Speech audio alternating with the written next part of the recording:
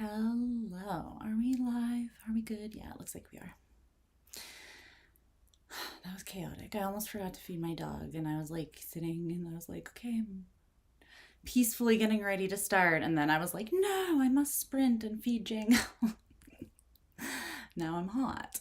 How are you guys doing? I hope you're doing well. We're going to do an all signs, and we're going to do it on the topic as voted on by you. Your truth, their truth, and then the ultimate truth or the more objective truth, as you can see it as like spirit sees it or as your higher self sees it. So that's what we are getting up to. I hope that you're doing well. And I'm just gonna get the space a little more prepared and let us connect a little more to each other's energies by cleansing a little bit before we start. Cleanse the energy a little and ground into it, okay? You're a little farther away from me today, so don't mind this. I'm just gonna try to make it so that you can. Yeah, okay, you will be able to see me shuffling. All right. So, what else do I need to say? In the info box down below, there's information on socials, how to follow me on socials, how to book a private reading, how to join our Discord, which is free app to join. And we kind of just have like it's kind of like a chat room thing, but you have your own private server.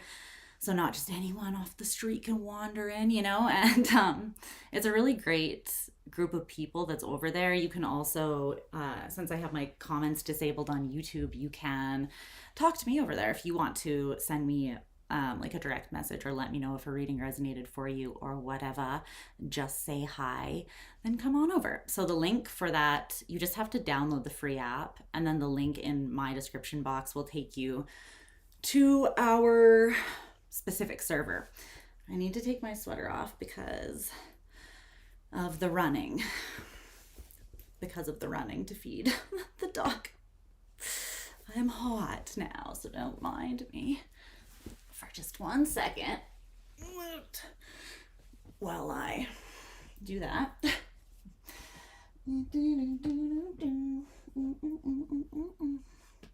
Slight interlude. Okay, there we go. We're good. So let me just feel into the energy and ground my energy a little tiny bit more. I'm going to use some Palo Santo to cleanse a little bit. So what else here? The timestamps will be in the info box as well, so you guys can just jump to wherever you want to be if you're coming in after the fact. I don't read for a particular placement either, so you can check for your sun, moon, rising, Venus, if you have a stellium, your north node. You can cross watch for someone that you're interested in if you want to see what is up. My intention with this reading is that it will be some truths between you and like a romantic partner, but sometimes spirit is just like, I'm gonna wild out, and they just send you messages for someone that you really need messages surrounding. So as always, take it how it resonates. And yeah, I definitely take my time with these and just really into it and take my time and allow the guidance of my guides and spirit, and I don't rush things. So if you guys are not great with that sort of pace, then you might want to come back when the timestamps are up and I'm not live anymore. But I love you and I appreciate you being here and your patience. And yeah, Luna is also here. I don't know if you'll be able to see her, but she is right here. So she gives you her good vibes as well. All right. This is still smoking from down here, and it's kind of smoking me out. Let me put it over here so that it can at least just smoke behind my head instead. You can also cross watch. I did say that. Yeah, I said cross watch. And with the cross watching, with any of the readings actually, even if you're watching for your own sign, because there's two people involved in this reading, right? There's your truth and their truth. And because it's a general reading, the roles could always be reversed. So meaning like when I'm talking and saying that it's your side of things, it could actually be your person's side of things. So if it resonates that way for you, then just take it that way. Okay. Again, just basically always take the message how it resonates in your center as truth. Okay. I'm going to use this dragon's blood incense, which smells amazing. Okay. Excellent. Let me see here. Okay. So if you are having a difficult time, okay, you might see Luna because she wants to jump onto the bed and she wants to come this way. Yeah, okay. Let's see. If you ever see a tail just run across the screen, by the way, that's what it is. Okay.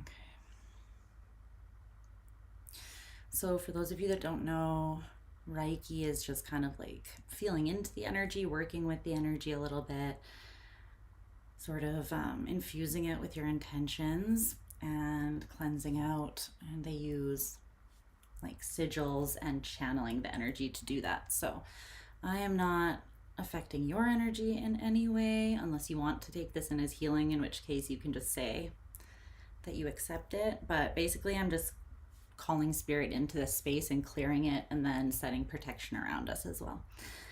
So that no scrubs, you know? No scrubs, no. We don't want no scrubs. Okay, that is it. Relatively brief and painless. Okay. Okay. Can you guys hear me? It says that the audio is on, so you should be able to. Okay.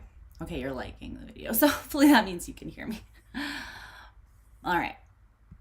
We're going to start with Aries.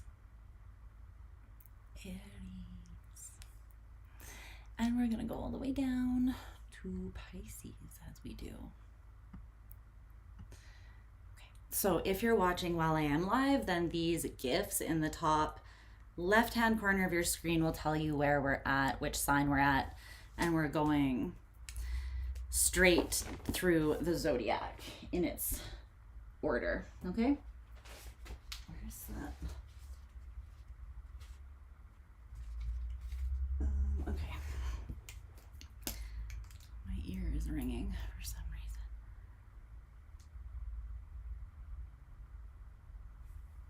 Okay. Just my right ear just started ringing for an unknown reason. Actually, I'll wait to timestamp until after I pull the cards. So let me just get your cards down first. Man, that like being seated and being ready to start and then like rushing out to see my dog like threw me off a little. Not seriously, but just like I feel slightly scattered. So give me 1 second.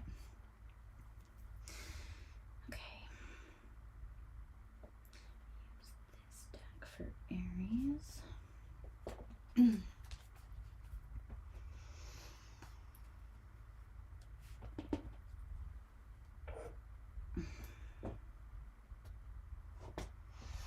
Okay.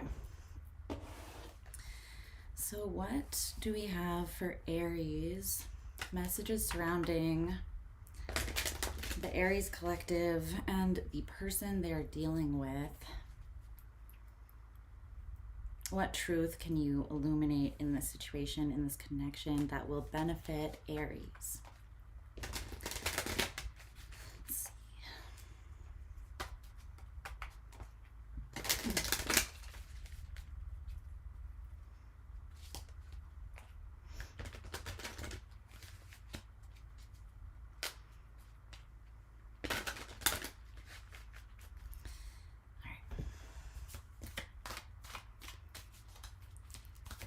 Aries.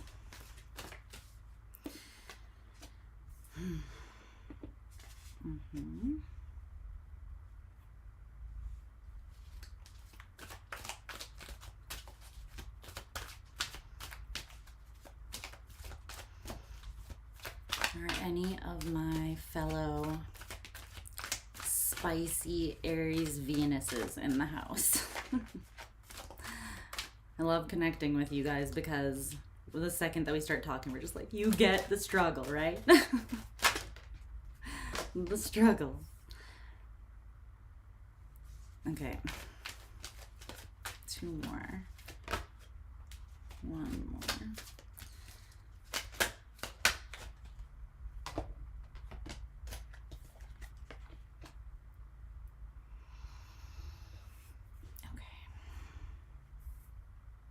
Gonna get an oracle card as well to clarify the ultimate or the objective truth.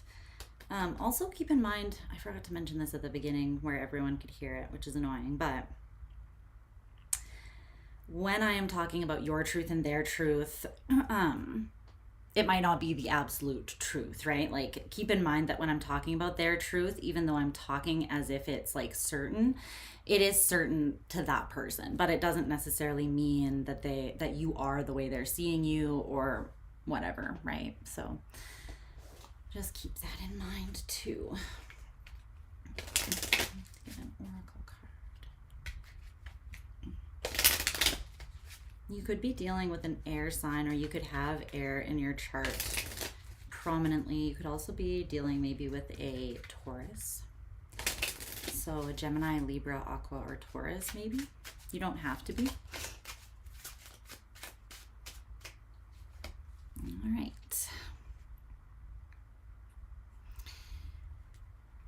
The feels, huh? You in the feels.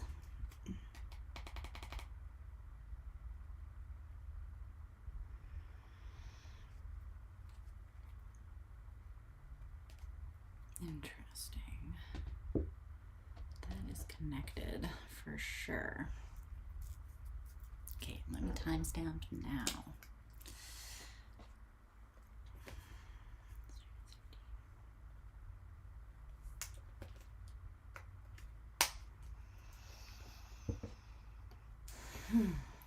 Okay, Aries.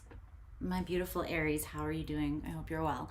So I'm gonna talk like the first side is your truth and the second person is the person you're dealing with, but if the roles are reversed, remember to switch them, okay? Give me just 1 second.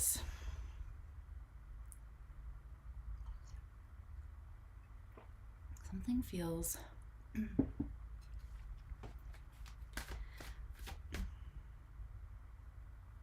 Yeah. There's a lot of the aforementioned Rottweiler probably scaring the crap out of someone who is approaching our house. Anyways, that's what he's there for, partly. 4 out of 5 of your tarot cards are in the reverse, and I feel like I don't feel like that's necessarily a stagnancy in energy. It's actually coming through as like the past being pulled into your present quite a large degree. And I usually don't read a lot of reversals like in a spread that way. So I think that's interesting. And specifically, I feel the energy that is being perpetuated from the past into the now is some sort of grief or fear surrounding being hurt because you did have to mourn something deeply in the past. And I feel like both you and this person might be experiencing, you might have your part of that. You might both somewhat be holding on to some sort of deep wound that happened in the past. But let's start with your truth and just get into it before too much just starts coming through. So your truth in this connection right now is the Empress in reverse. Well, you don't feel abundant. Yeah, the World. The Page of Coins in reverse. I think you feel like there is no opportunity here and you need to close it out. And there's something about you being like, this was a lesson at best. Don't mind my nails. They are torched. Um, keep meaning to repaint them. But this is, it's like I'm looking into the energy and you're like, oh, that's already over. Like, don't even bother. But there is something obviously that is coming through that would still be beneficial for you to know about you and this person. So this could be someone that things are already finished with, or they're not in your life, or you're just in a no contact space maybe right now. But it could also be someone that you used to be in a relationship with that you've had a falling out or a breakup with, and I think that it's you that closed it out if that happened with the world on your side. But it was because the Empress in reverse, you were like, there's no opportunity, there's no expansion here. I'm just going to be disappointed.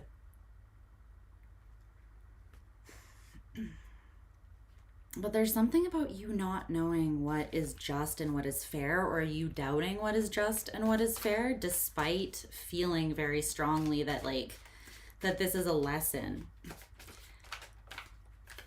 And I want to keep saying that you feel that this is a lesson, and that's more the energy coming off of the World card even than a closure or an ending, which is interesting because again, there might be something that you still need to learn or that you still need to integrate from this experience before it can be completely closed out. So that might be why this particular connection is what's coming through right now for you.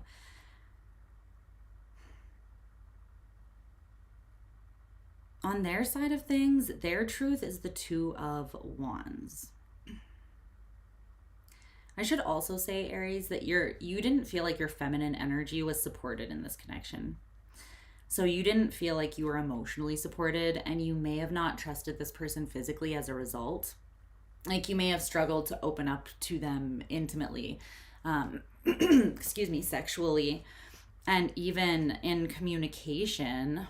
I feel like someone wants to not be in the state that things are in right now. But yeah, your feminine energy didn't feel supported. It didn't feel safe. And so therefore, I feel that you pushed into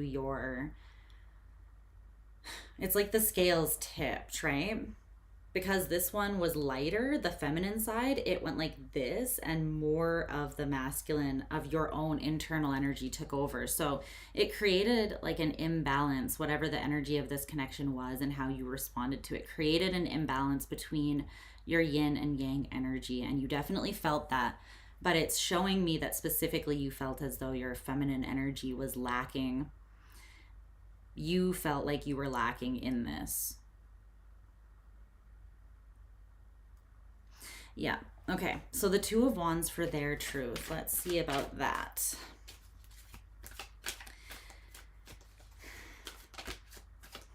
This person might be very free-spirited, young, youthful. They could still be very young. But I feel like they're at a crossroads and they have a lot still ahead of them. I don't know how else to say that. Yeah, the Knight of Coins. Spirit. Okay, so the Two of Wands is basically standing at the crossroads at the beginning of a new adventure, because this is the determining point of what that adventure is going to be, right? Like if you're on a road trip and you're like, which exit am I going to take? That determines where you're going.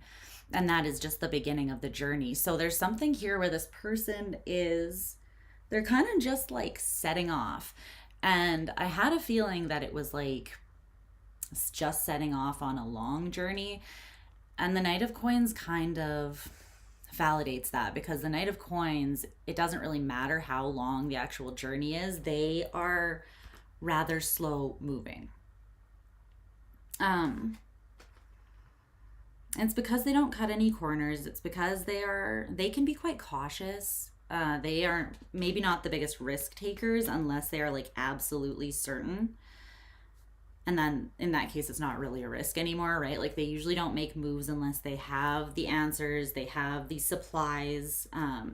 This is not someone who would start out on a road trip, for instance, without a playlist made, snacks, full gas tank, you know, etc.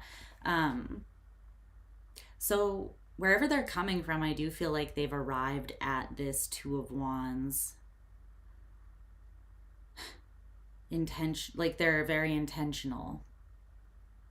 They've taken their time to get there. So tell me more about this person's truth in the connection. The Queen of Wands in reverse. Queen of Swords. Why is there two queens?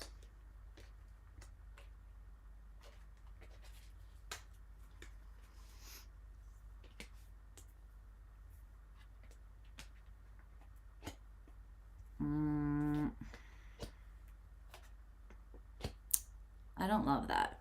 Take this how it resonates though for you, because tarot basically just, it can be it can predict obviously at times, but even when it predicts, the predictions are based on the current energy. And the current energy can always change because you have free will. And also when you're learning more about the current energy, it has more of a likelihood to change, right? Because you could hear something that you're like, no, I want to shift that. So keep that in mind. But usually it's just validating what you already know. So if you don't have anything in your head and you haven't even had like a question of there being somebody else maybe involved or them having an option or options, don't take that part of the message, okay? Because you would have picked up on this. I feel that this Queen of Swords is you, which is weird because the Queen of Wands in reverse is your element of fire.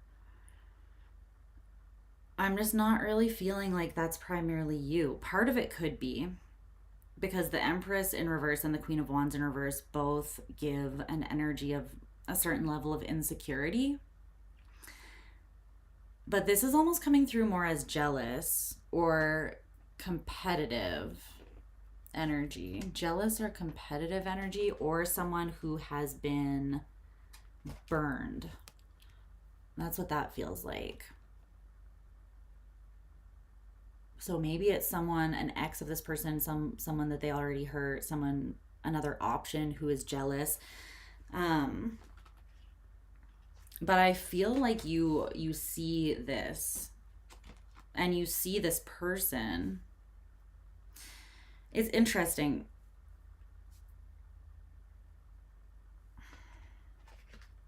This person knows that you see them, right? Because this is their truth. They know that if that part of the story is yours, then they know that they have options. They know that you peep that or that you're aware of that, even if they haven't admitted it. They're like, ugh, maybe you mentioned it and they just haven't admitted it, but you're like, I freaking know. And that could be part of the reason why you're closing it out too. This person's truth is kind of muddied. Yours was very straightforward, so that is a message as well. But if this isn't two people, if this is just you and you know for certain there's no one else involved, then this person is torn in their mind about you because they see you in two very different lights and they see you like walking the line. And now they're starting to wonder if you are aware when you're in the less flattering side. Because the Queen of Wands in reverse can be manipulative. She can also just be a bitch, you know, like she is not afraid to say the thing that's gonna hurt someone's feelings. She's like, okay, but where's the lie? Like, can't handle the heat of my love, stay out the kitchen, you know, or you can't handle the truth, like stay away from me because I'm gonna tell it how it is. She's not super tactful.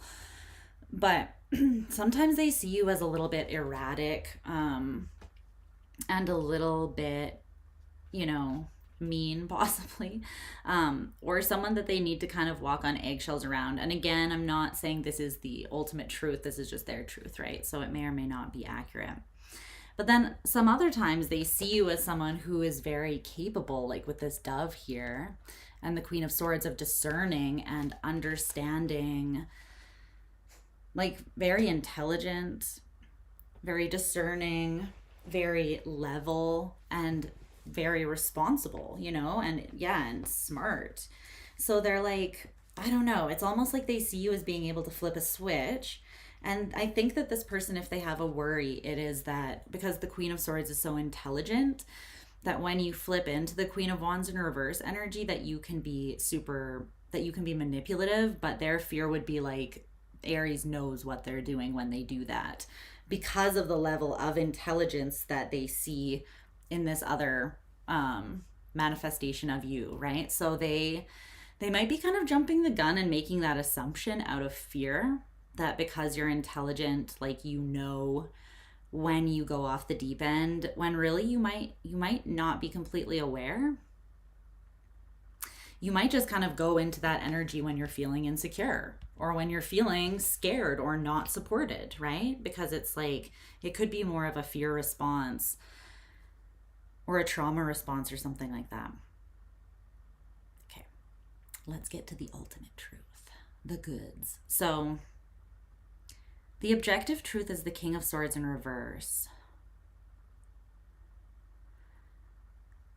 And it's with this 5 of Cups card. So I'm using all oracle cards that I created, if you will. I basically just drew on cards to make my own. And Big Mama I'm going to use as well, which has like pictures on it as well. But yeah, so don't judge my... Okay. Anyways, it's not totally put together, but it does the trick. And this 5 of Cups card says, grief and mourning are a part of / natural response to bearing witness to all that is. Feel it all deeply. So there's something here where you're actually being...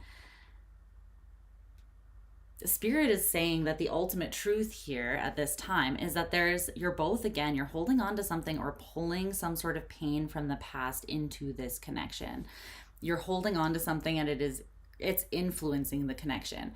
And it's the way that you can let go of that is by mourning it, like processing through it, right? Feel it all deeply, whatever that is, because it's skewing your vision. And this is the objective truth. So the shared objective truth. So I feel like you're both, to some degree, in this King of Swords in reverse energy.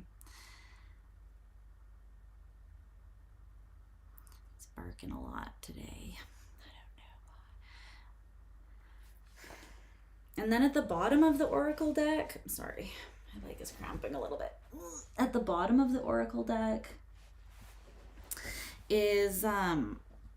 was this card as well, which I took note of, and it's the equivalent to the 10 of Swords, and it says, what we speak into the universe is echoed back through the spells cast with our verbal frequency. Basically, right, everything is energy that vibrates, including our thoughts and the things that we speak, obviously. That is our frequency that we're putting out. So it does matter what we speak or what we speak through our like mind's eye into the universe. That is what is echoed back, because it's like a spell, or it's like Reiki. It is us asserting our free will and our consciousness out into the energy around us, which we very much have the power to do. And some people don't think that they do have that much power, which it's unfortunate that they are not able to see how empowered they truly are, because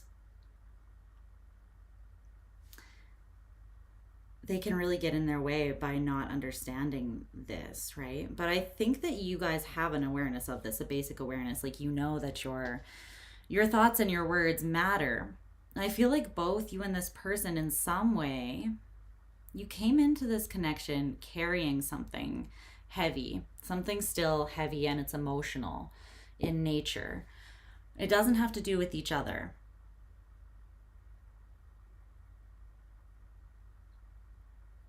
It needs to be mourned and released.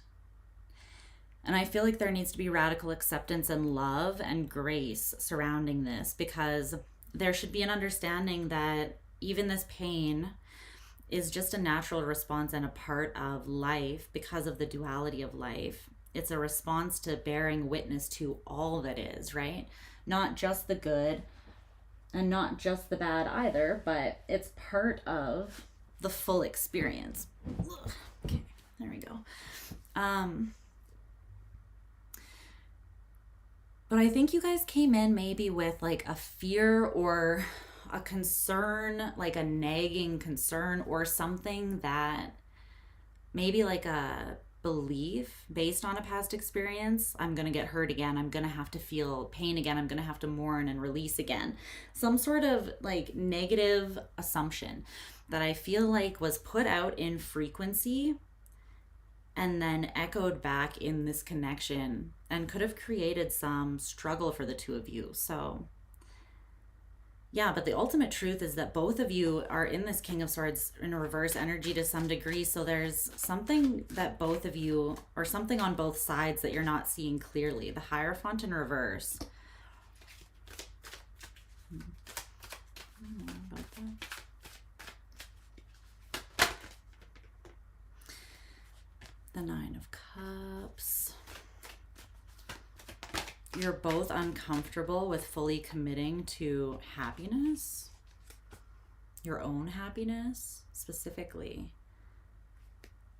Wow, the Devil in reverse, the Four of Coins. There's something that you've actually liberated yourself from it, but because you're still not totally like, you're still lacking some level of awareness surrounding this thing that you've already worked through. It's like it hasn't clicked mentally yet or like cognitively.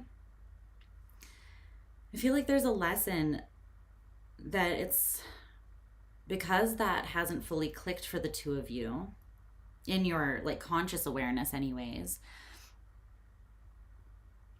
You're not maybe aware that you're sabotaging yourselves still. I think that there used to be a fear of committing or throwing yourself fully into something that makes you genuinely happy on a personal level, because you're afraid that you're going to have to let it go. So you're like, it's better to have never loved at all, right? What's that old saying? It's better to have loved and lost than never to have loved at all. But then coming from someone who's loved and lost a lot, you do get to that point where you're like, fuck that though, you know? F that. I'm just gonna not, because no, but it's hiding something from yourself then, because it is something maybe that would bring you happiness. And so to deny it throws a wrench in the natural unfolding of things, right? It's like things can't unfold naturally because you're not moving the way that you naturally would if you weren't scared. If you weren't scared, I feel like you would run towards this Nine of Cups, Two of Cups, the Hierophant, because who wouldn't, right? And this is for both of you to some degree. You both have a shared fear. You could have very much mirrored that back to one another and triggered it in each other. That's always fun when that happens, hey? That's what I'm seeing for the objective truth. So the energy in the near future between the two of you and advice. Six of Wands in reverse in the near future, Nine of Coins in reverse for your advice. Tend to your own garden right now, because there's healing that needs to still happen for both people. And I think it's going to trickle in and happen naturally because, like I said, you've already made the shifts internally. And I feel like they have even been, like this card said, echoed out into your reality. Because it's not just your fear that you're speaking out and thinking out all the time. You're not focused on this grief all the time. You're only putting that out sometimes, right? But you have integrated lessons and grown and evolved, and you've done some really positive things too with the way you think. This is just a blind spot.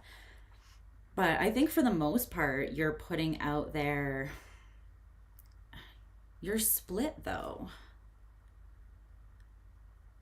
It's like you're undoing the work that you're putting out a frequency of wanting something that's going to bring you fulfillment, deep fulfillment, something you can really feel safe to fully invest in. But your fear is like pulling that back in and sending out a fearful frequency is almost what I'm seeing. And it's becoming a self-fulfilling prophecy for you guys, because with the Six of Wands in reverse in the near future, it's telling me that nothing is really changing. Like you're still not experiencing the kind of success and positive shift that you really want in this connection. Can you tell me a little more about this Nine of Coins in reverse?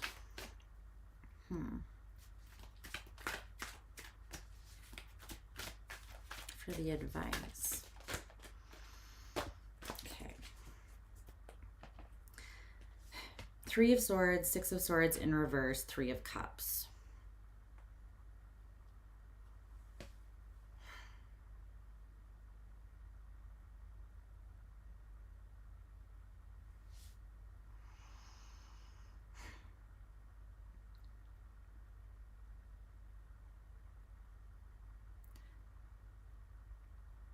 You are still carrying this pain. It's interesting, you're carrying it mentally, or it's blocking you mentally. That's where the collision is happening. Hi, Yair. Yeah, we're still on Aries. I'm almost done, but yes, we are still on Aries. This is where the collision of your desire is happening, I feel like. That's what Spirit's kind of saying. So that's why you want to address this. The instability in what you're putting out there to manifest is coming from this here. You're like, I want it, but I'm scared of it. I want it, but I'm scared of it. I want it, but it's going to hurt me, you know? And you're back and forth between these two things. And it's causing, again, like no movement with the Six of Swords in reverse, a block. But it's something mental that you need to, what's up, Star Lova? It's something mental that I feel like you need to transcend, release this pain, feel the grief, let it be, let the pain be a teacher to you. Take in what it wants to tell you so that you can fully integrate this lesson and heal.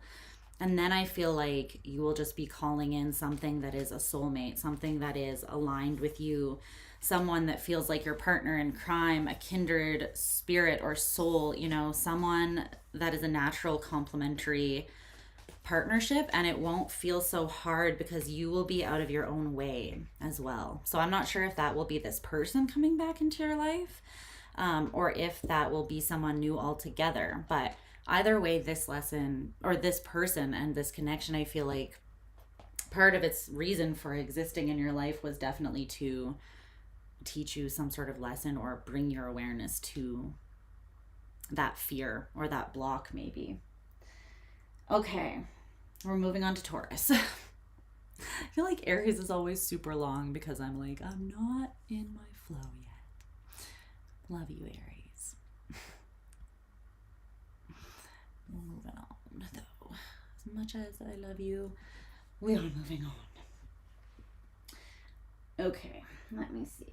What deck do I want to use for Taurus?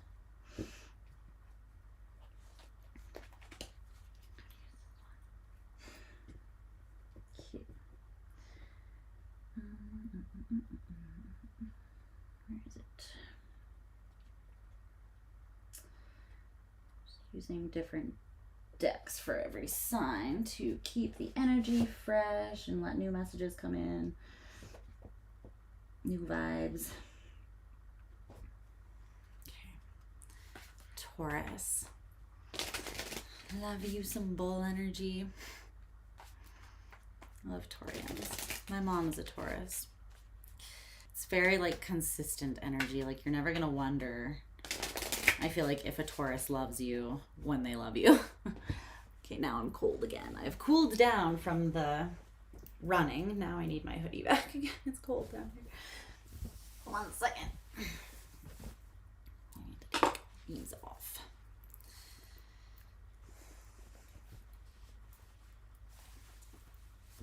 Okay.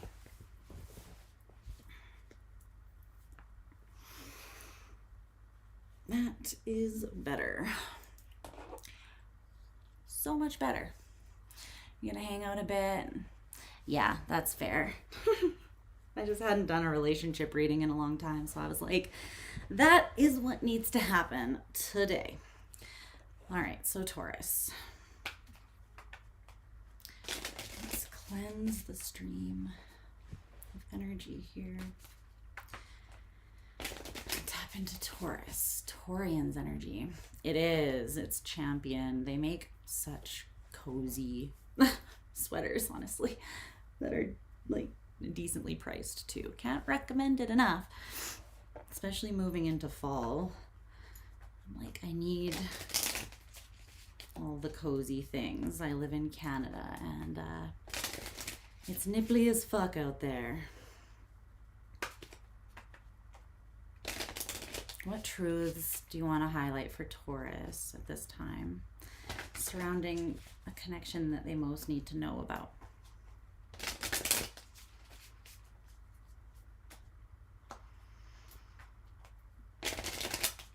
Messages for Taurus.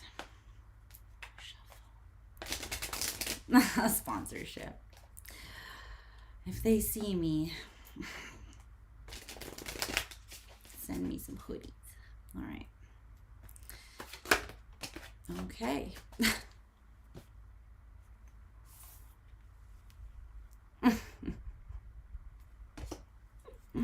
You're like, I'm here. What's up? You called? You called me? I did. How's it going, Taurus? Taurus is very much in the house. I love how that shot out with a forceful fury. Wow, this is interesting. You could be dealing with someone with Aries strongly in their chart. You don't have to be. One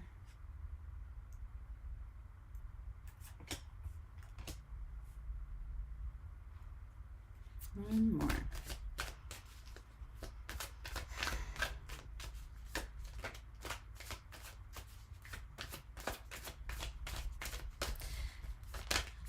Say anything until I timestamp. Messages are coming through. Spirit.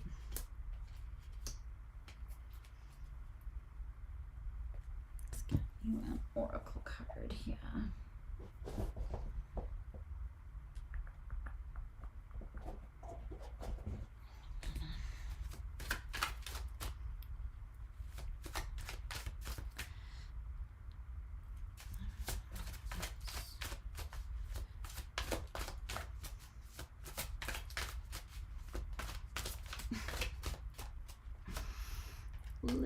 Wow, that's aggressive.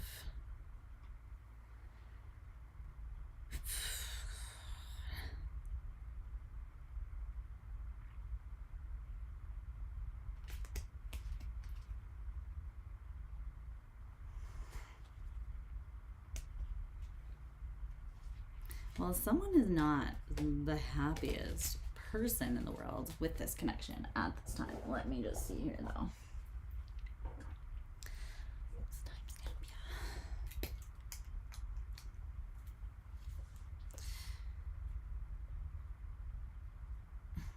What's up, Taurus? I hope you're doing well. Okay. Let's take a look at these truths and what's happening between you and this person. Keep in mind the roles could be reversed, so just take it that way if that's how it comes through for you personally, okay? So your truth in the situation shot out. What's up, Lynn? Shot out very intentionally first with the Hierophant there, which is your energy. It's your major arcana card. So you are like, your truth in this situation is that you are in your power and you are moving from a place of power. You see yourself as being in your power. The Knight of Coins in reverse and the Star. You're like, I healed something that was getting in my way. I saw it because I am awesome. Because this is also your energy, the Knight of Coins in reverse. So you could have seen something that you were doing to block yourself and you have healed it. The Star is in the upright. You may have felt like you healed this in kind of like an innovative way, or a way that really taught you a lot about yourself. You could be coming out of this phase of healing. And this could be surrounding, like, obviously it's in general, but I think that it might be surrounding this person specifically as well. So if you have a past with this person, Taurus,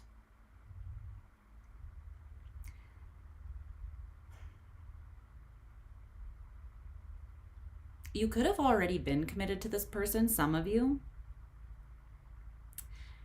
And if so, then you feel like there were blockages and it just didn't feel like it was flowing. And you think that that is because, like, your truth is because that, or is that that was because there was still healing that needed to take place. And so you could have split with this person and you're committed on the healing that you know needs to take place at this time. So it's one of those things. But either way, I think that your truth is you see yourself as being in your power. Because either way, you've either already done this healing because you were aware of it, or you're doing it now. But you're committed to your own health and well-being and seeing what you need and tending to your own garden, tending to your own insecurities or the places where you feel lack and scarcity at times. So I think that you're focused very much on yourself right now. And you're preparing yourself for, like, to be more completely ready for deep commitment, whether that's with this person or not. If you're in a relationship still with this person, then why is this coming through so many different ways? Then you're very committed to them, but you've been feeling some, like, there's been some rockiness, some tension, or like a halt in the energy where things have been a bit stagnant, and you're focusing on healing within the commitment of this connection. So it could be, you could be in different places with this person depending on your story, like currently in the relationship. Okay. This person's truth is the Two of Wands in reverse. They have definitely made up their mind. They're like, I was at a crossroads. I made the choice. I picked the path. I know which direction I'm moving in, and it was a choice. Temperance. They also feel, with the Magician at the bottom of the deck and the Six of Swords, like they set off on a journey very consciously and intentionally as well. They are seeing this as, I am tempered, I am balanced. It took me a lot to get to that state, because temperance is not a walk in the park. It's basically taking yin and yang within you, the extremes, the duality, the polarities, like the most intense contrasts, and finding a way to have them interact in such a way that they stay balanced, harmonious, and unified within you, which is not, is kind of a lifelong practice and not really an easy thing.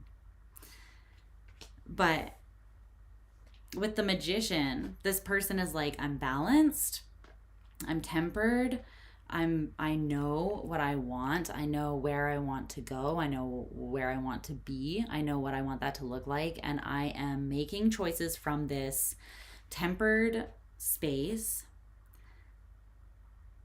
to move me towards what I want. This person is manifesting, like, they believe that they are manifesting very consciously. And this could be surrounding you, or this could just be their overall focus in life right now as well. You both have two major arcanas, and they're all in the upright.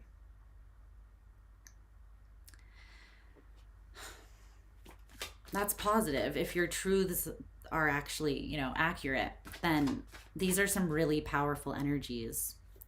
But I see you being very, like, both very self-focused. Even if you're currently together in a connection, there are elements where you're each doing your individual manifesting, healing, balancing, and you could still be in a connection and making that work. But I feel your primary focus is kind of on yourselves right now and, like, the work you're doing, or else you're doing that apart. Is there anything else I need to know about this person's truth surrounding Taurus specifically? The Seven of Wands. They feel like you're defensive. And slightly, I wanted to say like aggressively defensive, but I don't think that that's even, it's not like you are on the offense, right? You are on the defense. Like, you're responding to what is coming at you. You're not aggressively pushing, trying to make trouble. But their truth is that you are a little, like, you're sensitive to something. There's something that is causing you to be defensive, and it's because you have a sensitivity, a wound, a soft spot, a chord that you don't like when it is struck. You're moving away from something in the past that has already closed out, but you're still in the depth of this transformation that's taking place as a result of the past, is what this person is saying. And for that reason, you're like, anything that doesn't make me happy, like, you have no issues taking out your machete and slicing that shit out of your life, is how this person sees you. You're like, if it doesn't serve me, there's the garbage, there's the door, see yourself out, you know? That's what this seems like. So the ultimate truth, or the more objective truth, is the Lovers in reverse, Gemini energy. Oh my. And then there's this oracle card here. This is so intense. I need to clarify a little. So it's this chick saying, I will fucking destroy you. I will end you. The Lovers in reverse. I'm almost seeing this as being a choice that was made despite this connection very much being present. I'm not seeing it as like, this connection was not the lovers. No. I think that this connection is the lovers connection. The lovers connection is not easy. Common misconception. The Two of Cups is easy. The Four of Wands is easy. Those things have to do with like what you're feeling, what your spirit and your desire is telling you, even like natural happiness that comes from being around someone. But the lovers is like, love is a loyalty sworn that needs to be substantiated through consistent action. Love is showing the fuck up. Love is being there for that person when they're being a total pain in your ass, you know? And don't get me wrong, if someone is being a shithead, like as in they are abusive, that's not what I'm talking about, okay? You can assume that if someone is like treating you like that or has treated you like that, no go for me over here, okay? Because I love you. And you deserve more than that, okay? So my messages will never be telling you like that kind of person is someone that you are meant to have a deep and long-lasting connection with. But I feel that the lovers connection is very much between the two of you. And you both made a choice about that connection. And it's almost like you both made a choice to end it, or to not, like, to destroy it, to destruct.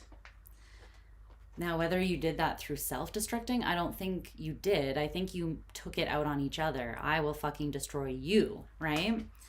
This could have been a bit of a war zone. Love is a battlefield here. You got the lovers in reverse with I will fucking destroy you.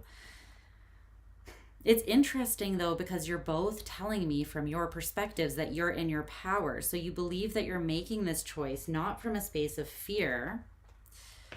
You believe that you both acted how you did towards each other, not from a space of fear, but from a space of balance, from a space of knowing who you are, from a place of having healed and consciously and intentionally thought about what you want to manifest. But there's something that you're not seeing, that both of you are not seeing about your approach to this, to each other. Can you tell me more about that lovers in reverse? The ultimate truth. Tell me more about that. The Queen of Swords. Okay. So you're both aware that you're both aware of this fear, that fear did play a part. Or this is the objective truth, is that you have had your head securely on your shoulders. You both have. So I get the sense that you're both looking at each other like the other person is off balance, but I think that you're actually both quite in balance and unified within yourselves. It's just that there's something about the connection energies that is not coming together like smoothly right now. It's like in Star Wars or something when like a ship is coming in and it has to dock so that it can like, you know, and it has to like group to, then they can get into like the bigger, love that I'm using Star Wars, but then they can get into the bigger ship, right? But if it doesn't, then it's gonna, you know, and there's gonna be like a big explosion. I will fucking destroy you. There's gonna be something upon contact that goes terribly wrong if they're not in sync. And it's almost as though, well, tell me about this oracle card then. They're saying the choice was made from a discerning place. You both made this choice from a discerning place. Neither of you want to build this.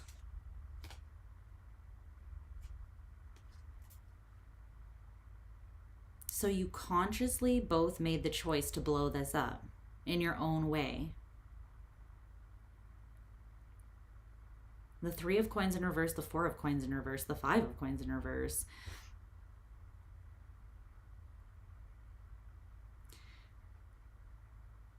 That's intense.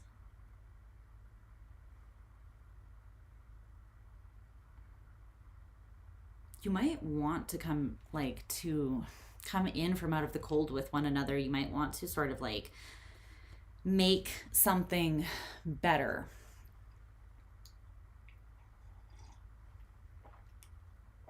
Even if it's just a conversation that you would like to have.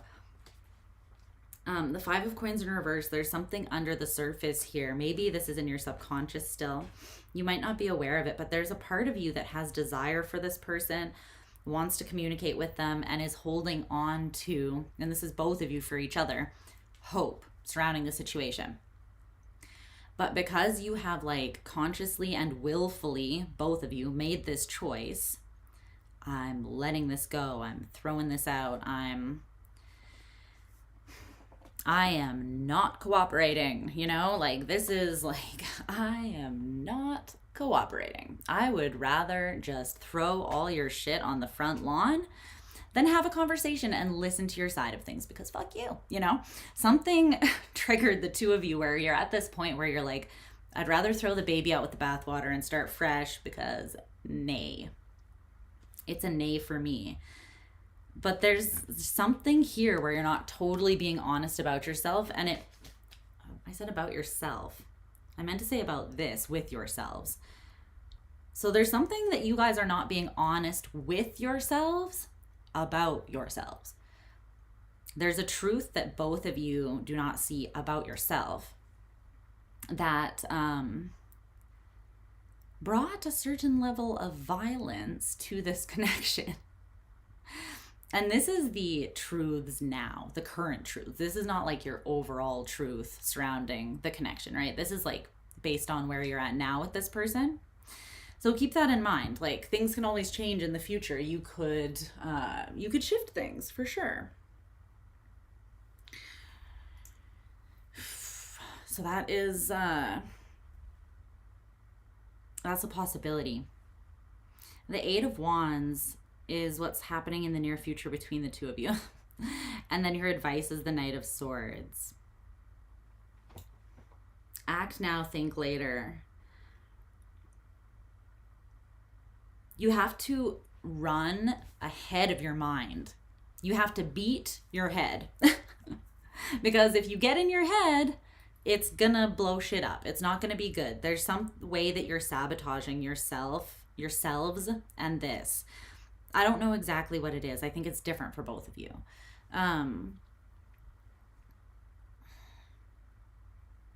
But in the near future, you know how I said under the objective truth that you both want to communicate to each other and you both have this sense of hope you're holding on to? The 8 of Wands is speedy communication, and this is happening in the near future between the two of you. So I do feel like you're going to be exchanging energy or speaking like a lot of communication or a lot of energetic influence between the two of you. If you have a super telepathic connection, then it might not be like actual, it might be energy that you're picking up on from this person or about the connection. The Five of Coins in reverse. Exactly.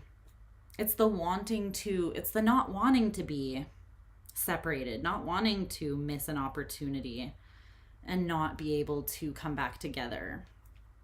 But the thing is, with that, I feel like there's something about your emotional availability for both of you still.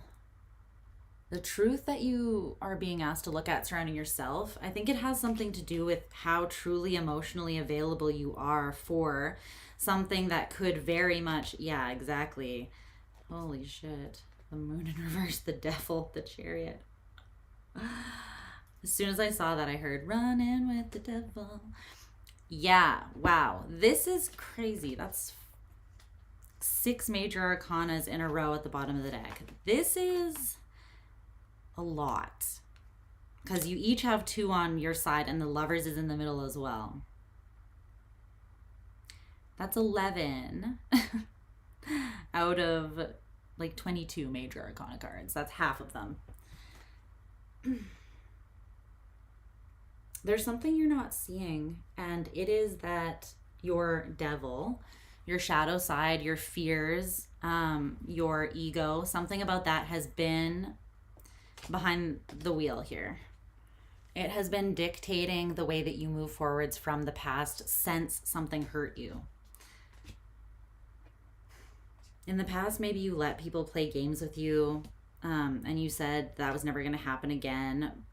And you went into this, like, I'm in my villain era. You know what I mean? Like, I'm, which I just mean essentially is not like being a piece of shit, but I mean, it's like you decided I'm not going to, I'll hurt someone before they hurt me.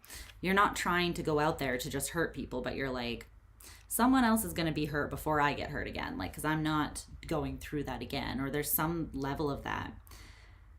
The only thing is, I feel like you guys have your defenses up against something that could be like very strongly, very powerfully meant for you. The Wheel of Fortune, justice and strength. This is like karma police coming in hot, but to give you good karma, to give you something that you have earned, and it is for you. I want to turn this down a little bit because it's very extreme. Hold on 1 second. Let me pull this lamp. There's something here though about this, and oh my goodness, I feel like this is going to be coming to light. The Moon in reverse, and then with this, right? This is coming in hot. Now, whether it comes in through a dream, whether it comes in telepathically, through maybe like a tarot message or whatever, you're going to be seeing something about yourself and this connection in by extension soon, which is great because then you can liberate yourself from this, because we don't want to cast the devil out. The devil is necessary. We need the devil and the angel on our shoulder because, again, duality. But we also need to bring awareness to that part of ourselves, our shadow, so that we can keep it in line, you know, so that it is not pulling the strings.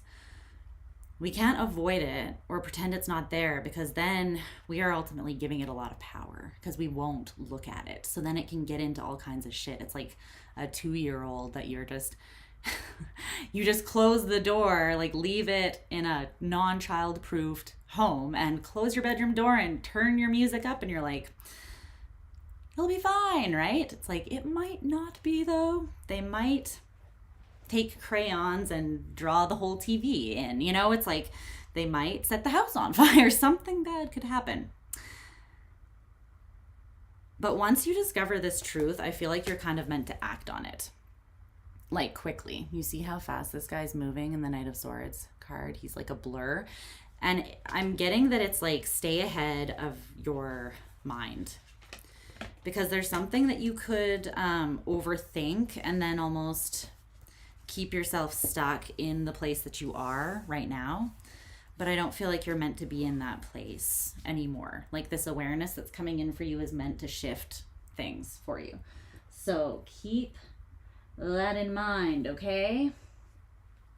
Wait, I just remembered that when I was pulling the decks out, I pulled out the book for the Fountain Tarot too.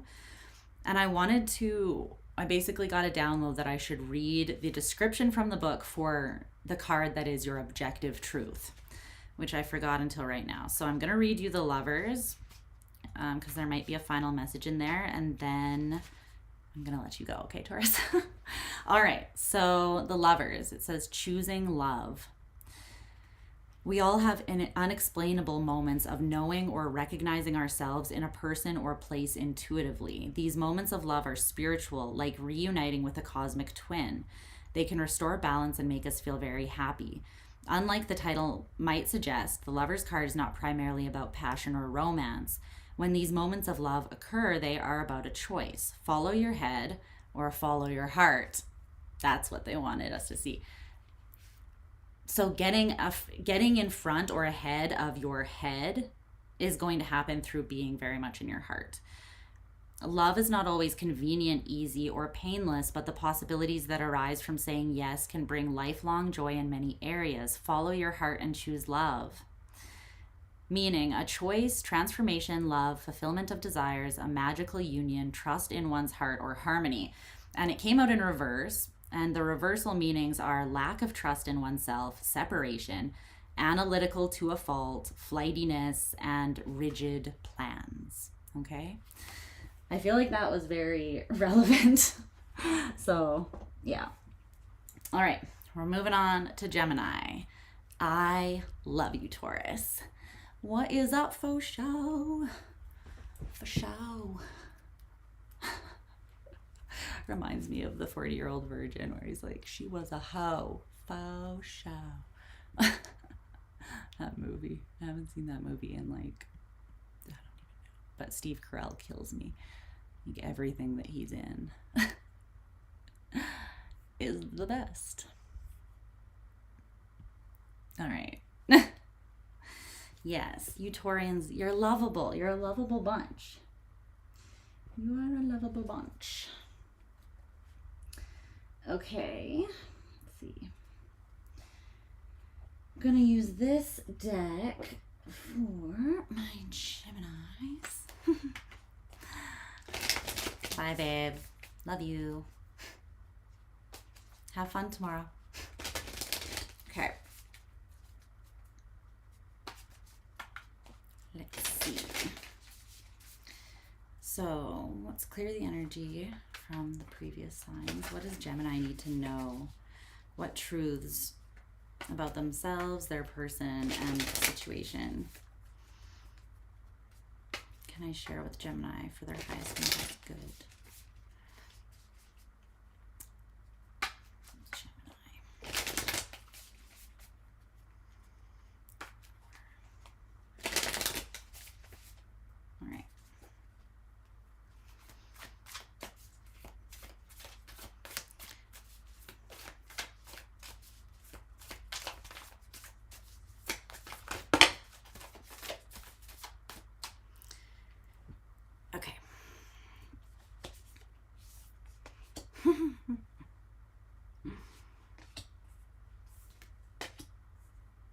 Oh my goodness. Two more. Gemini. Where's my Gemini moon gang? And Chiron. Gang, gang. I love Gemini moons so much. It's like instant friendship for life when I meet another Gemini moon. I freaking love you. All right. Let's see. Okay.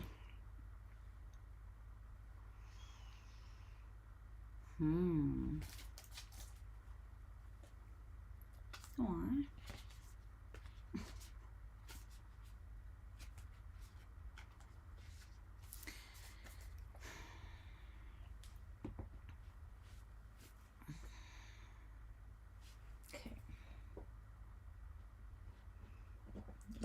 oracle card for you.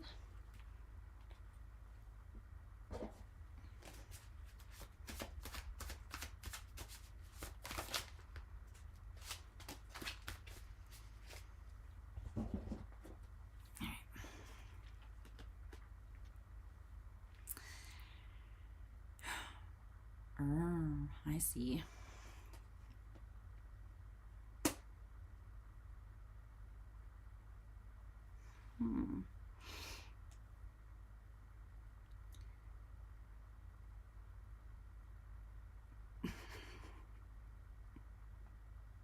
Okay. Jim. Oh my word. Let's see.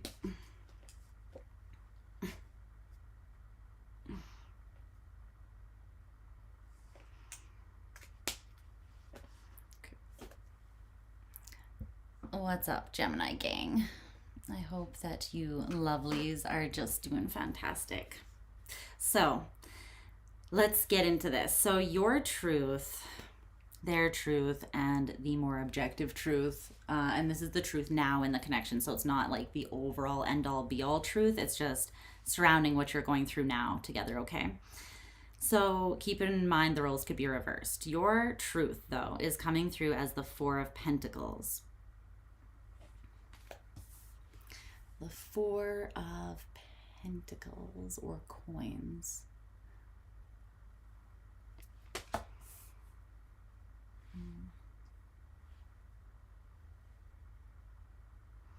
It's interesting. I never really noticed. I think that these are sand. What are those called? Those like sand disc things that you find on the beach.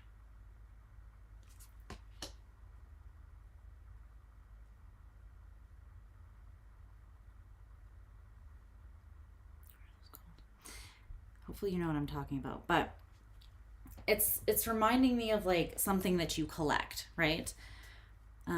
Like seashells kind of thing.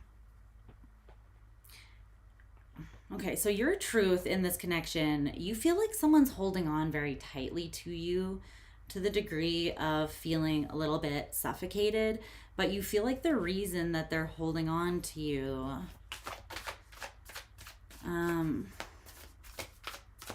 I heard is greedy. Is greedy.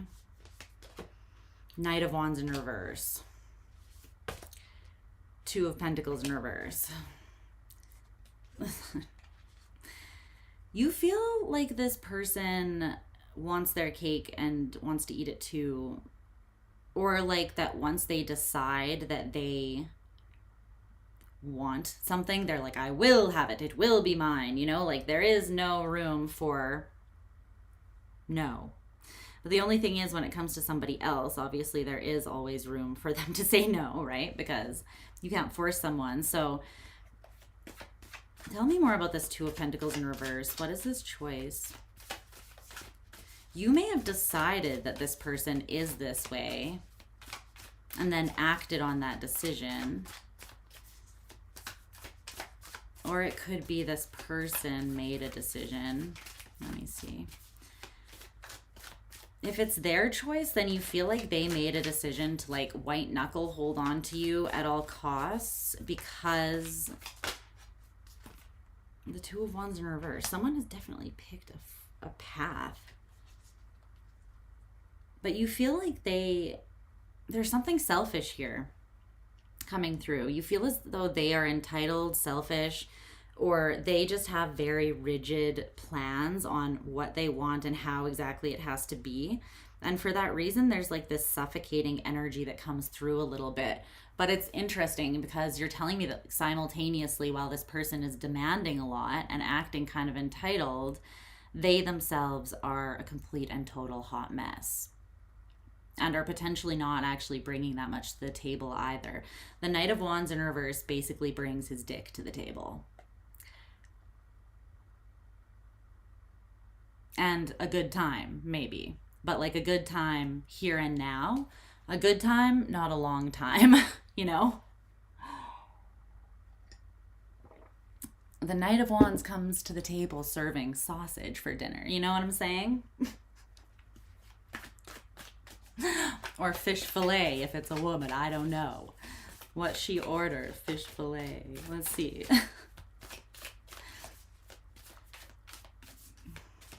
Either way, though, you see this person as not being very stable, as being erratic. You could just think that they are driven or led by their desire, by lust. And that, again, they're very strong-willed, but they don't... It's like you see them as being someone that doesn't even take themselves seriously. So you're like, how can I take you seriously? There might be a lot of attraction there, but the way that you are approaching me or dealing with this is not gonna work. This person's truth is judgment. So that's Plutonian energy.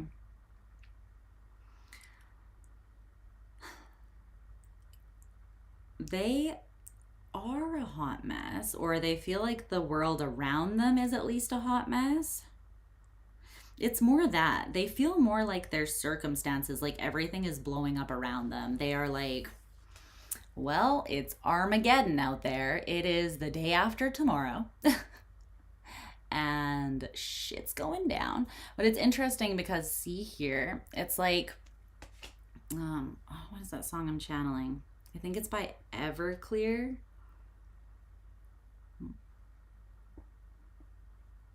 Oh, what song is that? But he says something like, what? Swim out past the breaker, watch the world burn. This person is like, what song is that? Anyways, I can hear it in my head. That's a good song. This person feels like things are absolute chaos around the two of you, not just them. So they could feel like whatever your circumstances are, like your personal individual circumstances, that you are also in the middle of a bit of a shit show. They're not necessarily seeing you as in it. They're seeing you as kind of separate or up above it, transcended above it. And they're seeing themselves the same way. But this is someone that's like, hey, why don't we just, oh, what's that movie? It's like, do you want to spend the end of the world together? You know? Like, hey, it's the end of the world. You want to hang out? Like, you want to do this thing together?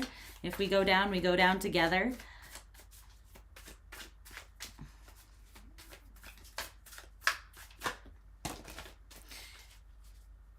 There's a song by Taking Back Sunday, too, where I'm channeling it, and he says, if we go down together. Best friends means. So this person, part of their truth, they see you as someone who could be their best friend. The Sun, the Five of Swords in reverse. They love yo ass. They think the sun shines out of it, in fact.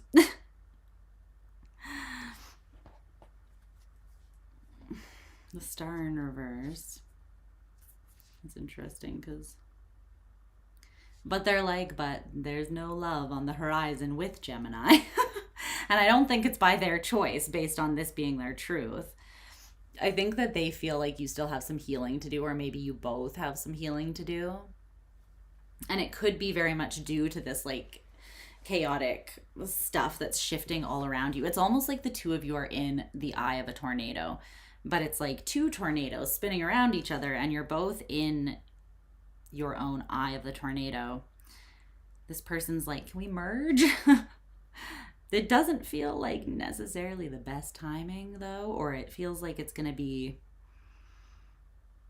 a little intense. But this person loves you. They don't want to play games. They're very clear, whether they have actually told you this or not, that you make them incredibly happy, that they would basically go to the ends of the earth or follow you to the ends of the earth. Hi, Diana. What's up, babes?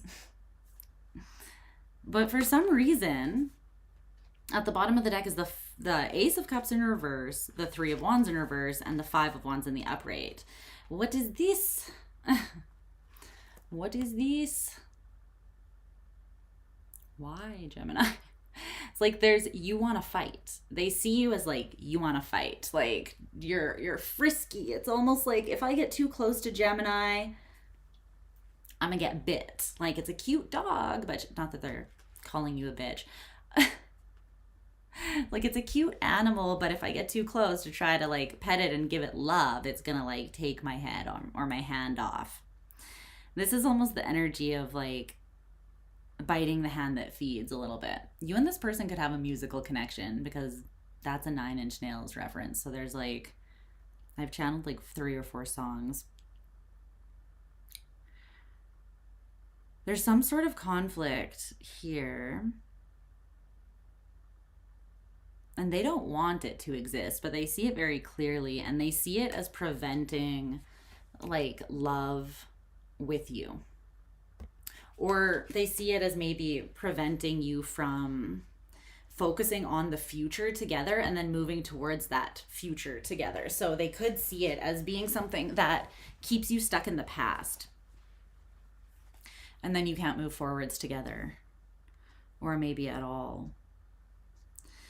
This person loves you, and they see you in, now whether they've actually expressed this or not, they see you in an incredibly beautiful light. I think they see you as, first of all, I think they see you quite clearly. It's interesting that they have such a high perspective of you, and you're like, this person is a hot mess. But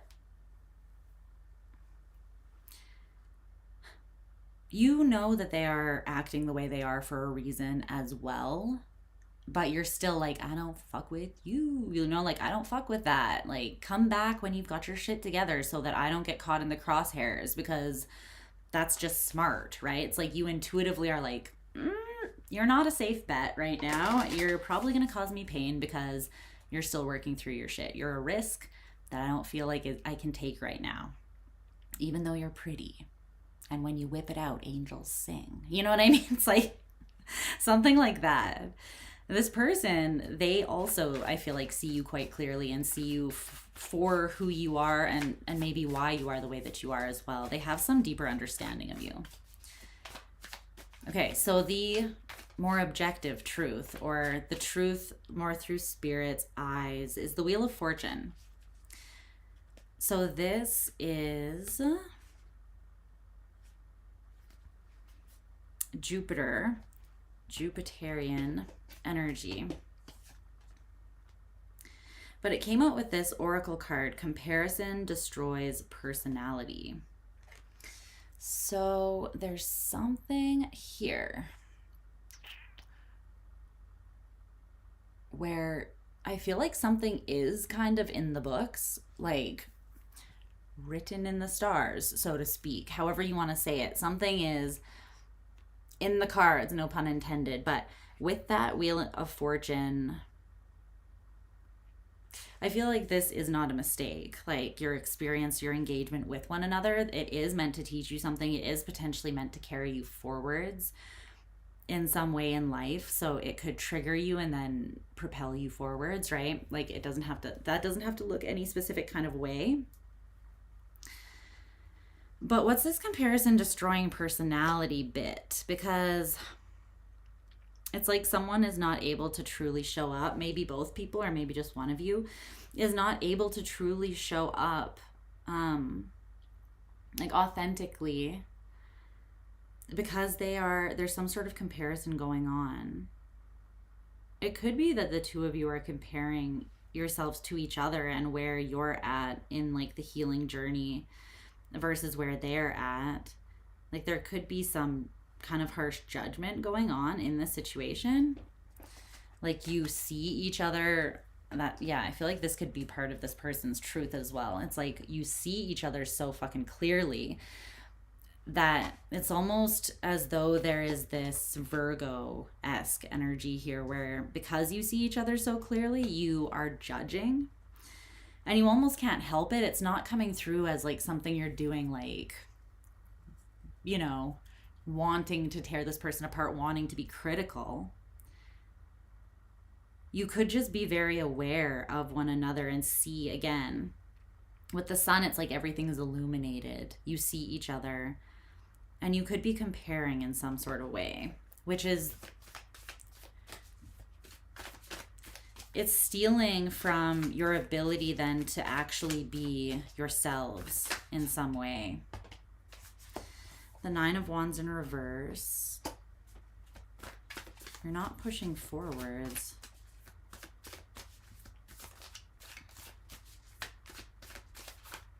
It's like you're not trying with something. Four of Swords in reverse, Seven of Pentacles. Maybe you feel as though you can't be as committed as this person. But it's interesting because, you know, I feel like to some degree this is on both sides, but it's coming through a little stronger as like surrounding you. And I don't know if that's a truth that you actually are aware of, like that you have that fear, or if it's something that's more subconscious. The Queen of Cups.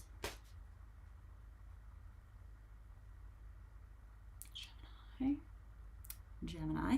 It feels like there is mutual love here.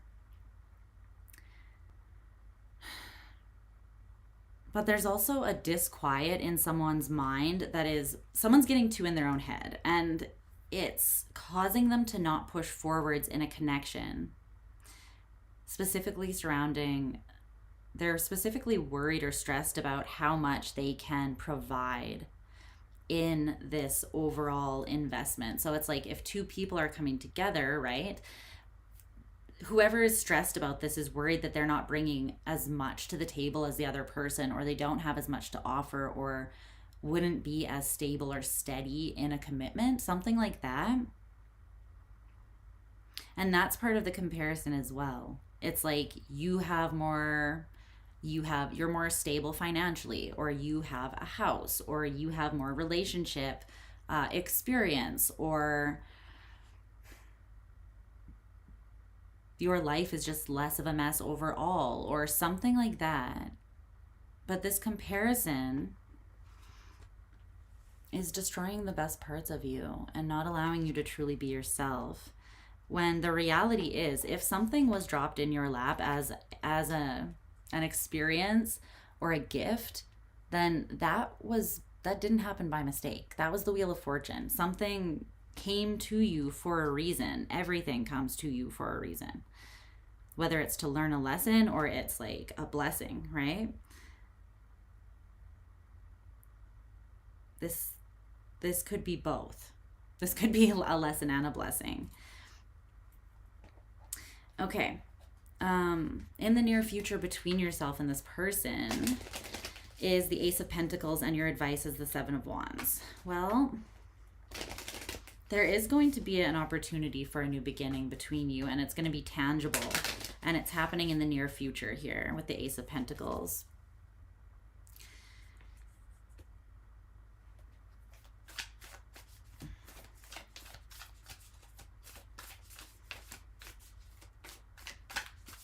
There needs to be a refining and a clarifying of what you want.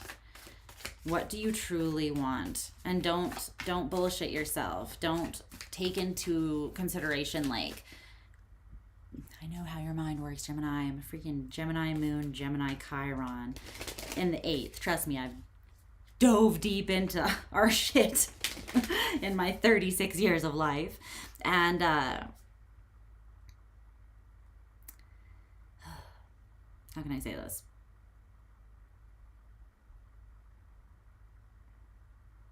Your advice is the Seven of Wands, but see how on this card it's all like actual wands? It's making me think of the Magician and how each one of these wands could be pointed at something else. Yeah, the Nine of Cups. You could be manifesting a lot of different things at once, and they're all things that would bring you happiness, but I feel like it's kind of confusing you a little bit. There needs to be some sort of refinement of that energy so that it's not so scattered. Because it's confusing you a little bit, it's making it hard for you because you're trying to pull so many things in at once. It feels like you're having trouble discerning when things come to you, what is for you and for what purpose, right? It's making you a little defensive because you're confused, is what this is sort of coming through as. So it's like you can't maybe see through the forest because you're not quite out of the woods with something here.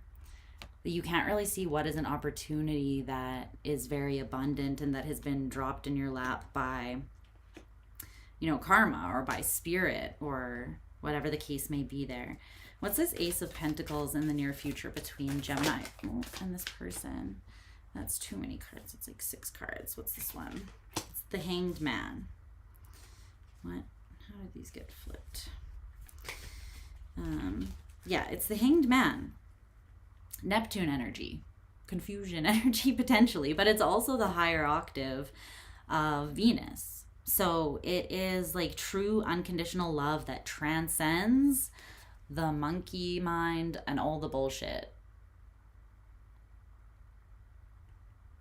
They hang themselves upside down, up above everything, and they can see not only the reality, but they can see above and beyond that reality from that totally shifted vantage point.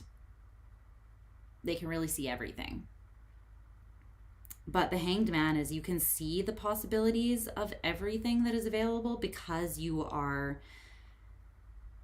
opened yourself up to that, right? Like the Hanged Man hangs himself upside down by choice. He puts himself there. Nobody strings him up. He does that himself. And no one else can put you in that position but you, because until you're willing and ready to see that higher truth, you won't, right? You won't. So this new opportunity with this person is contingent on whether you're willing and able to take some sort of higher truth into consideration and maybe transcend up above some sort of defensiveness or scattered confusion here, okay? It does feel like things are a little intense and chaotic right now, but it feels as though with that Plutonian energy, that is for both of you guys, that things are like that. But you seem to be a little more scattered because you had more things like going already, which is very Gemini-esque. You were already juggling 7 balls, right? Or 6. And so this person came in as the 7th wand and you were like, who goes there? You know, like, can I take another ball in? Do I even want, like, this sounds dirty, but I'm not saying anything dirty, but we're moving on to Cancer. Hopefully you understand what I mean, Gemini. The point is, you can have clarity, but you kind of have to choose it. So choose however you can refine, or if you're manifesting a lot of things, like I said, and one is maybe not as important, or one can be pushed back in terms of, you might just need to prioritize. Yeah, that's what that feels like. Okay, we are moving on now to Cancer. So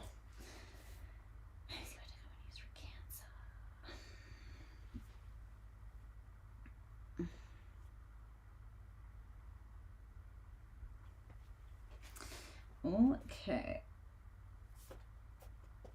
I'm going to use the classic Rider-Waite for you, because that's what I'm feeling.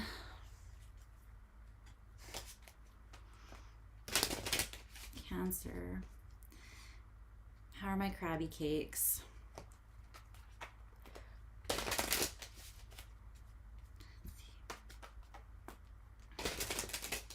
Focus and get this down for you.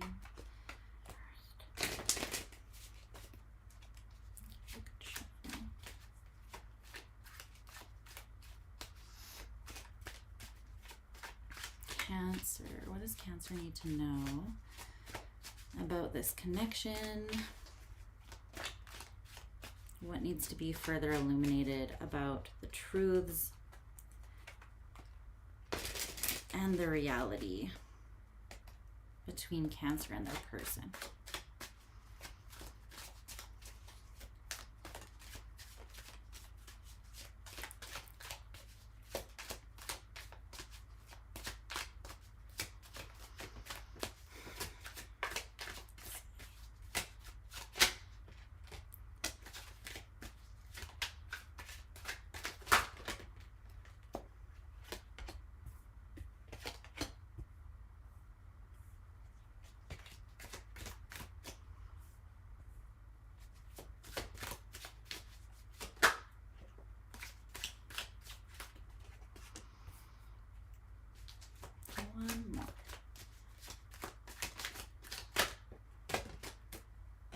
Thank you. Okay. Just gonna get you an oracle card.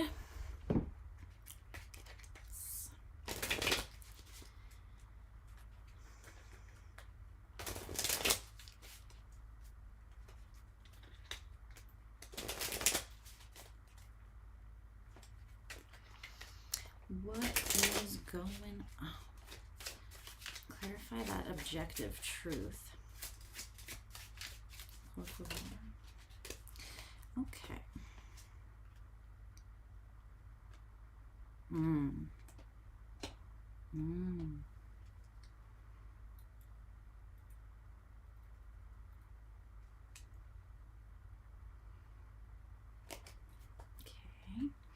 I like it. I like it. Some water.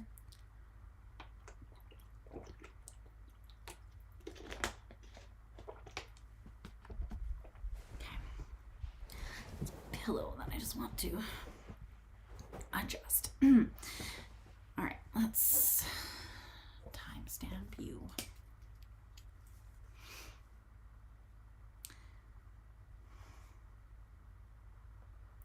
Hi, Cancer. I hope you guys are doing well. Okay, let's dive into this. My beautiful crabby cake friends, my watery friends. Okay.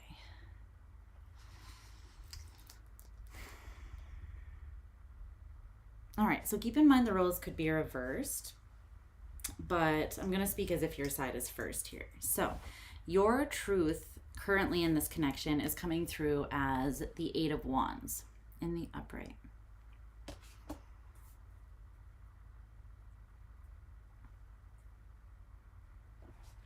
Okay. You feel as though this has moved fast. Something has unfolded quickly, whether this is like everything from the beginning of this connection onwards, or whether this is since something occurred. Things have been moving very quickly, like lately with someone. But this is a lot of energy shifting and moving and things changing and transforming. So this is someone that you are definitely experiencing some sort of shift with, whether it is that you guys have communicated a lot. It's almost coming through as though, like, you know, when you are communicating passionately and it's just kind of like blah, blah, blah, blah, blah, like it's just spilling out, you kind of have to remind yourself to catch your breath. It's coming through like that. So that could have been excited communication because you are really into this person. Can you tell me more about that Eight of Wands for Cancer's truth? Ooh, but there is the sense that this moved very fast. Yeah. That a new beginning moved very fast. However, Ace of Swords in reverse, Knight of Pentacles in reverse at the bottom of the deck. What is this? You might feel like, you might currently be feeling as though what you had assumed was the truth, or the truth that you previously held was not correct. This could be you calling yourself out on being like, well, I was wrong about that, you know? This almost feels like something that started and then just stopped, like didn't get off the ground, or it was some sort of false start where you came together, the energy was super passionate and intense. There was maybe a lot of conversation, or you hung out with this person a lot. And you thought that this new beginning, this grand leap was going to be taken with the Fool, but then something stopped. Something halted. Maybe somebody removed themselves from the connection, or maybe, yeah, I feel like they went silent, or they just revoked their energy, like pulled back a lot. Yeah, they stopped investing. Your truth is super clear.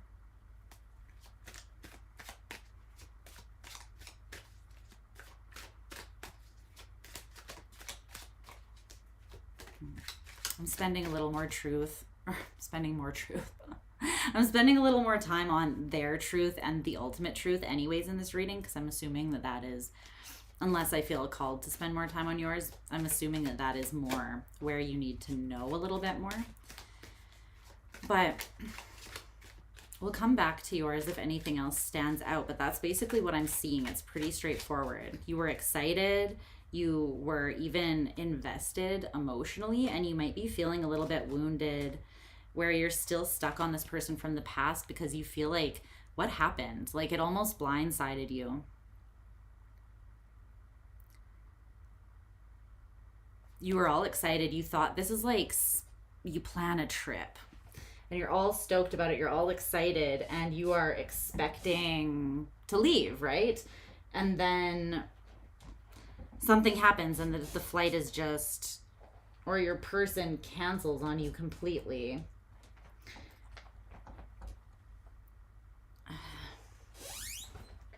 It's kind of what that feels like. Sorry. Just give me 1 second.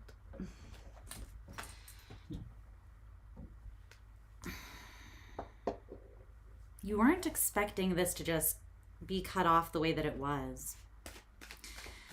So this person's truth is the 10 of Pentacles. They have a lot of responsibility in the physical realm. They are quite an abundant person. And I think that they see you as someone that would add to that abundance. Like they don't see you as someone that would take away from this. Let me get tell me more about that 10 of Pentacles. The Hierophant in reverse. The Empress in reverse. What?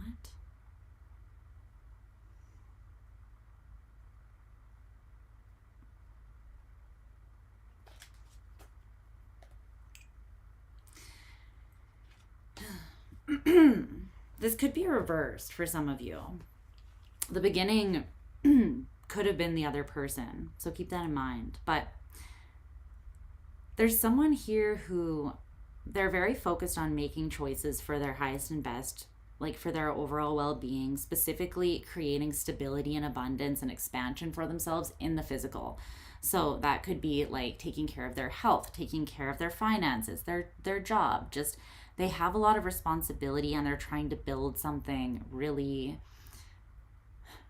positive. They're focused on their legacy and the mark that they want to leave behind on this world. It's pretty big. And they're dreaming big. This person, they're kind of aiming high.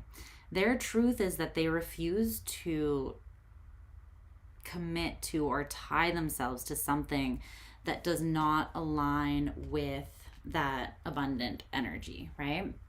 So if it's not like the Empress in the upright and the 10 of Pentacles in the upright, then they won't commit to it. And it's interesting because they might be quite stuck on like a very traditional or I feel like this person has this very traditional idea of what that looks like it's like a house with a white picket fence and 3 kids and a Labrador in the front yard playing Frisbee. You know, it's their picture that they have this 10 of Pentacles framed in their mind is quite a clear picture. So they know what they want and they know what they think that absolutely looks like, whether they have just decided that is their version of that and that's what they want, or whether they grew up being conditioned to believe that it had to look a certain way. Either way.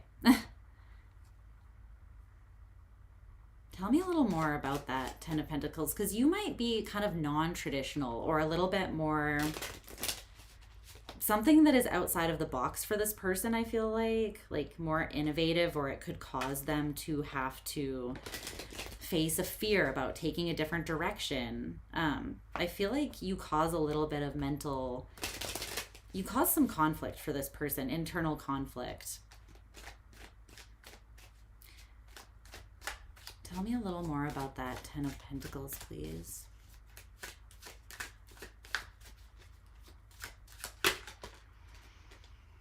Five of Swords in reverse. They feel very certain, like, that they know what's up. They have pinned it down. They could also be seeing you as someone who, because you are outside of that neat, tidy little box of what they think success is in the 3D and what should be committed to and pursued as success, this person has a very strong opinion on what that is. It's almost like, you know, when your parents are like, when you grow up, you need to be a lawyer or a doctor or something, because that's what success looks like, is like doing something that, and there's nothing wrong with those things, don't get me wrong, but it's only one way of moving forwards if that is also your dream to become one of those things, right? There are a million things in the world that you could become, and none of them are right or wrong. That some of them are right or wrong for you, but none of them are right or wrong overall. I mean, maybe lean away from being a murderer or something, but overall, right?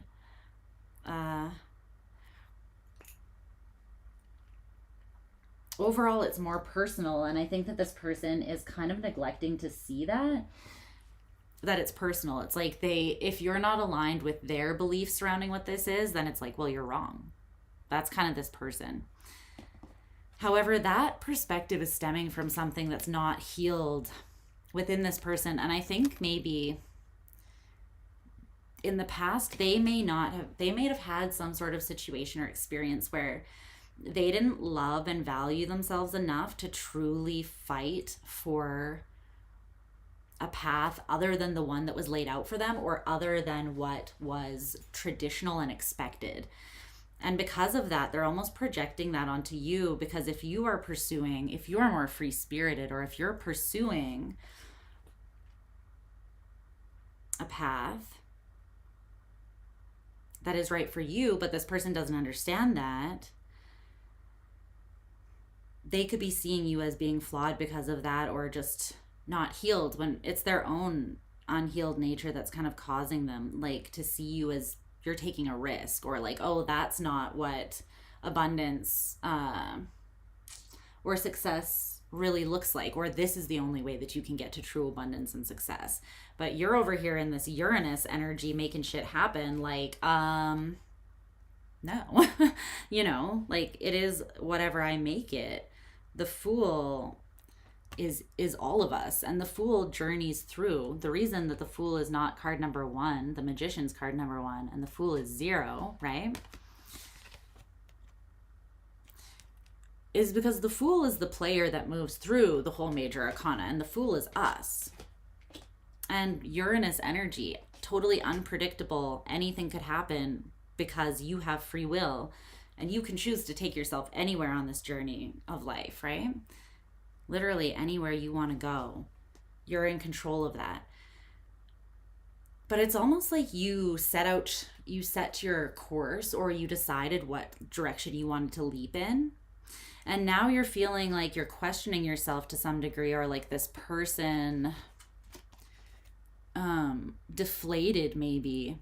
It's like you're questioning whether or not you can actually do what you had originally intended, but I feel like you're doing it anyways, with the Fool and the 8 of Wands in the upright.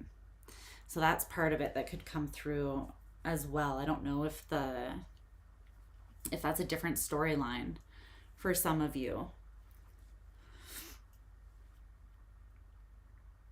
I do feel, though, like there was movement within this connection as well at one point, and it was halted, and you're not really understanding exactly why you ran up against that block. Okay, the more objective truth, or the truth from Spirit's perspective here, is the King of Pentacles. And you have it with this card, which is the equivalent to the 3 of Swords. I love this deck that I made, because it's just like, what? But hey, it's got nuggets of wisdom in it, so it doesn't matter if it's not pretty, right? Creativity is messy, guys. But the King of Pentacles, and then it's paired with this card which says, The wounded healer is not someone once wounded, now healed. It is someone who continues to courageously break open the self and ego as a means for deep integration, right? It's kind of like Chiron. Chiron is not someone, is the consistently wounded healer. And Chiron is all of us. We all have that element to us that is just so innately human that it's like we're constantly running into, like, stubbing our toe or running, hitting our funny bone, or getting into a relationship that we didn't see something coming and then that hurts us, or, we're constantly being wounded, and we never get to that point ultimately where we're like, well, now I'm healed and it's all done. But there is a level of acceptance that allows us to face pain from kind of a more courageous and empowered space, even though we might constantly be hurting, like some part of us might be hurting. And that is through kind of facing the pain, breaking open the self, and breaking past the ego, or integrating some of the ego that would stand in your way from truly looking at yourself. And then letting that pain be a teacher. That is how you heal. You can't heal a wound by not looking at it and not treating it, right? You have to.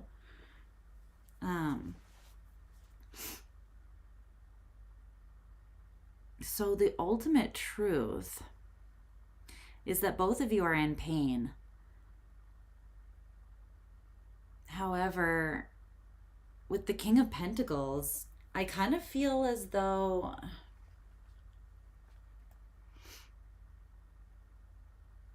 you are both playing a part in kind of breaking each other open. Or maybe you trigger each other's ego in some sort of way. And it's interesting because while painful, this feels karmic. For some of you, this is your relationship to like a parent or an authority figure or something like that. But it could still be someone you had a romantic relationship or have a romantic relationship with. It could be someone you were also married to at one point, or close to getting married to. You guys show each other. It's as though the two of you have access to this deep wounded point within one another. It's not guarded. You're like disarmed towards each other, or the other person seems to have this way of like ninja-ing their way in. And then all of a sudden they're in the deepest recesses of your heart and you're like, how did you get there? Like, how did you get in,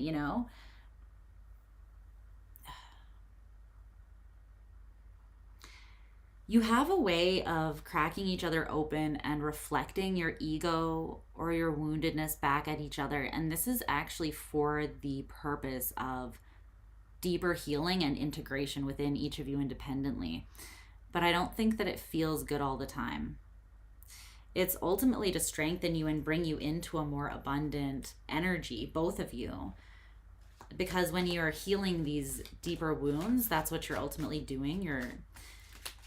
You're integrating or making yourself more whole, more abundant, right? More expansive by bringing those parts of yourself back into you when you heal. And so as within, so without, that creates, the more you do that, the more you come home to yourself, the more you project that into your external reality as well. So you do tend to be more expansive as you do this healing that kind of like harmonizes, unifies, and balances you out internally. That's the ultimate truth, or the objective truth that Spirit wants you to know. This is in your life for a reason. And that doesn't mean that it always has to be. Maybe this is not going to be in your life anymore, but this is just to answer the question of like, you were wondering why, right? Why did this person come into my life and then it didn't work? Did I read it wrong? It's like, no, you didn't. Whatever this person triggered in you, it was for the sake of helping you integrate more into yourself, come home more to yourself, whether it was for this purpose or still is, so that you can be more balanced, unified, and abundant. But a lot of this is happening through pain, I'm not going to lie, with this person. It doesn't feel simple or easy. okay? And it rarely ever is, honestly, but especially when we're learning deep lessons like that. So in the near future, between the two of you is the Seven of Cups in reverse, and then your advice is the Three of Wands. Well, you're gaining emotional clarity here, and you're going to know what you want as a result of that in the near future. If you've been confused about options, about what will make you happy, yeah, you're going to make a decision. You're going to reconnect with your heart, and you're going to follow that to make a decision. This could also be this person gaining awareness and making a decision to open up their heart towards you or choose you. Let me just see. Is this Cancer, this King of Cups primarily? Yeah, this King of Cups is not primarily you. So I feel like it is you to some degree, but it's also this person. I feel like they're going to see something.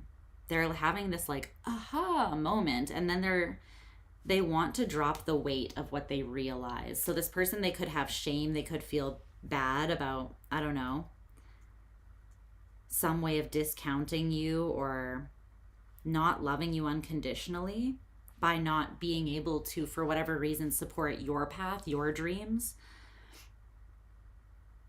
Your advice is just continue looking forwards. Keep on taking step after step. Like, even if it's a small step, keep on taking those towards the dream that you wish to see manifest on your horizon. Because you are meant to move towards it. And I feel like this person's going to have a breakthrough surrounding. It's like it's going to help them see things more from your perspective. But I feel like that's kind of based on you continuing to courageously move towards what you know you want and what you know is for you and is going to be abundant for you. So keep on doing the healing. Keep on being conscious of what you're moving towards and why, and the energy that you're taking with you into that space.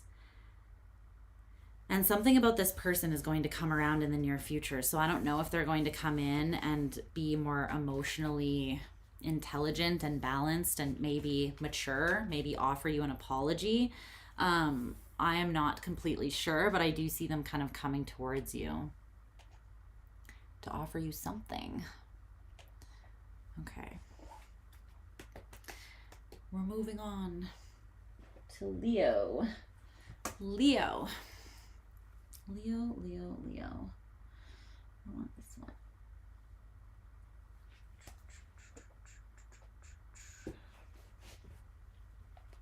All right. I need to blow my nose. It's a little sniffy. I'm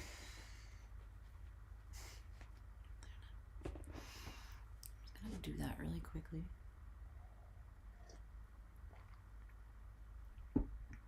I have Kleenex right here, but I'm gonna go to the washroom and do that instead so that you guys don't have to listen, because that's gross and I'm pretty sure not all of you wish to hear me.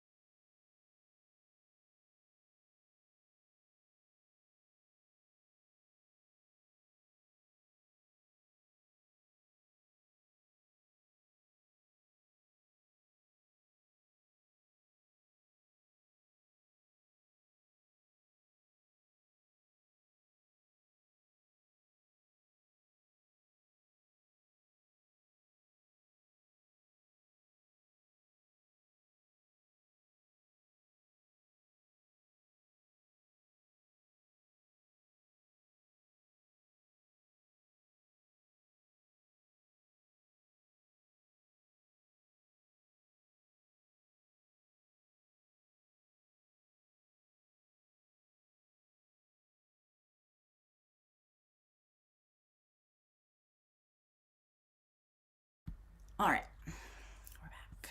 I decided to just take a quick bathroom break because I'm drinking all the tea. Okay. Leo. We're moving on to Leo. All right. Tell me about Leo. Get comfortable. Pretty sure it's impossible to be in one position for this long and just be comfortable. For me, anyway. All right, Leo.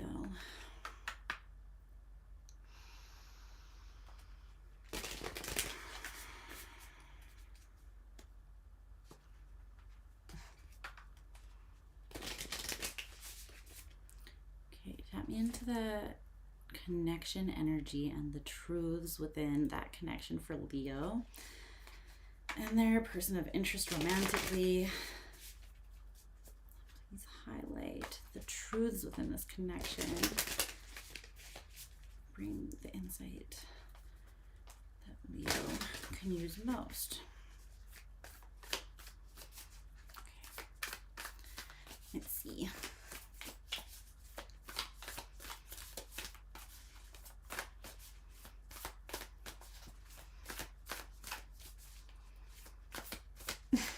Hey, Loons. Come here so I can kiss you on your fluffy little head.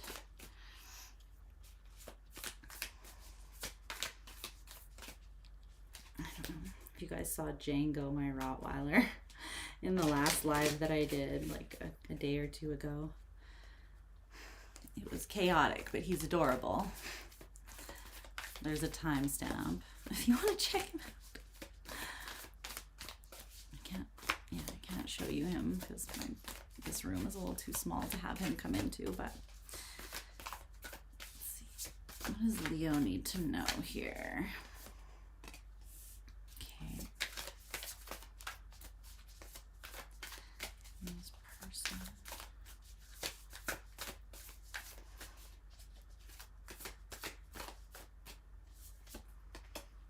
Okay. Aww.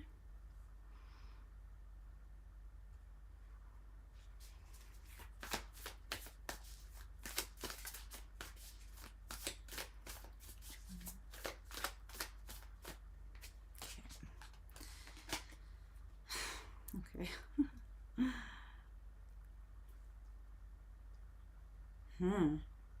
There's someone you don't know yet in the physical.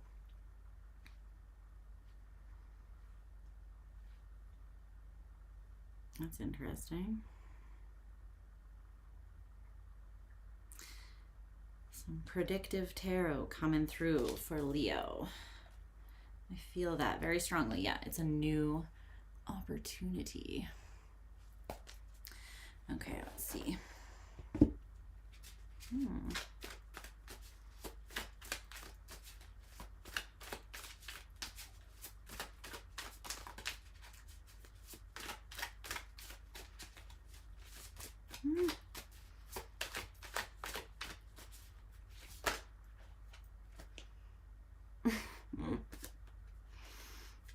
Okay.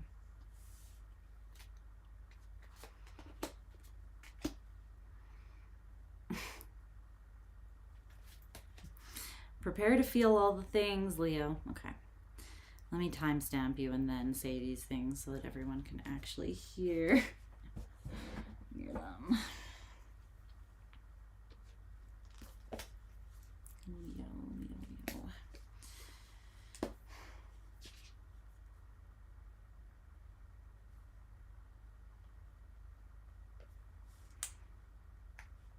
Hi, Leo. How are my brave-hearted beauties doing today? I hope you're doing awesome. So, This is very interesting. I get the very strong sense that, and Spirit corrected me because I was like, oh, this is someone that you do not know that's coming in. But Spirit was like, this could also be someone for some of you. For some of you, it's going to be, this is about someone that's coming in the near future. And it's like they want to do some predictive tarot here so that you will see something when that happens that you need to be aware of. So maybe it's that you're going to be blindsided or maybe defensive against this person, and Spirit wants you to know something about that. However, for some of you, this could be someone that's coming back from the past. I know, but it's not always bad when that happens, right? So for some of you, this is someone that could be coming back from the past. If so, though, they are like completely transformed. And I think that if you are, then the answer, or the story there, not the answer, but the story there is that you might be a little bit defensive because of something that happened in the past with this person or the history you have. But people can change. They don't always choose to, but they can. Okay, so let's get into this. So your truth is the Magician. And keep in mind, this could be reversed, so take it how it resonates for you, okay? It's mercurial energy. And you have very strong energy because this is the only major arcana card that came out for you in the spread. So it is kind of like the dominant energy. You are manifesting like a powerhouse right now. Yeah. That's why you're pulling this in. You know that you're doing this. This is your truth. You're like, I am communicating clearly in my power, directing my will towards something. I am like, is this thing on? You know, tap, tap. Like you've got this microphone or loudspeaker and you're like, universe, what's up? Listen up. Okay, tell me more about that, Leo. You're manifesting with the boldness of your heart and the fullness of your heart. And I love that. I love that.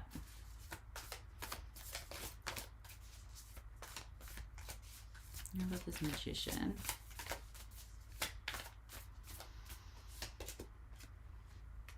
The Ten of Pentacles in reverse. That is what you're leaving in the past. You're like, no. No more. No drama. We don't know. We don't want no drama. What song is that? Is that the Black Eyed Peas or something? What the hell? You have seen some things in the past, but the good thing is it really cleared up those experiences, those subpar experiences really cleared up in your head what you are actually worth and who the fuck you actually are and what you will and won't settle for. So that's positive, right? It means that you are in your power to manifest what you do truly want right now in this Magician. So I feel like your truth is quite aligned with the truth because you're like, I have experienced or seen very well with my own two eyes what does not work, what hurts, what falls short of what I truly am here to experience. Whether that's in regards to like love or the abundance that you can have with someone, like what you can build together. I feel like it's all those elements. You are sure of what you don't want. The only thing is, are you manifesting from a space of thinking about primarily what you don't want, or are you manifesting from a space of thinking of what you do want? Because if you're manifesting, but you're focused more on, okay, I'm trying to bring something in, but I know that I don't want that. Okay. But you want to think of like the positive that you want to pull in rather than the negative, what you don't want, right? So that's why a lot of people say when you write affirmations, write them in the positive. Don't say, I do not treat myself poorly. You would say, I treat myself well instead, right? Because you might, I don't know, but you could manifest something that you actually don't want by mistake because you're more focused on what you don't want. But I think with this Six of Cups in reverse here, you're moving away from the past. I don't think too much of your focus is on what you've experienced. And the Three of Swords in reverse, I think that you have healed enough that, well, there's still a little bit of anxiety and a tiny bit of mental or of just conflict, internal conflict. But overall, you're in your power and you know what you want. You know the kind of partner that you want. There's the King and Queen of Wands. The King of Wands is you. Yeah, no, I'm not too worried about you. I think you know what you're looking for. Yeah, this fell out and flipped in reverse on top of your truth. Spirit is like, what you feel, that little bit of conflict is maybe happening as a result of the shifts and changes you're making in yourself and the healing you're doing. It is not abnormal, and it's nothing to be worried about or freak out about. It's all just kind of part of the process is what I'm getting. So it's nothing to stress about. Okay. This person's truth is the Page of Cups. Well, they are coming towards you. They are coming on in with their little cup of love. And they cute. They're a little cutie, this Page of Cups.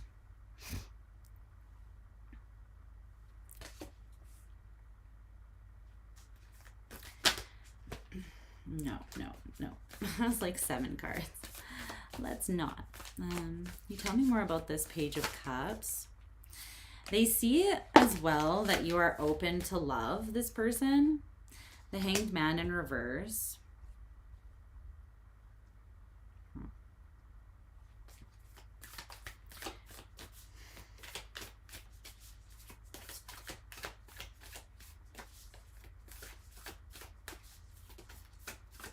Let me give one more on that Hanged Man.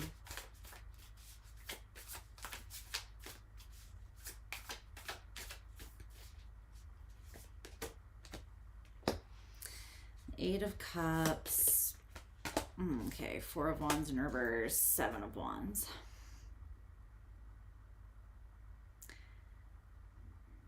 Okay. Are they seeing Leo that way, or is that happening for them?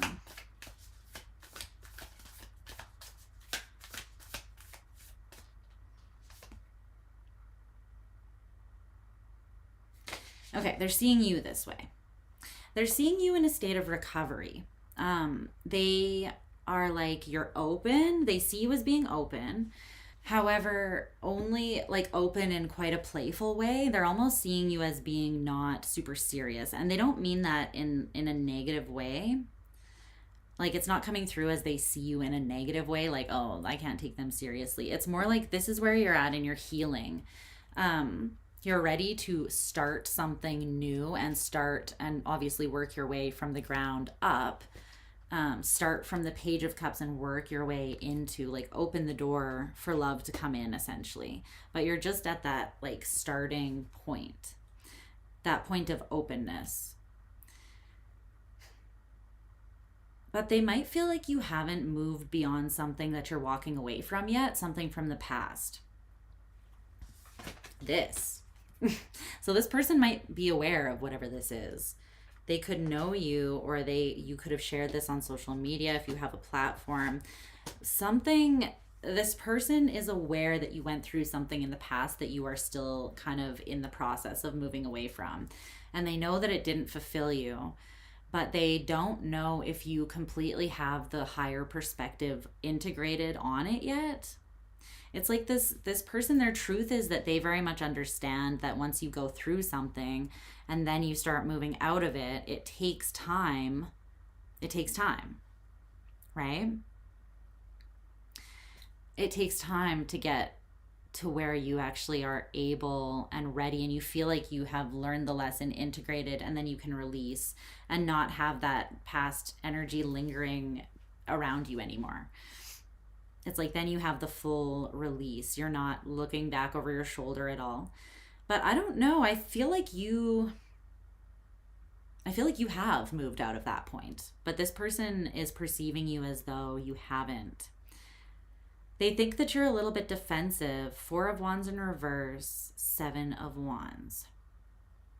that you don't really want anything. Tell me about that Four of Wands in reverse a little more.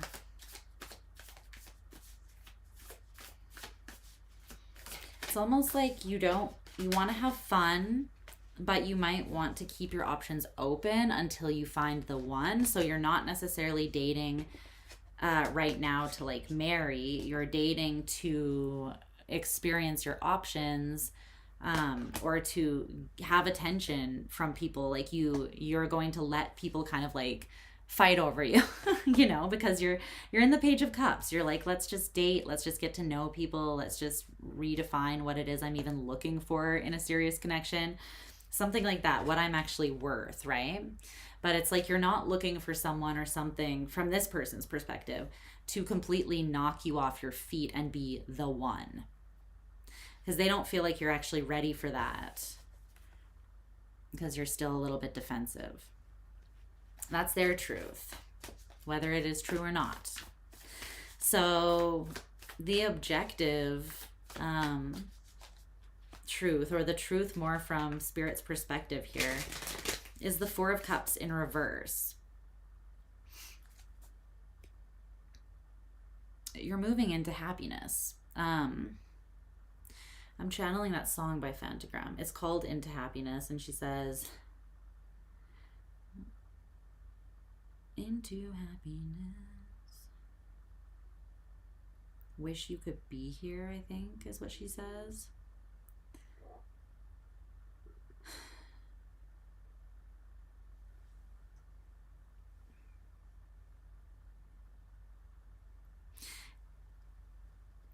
This person wants to move with you into something, but they might feel as though you're going to choose actively to not be there. This person could be a Scorpio. The thing is, they're very sure about how they feel about you.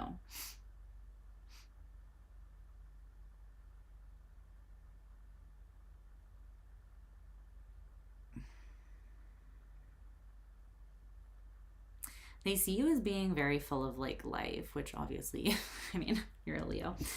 But the objective truth here being the Four of Cups in reverse, something's on the up and up. This is not a disappointing situation. This is not something that you have to guard yourself against. This is not something that is going to be a falling flat, not likely. Not based on the current energies of the person coming towards you and where you're at. That's what Spirit is saying.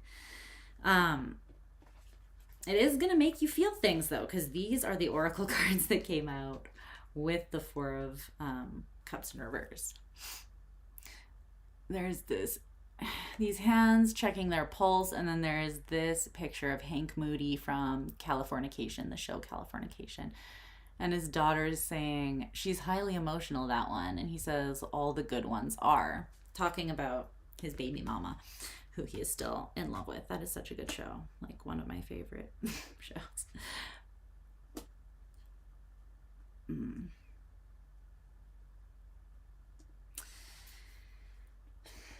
So this is going to be an emotionally charged situation. However, that doesn't make it bad. That's what Spirit wants to point out. That's why this is coming in ahead of this person.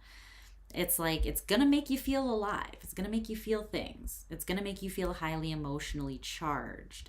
But Spirit is saying that is a good thing, not a bad thing. You may have not experienced this in the past, so this is actually like a change from the way that things have been. And maybe at first you're going to be like, I don't know how I feel about that, you know, because you've mostly dated people that were very calm or almost like subdued in comparison to your energy, which I feel like maybe a lot of people are, you know, because you do have so much life and love. It's like you haven't had an experience like this one is going to be yet. That's what I feel from this. Anything else about that Four of Cups in reverse for the clear, objective truth between Leo and their person? You're both going to feel this emotional intensity. And if it's someone coming back from the past, then it's like this is an opportunity for the two of you to align more and be something that you were not able to be before. It's like you can surpass, I heard, or overcome some sort of disappointment that you experienced with this person where things were left in just like a meh. Like, really? Like, I thought that something more was going to come out of that, or I expected that to be more exciting, or there's something here about that. The 10 of Wands. What feels heavy? Pulling yourself into a state of happiness feels heavy in some way. What is it that feels heavy? All the energy and all the emotion?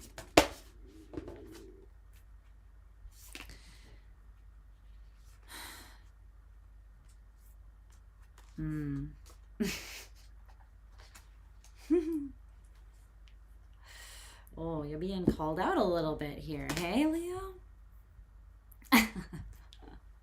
What feels heavy, or what's going to feel heavy, is you realizing when this person comes in that you have a fear of success and kind of choosing who you want to pour all into.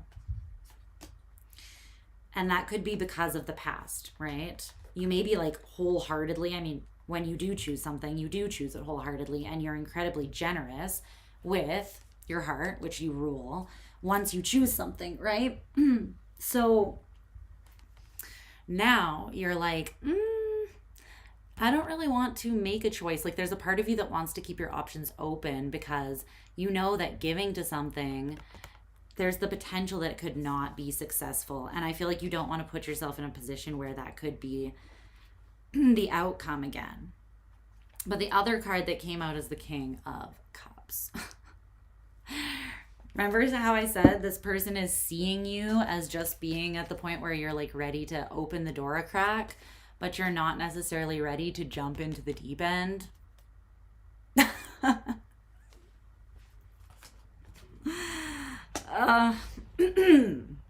They're like, here I come to take Leo and cannonball them into the deep end. Here I come. Here we go.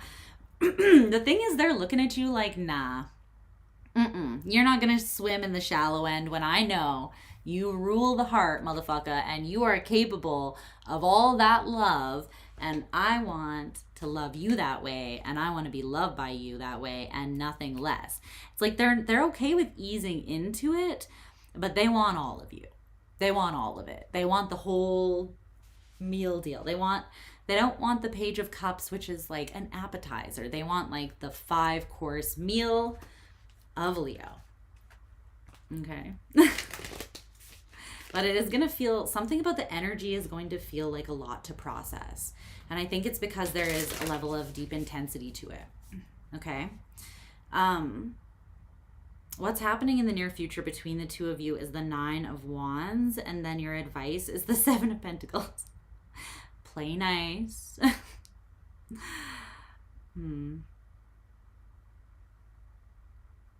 Play nice, Leo. There's the potential for you to be guarded, for sure. But it's the 9 of Wands is the card of the wounded warrior.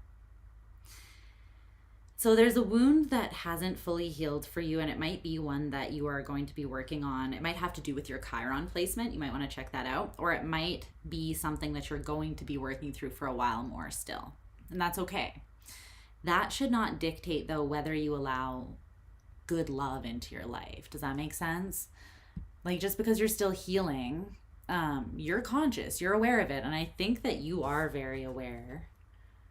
Because the Magician is Mercury energy. That's like clarity of intellect, clarity of thought, clarity of communication.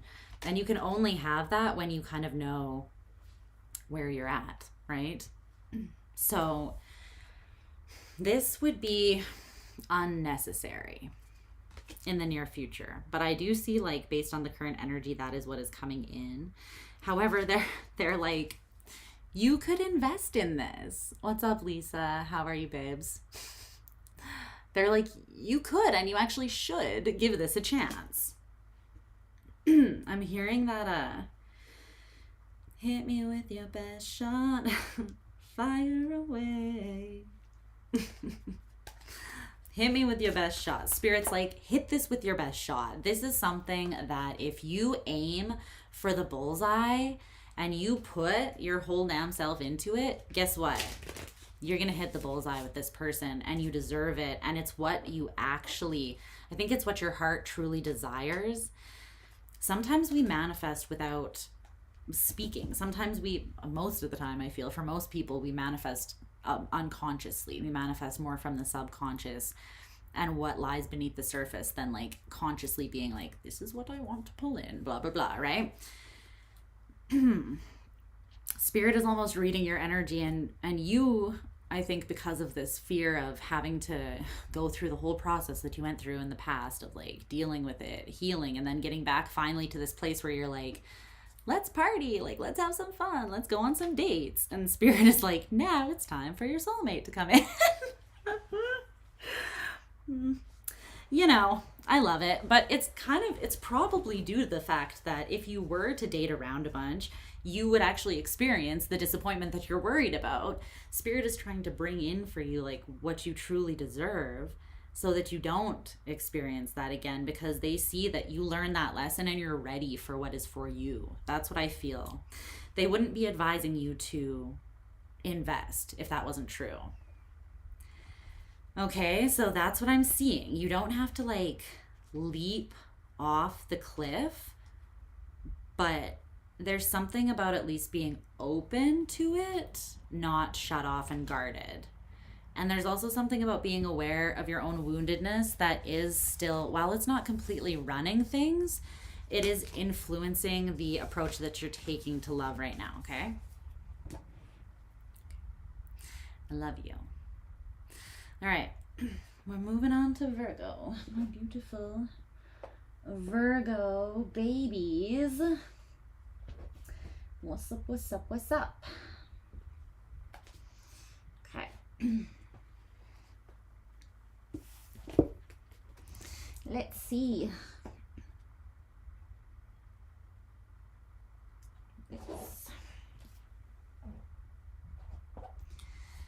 Let's see what's happening. What's shaking for my Virgos? I heard someone come home, but okay.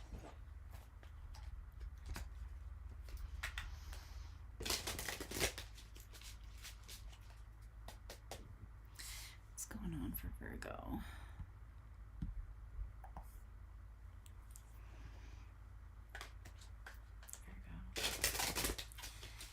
My beautiful Virgos. What does Virgo need to know about their reality, the other person's reality in an important connection, as well as the more clear, objective truth from Spirit's perspective? What insight can I share with Virgo into this connection that will help them? Keep in mind, Virgo, that the roles could be reversed, so I'm going to talk about your truth first, but if it sounds reversed, then just take it that way. If it sounds backwards for you, okay? I saw the devil and the tower together. Restriction and upheaval. You good? Are you okay?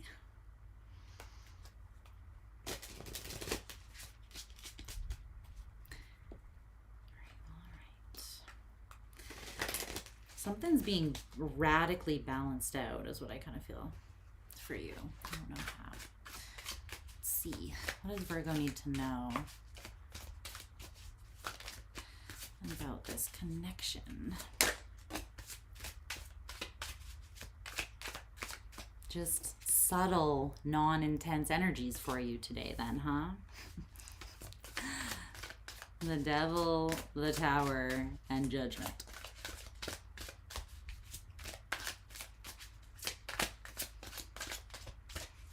You never do anything the easy way, do you? I'm just playing with you. You don't, though, generally. I love you, though.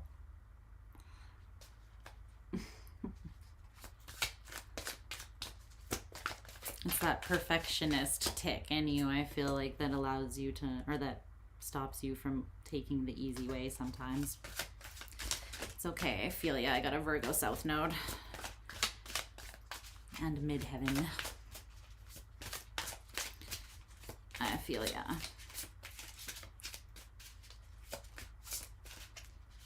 Okay. All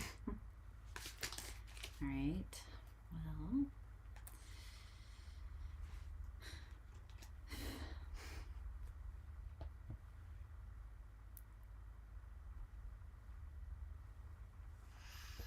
I'm going to timestamp you before I play your oracle card because there's messages coming through. So,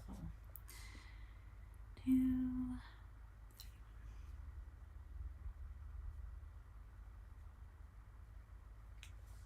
Yeah. Hi, Virgo. How are you cuties doing? Okay. So, we're going to dive into some important truths, independent and then from Spirit's perspective surrounding this connection. But I still need to pull you an oracle card, but there's some messages coming through.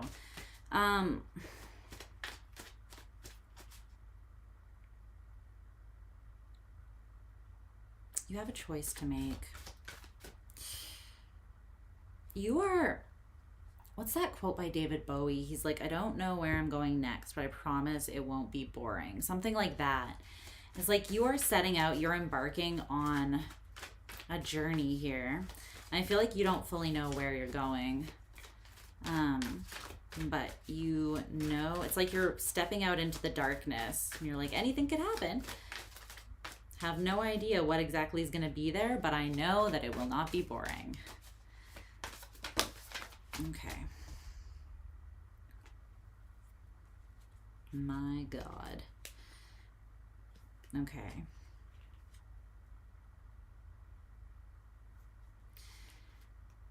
Oh, damn. Oh, God. Oh. Wow. Okay. Whose energy are we picking up on today? For you. Give me a second with this energy. I'm taking my meds too. Huh. Yeah, I gotta take them now. Okay.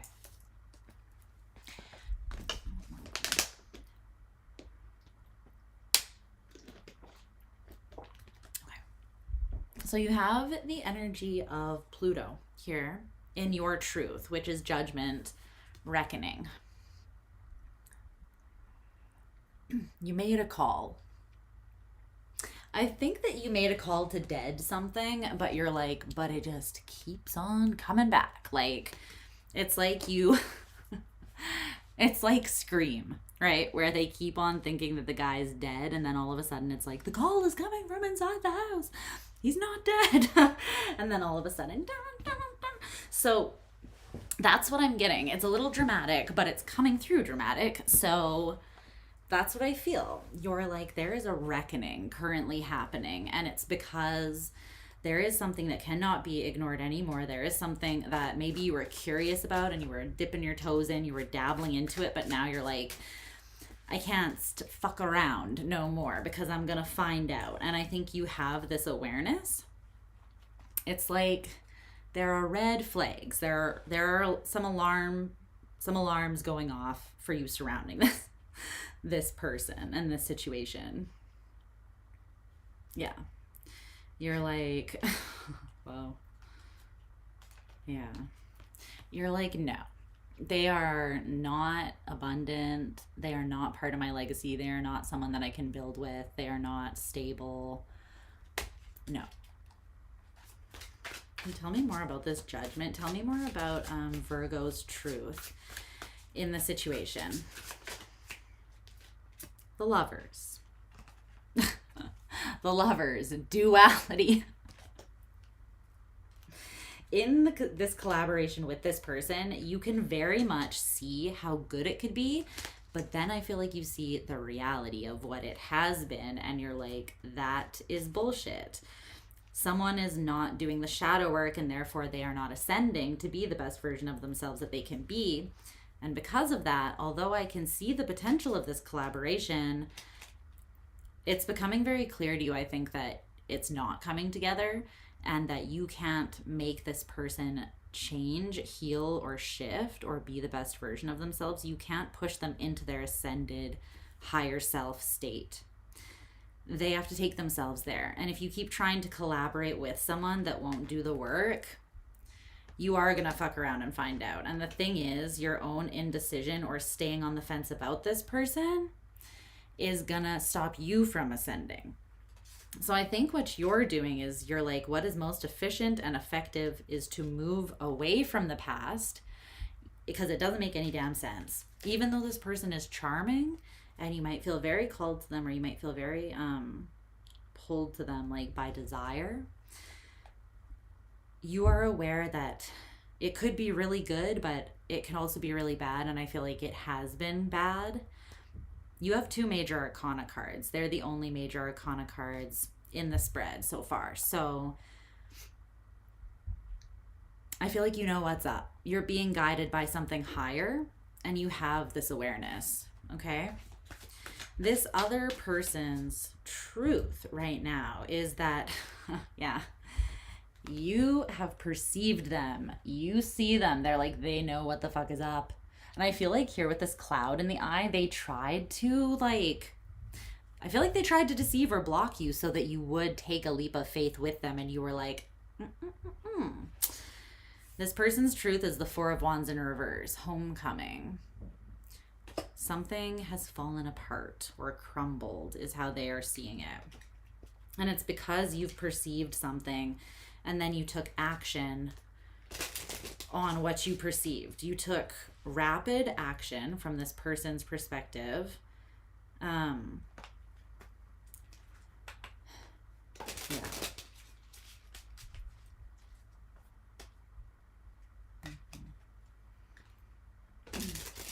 They're seeing you as as much as you were curious, or as fast as you dove into this from a place of curiosity and being like, yeah, let's see what's going on. Just as fast as that, you are revoking your shit. You're like, let's actually not fuck around and find out, because you don't feel as though you became disenchanted or uninspired just as quickly as you ran towards this person, excited about what it could be. There's something that they are seeing you as not being really conflicted about right now. And I think that it has to do with cutting them off. You don't want to compete. So if that has anything to do with this, you're like, no, I won't compete. Maybe you feel as though it's the 2 of you competing with each other, like you're a battle of the egos or something here. Or this person brings your ego out of you. They ugh.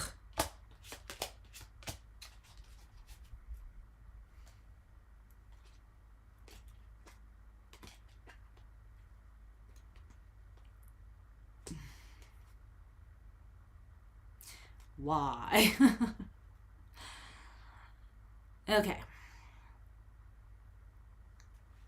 This person is like, well, Virgo released themselves, or they broke down the structure that we had built, but there's still an opportunity. They are, yeah, you're seeing them clearly with this. It's like you keep on snuffing them out, and then it's like a cigarette that won't go out. You keep snuffing it and it's bursts into flame again. There's still an opportunity, and then you feel like you have to constantly put the fire out here. It's it's a fire that keeps on relighting itself is what I'm seeing. The thing is, this person is stupid. I'm sorry. I'm not trying to be like that. And I'm honestly not even. I'm not saying it in like a serious way. Hopefully you can read the tone of voice. But they acting like a dumbass. I'm not sorry, okay? I'm not sorry for saying it. Because they're not bringing anything solid to the table at all. They're just like, they're the Knight of Wands in reverse, adventure, with the Wheel of Fortune cycles. They're like, maybe I can get lucky though. They think that there's an opportunity to get lucky with you. Again, I feel like for most of you, this is someone that you have been, you know, physically intimate with in some sort of way. Even if they live like away from you, it's like you have been intimate, you've shared things, you know, or you've seen each other. I don't know, there's something about that. Even if you haven't slept together, that has been an area of the connection that has been like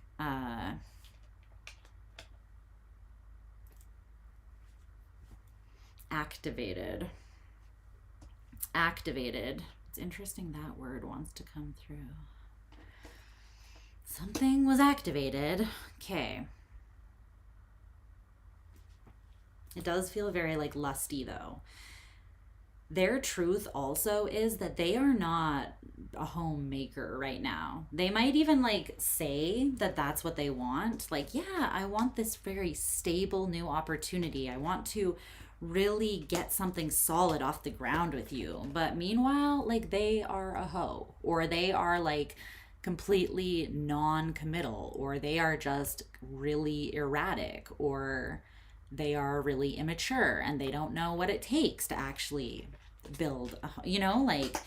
But this is someone that is just like, it's kind of like they want it all, or they at the very least they want to get in the sheets with you or have some sort of physical or intimate experience with you again. There's a lot of sexual desire.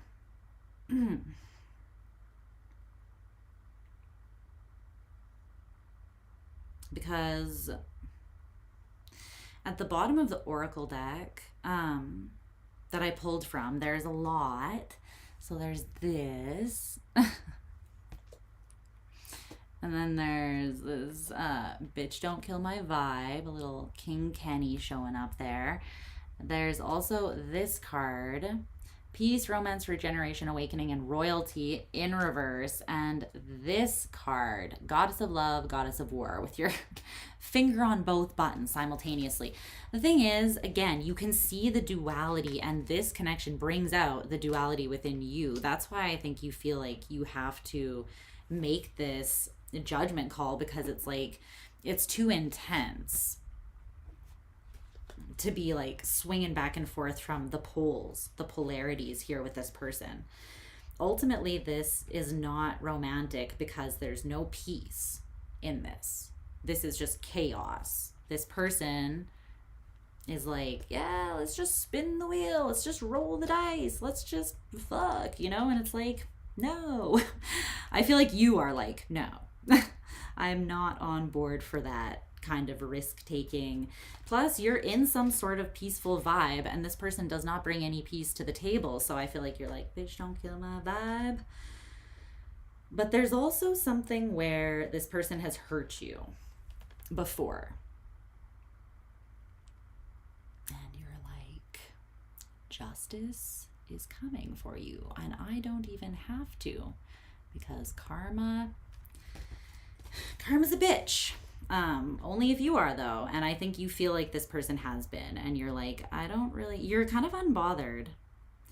You know that you have to make a choice about this. You are a little bit like frustrated or annoyed, I feel like, with the fact that it just keeps on coming up again, or it keeps on re-sparking itself. Maybe the desire or the lust for this person re-sparks itself, and you're like, why can I just not think about that, But other than that, you're removed because you see this for what it is, and this person knows that you do. That's why I think that they still partially want to come in and go for it. They're like, if I approach from a sexual standpoint, or like a lusty place, or if I take advantage of the desire element, then that's my in kind of thing. you know. They still want to try to offer you, they're still going to lace that or make that pretty, that offer prettier by making it seem like there's more of an opportunity there than there actually is. But they know that there isn't. Ultimately, they are aware that they're not that serious or that committed or that loyal or that certain of what they want or where they are going. They're aware of their mess. Let's say that, okay? And that's why I don't like that, because why are you coming towards Virgo with your mess? Why? Okay.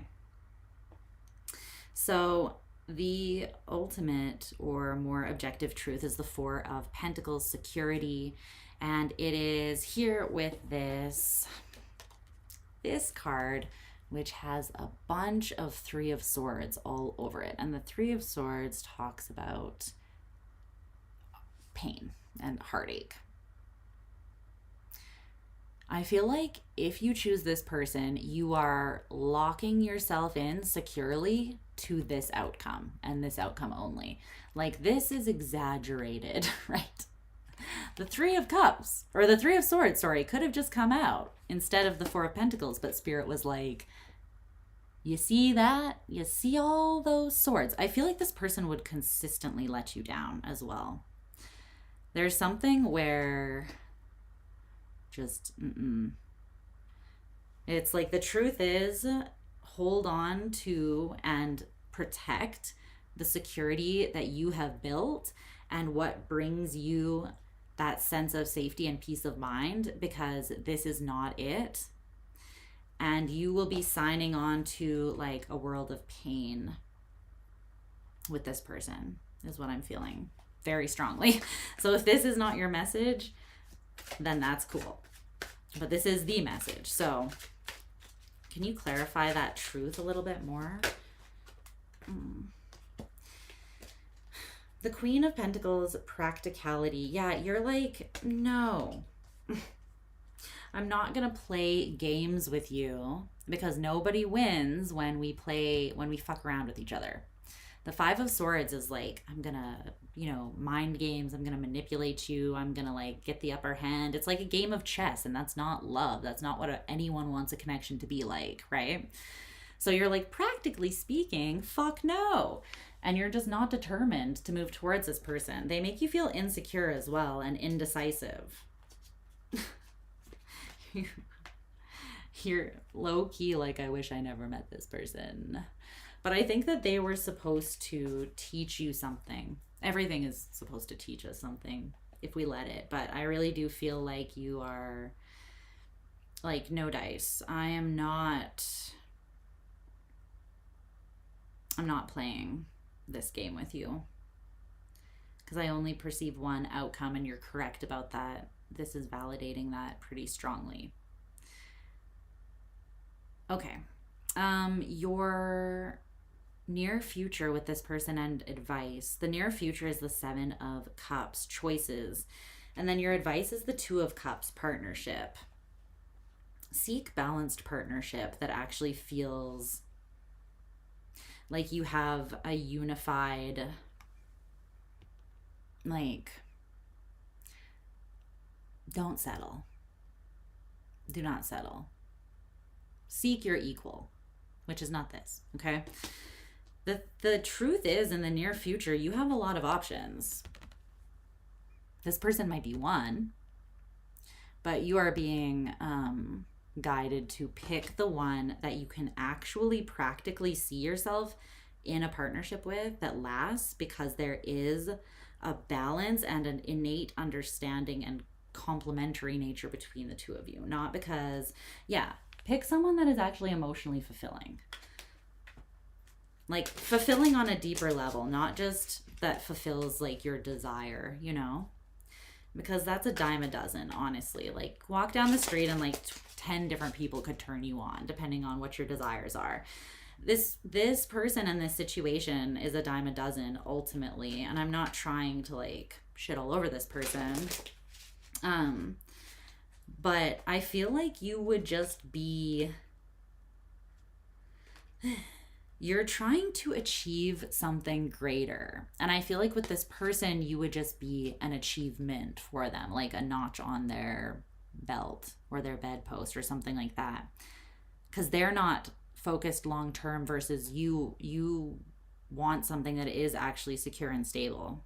So the two of you just want very different things, and that's why you're running up against this outcome where the outcome will be pain because you're not on the same page, right? So then both of you can't be satisfied if you're not seeking the same thing. And it's not even that this person is crappy, but they are seeking something very specific, and they should go search for that where they can find it, like at a nightclub or something, or, you know, on Tinder. I don't know, not shitting on Tinder either if you like Tinder. I hate it, but you know what I'm saying, right? What I'm trying to convey. Okay. Good Lord. Is there anything else about this 7 of Cups in the near future? There could be some confusion as well, or this person might try to make you jealous by being like, I have options, or a lot of people are invested in me or hitting on me. But I feel like they're gonna be like, but I only want you. It's like, it's all part of the game playing, and I feel like you just are not here for it. In the near future, you have this opportunity with this person that they're gonna come back towards you and offer something, but then you're also having all these other choices. And ultimately, this decision that you're making, you are refining a skill. And I feel like this has to do with you judging what you actually want and what will actually fulfill you, and then not settling for less than that. Okay? You're beautiful, Virgo. You deserve your equal. And even if that is like, you have to not settle, and then the freaking not perfect person, because they don't exist, but the perfect person for you will find you. You will find them. They will come along. But not if you are, like, they're not going to find you if you're in bed with a fuckboy, okay? Let's just say that. I love you so much, though. But the point is, like, place yourself where you can be found by the kind of person that you truly desire. That's a more graceful way of saying it, okay? I feel like this person could frustrate you, honestly. You could be like, I'm annoyed with your lack of, I don't know. Yeah, you just see them as like as like a child. It feels like a little bit. But you're like, why are you trying to play? Like, I'm not playing, you know? I want something more. All right, Libra. Libra. What's going on? That was intense, but hey, if that was your message, then I feel like you completely know and understand what I was talking about. Okay.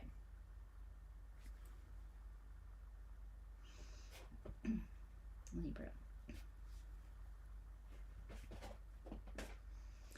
Let's see what's going on. It's shaking for Libra.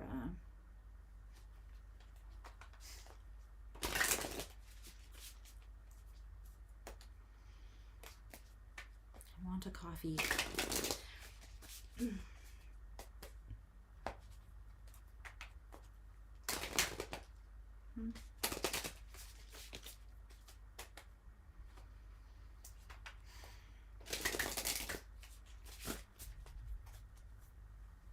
There's still tea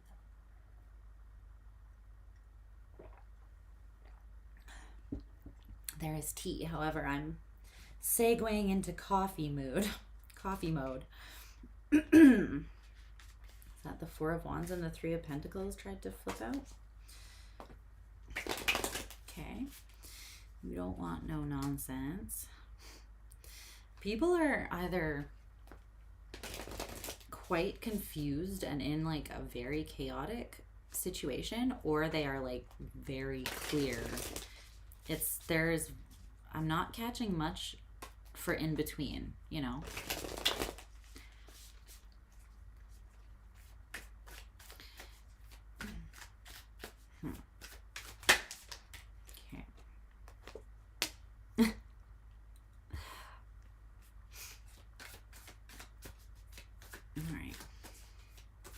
Libra. What truths want to come out?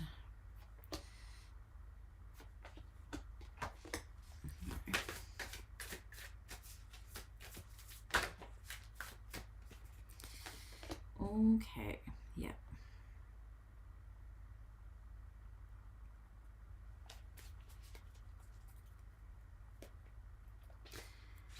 Six of Cups, Six of Swords.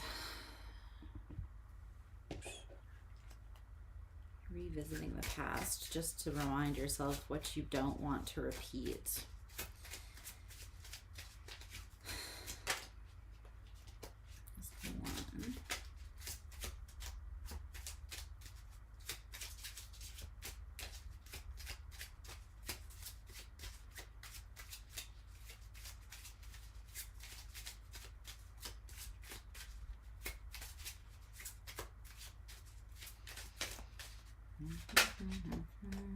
Thank you. Okay.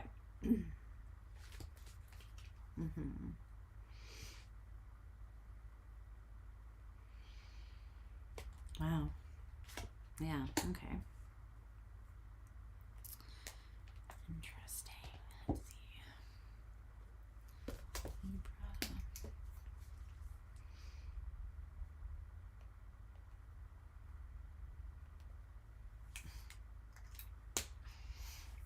Okay. Hi, Libra. I hope you're all doing well. So we're going to dive in here and see what's up with the truths between you and this person, and then what Spirit has to say about what the objective truth is. So your truth came through as the King of Swords. It's interesting because when it flew out, it was in the reverse, like very clearly in the reverse first, and then it flipped itself and landed in the upright. So I feel like you could have just recently shifted gears from maybe a disempowered space of not feeling clear, not feeling like you saw the truth about this connection, into then now being clear and discerning and empowered. The Eight of Wands in reverse, the Three of Pentacles in reverse. You may have recently decided to cut this out or to not invest in building a foundation with someone anymore. And if so, the Four of Swords is at the bottom of the deck. It's like you're in a state of peace about this. You're not worked up over it. Even if you didn't receive closure, or if something is still up in the air, or something ended abruptly, you're like, I don't care. You know, you are very much like, it doesn't matter because I see things clearly now and I don't need to go back for the answers from this particular person.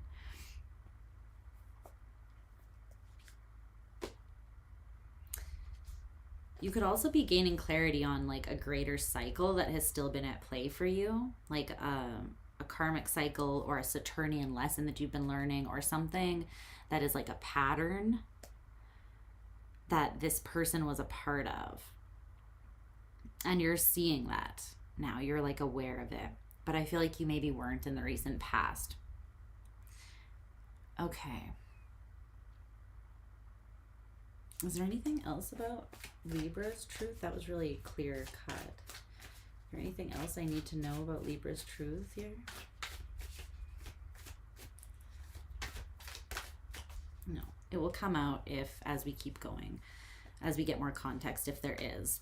So this person's truth, they got the extra card in this deck, which says, let your intuition guide you. You are what you've been looking for.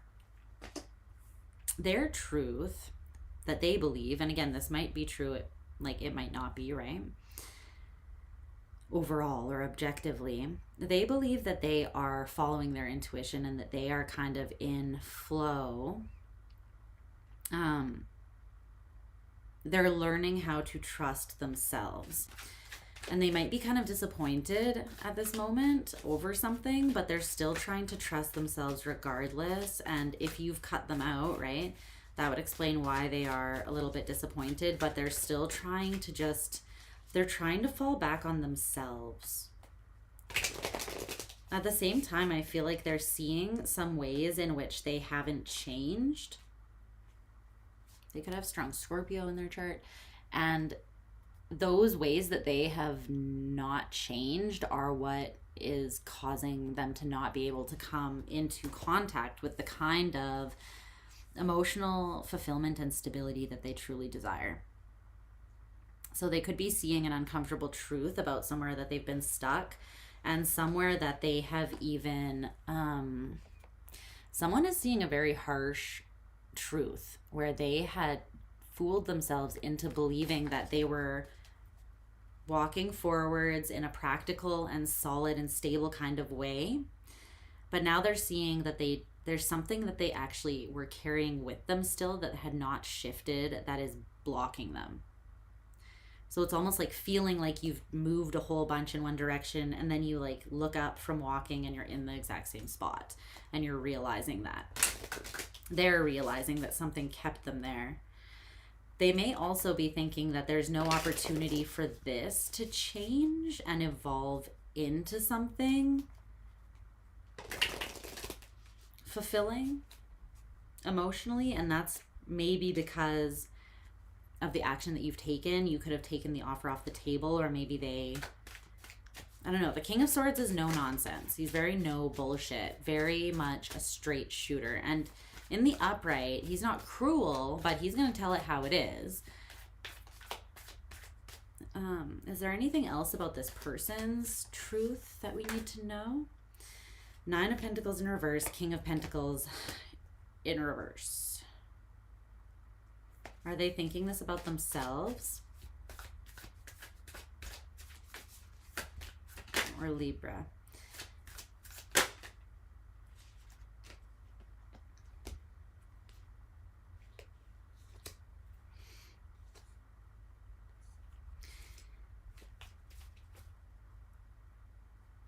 I heard gatekeeping.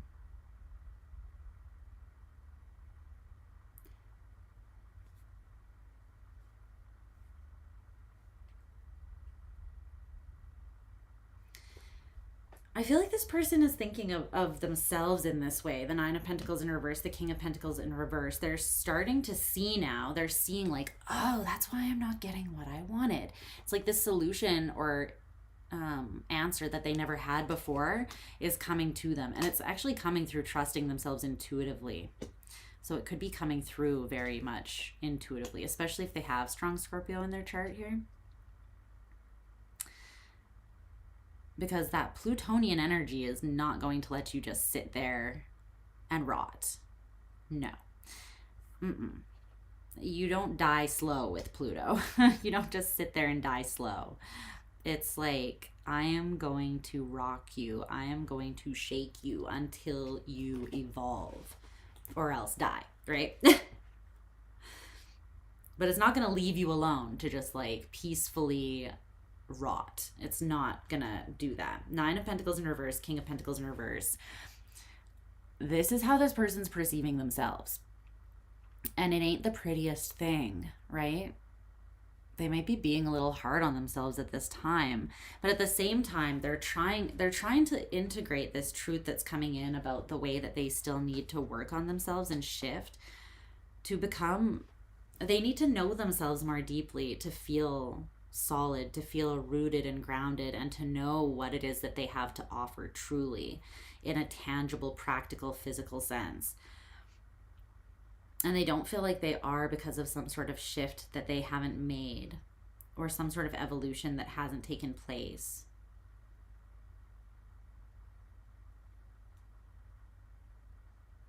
I feel like there's some shame around this. So this might not be something that this person would ever feel comfortable admitting or communicating to you, I feel. But it is something that they're aware of. Or they've recently come into awareness of this, I feel like. This answer.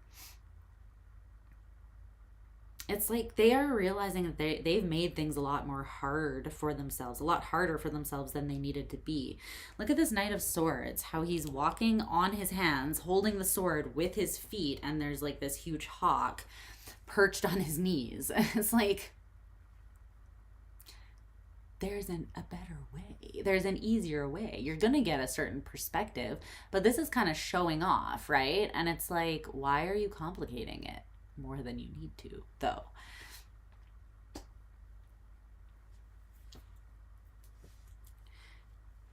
They're realizing this. I'm getting in my own way by not just letting it be easy. Okay. The objective truth is the Five of Swords in reverse. And then there's the equivalent to the Knight of Pentacles and the Two of Cups here as well from this Oracle deck. So the Five of Swords in reverse. Oh, my glasses are getting loose and I need to tighten the arms because they keep sliding off my nose. And it is annoying. The Five of Swords in reverse.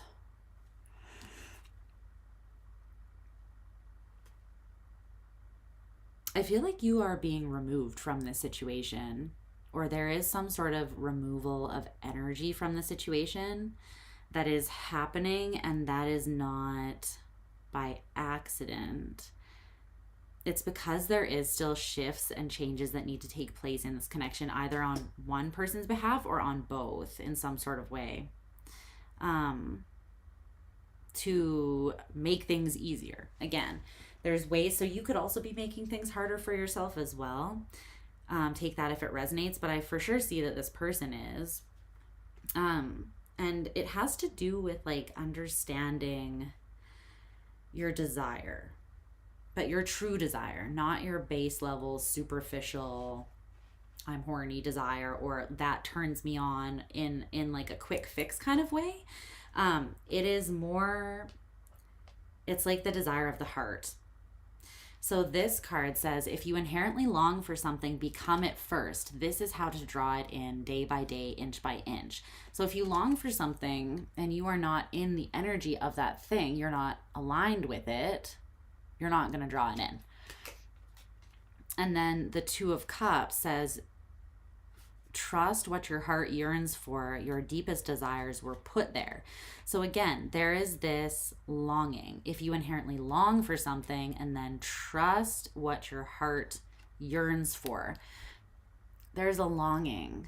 And it is this kind of love that is easy, that is simple, that is perfectly aligned and balanced, the Two of Cups. But this, for sure, this person, they need to take action to actually be what it is they're looking for. And maybe you do too. Does this also apply to Libra? And if so, how?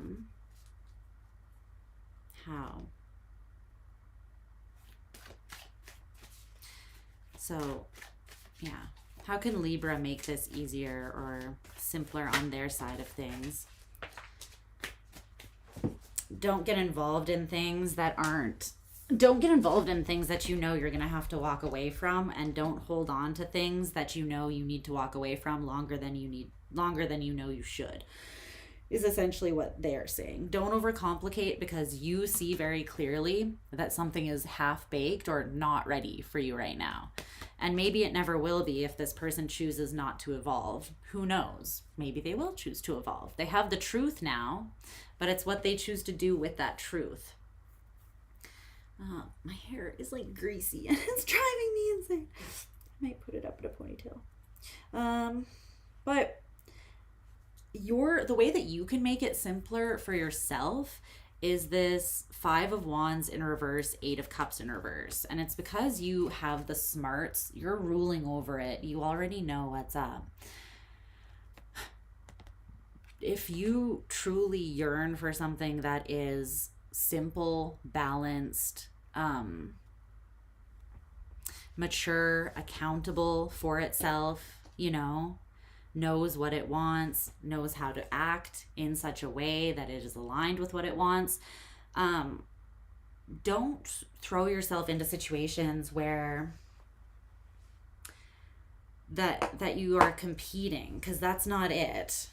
And also with that Eight of Cups in reverse, where you're holding on even though you're disappointed, waiting for someone to be the person that you know they could be.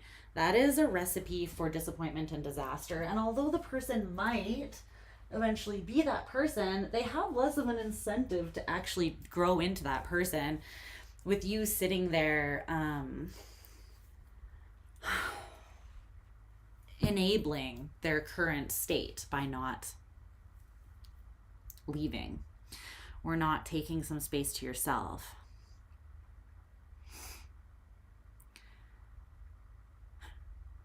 But what really needs to happen is there can be, I think, in this situation, if you both get out of your heads and stop, there might be some form of sabotage in the way that you think or the way that you communicate with one another.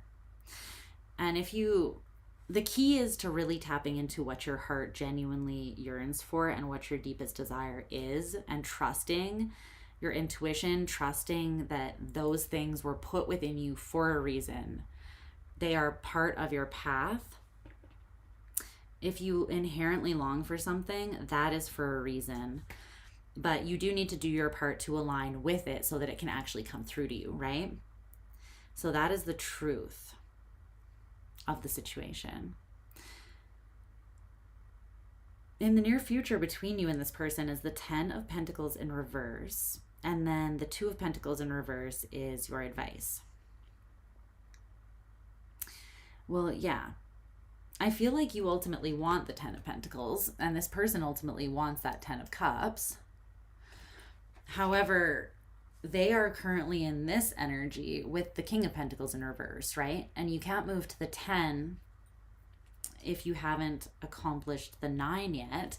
You need to find that kind of personal security where you know what you want and so that then you know what to move towards, you know what to align yourself with. So I feel like in the near future, you're not coming together in a stable and consistent way with this person. And it's because of that. There's still work that needs to be done to accomplish the prerequisite to that. 2 of Pentacles in reverse is your advice. You're being really guided to know the choice that you're making and why, and act on that choice and don't look back. You know the truth. You know. You're the King of Swords holding this sword of truth. You already know. You already know. Yeah. You know, Libra. You know ultimately what is balanced. You yourself are in balance. In the recent past, when you were more closely engaging with this person, I feel like some of their confused energy could have trickled in because they seem to be a little bit more in a state of flux and they're fighting the evolution. You might be evolving as well, but they are fighting theirs. And this energy was trickling in and confusing your energy or your path and direction that you were headed on. But without as much of the influence of this person, you're in the upright again, or there's something that flipped you into the upright of the King of Swords. So you can trust yourself, okay? You know what this is and what it isn't currently, and that's all that you can really act on, because that is what is true. What could be, or it could not be, right? Because even if something has that potential, this person may choose to never fulfill that potential. So you can only really trust and act on what is in the here and now. And then if that shifts and evolves and this person changes or whatever, and they come back towards you, then you can assess that new state of reality, right?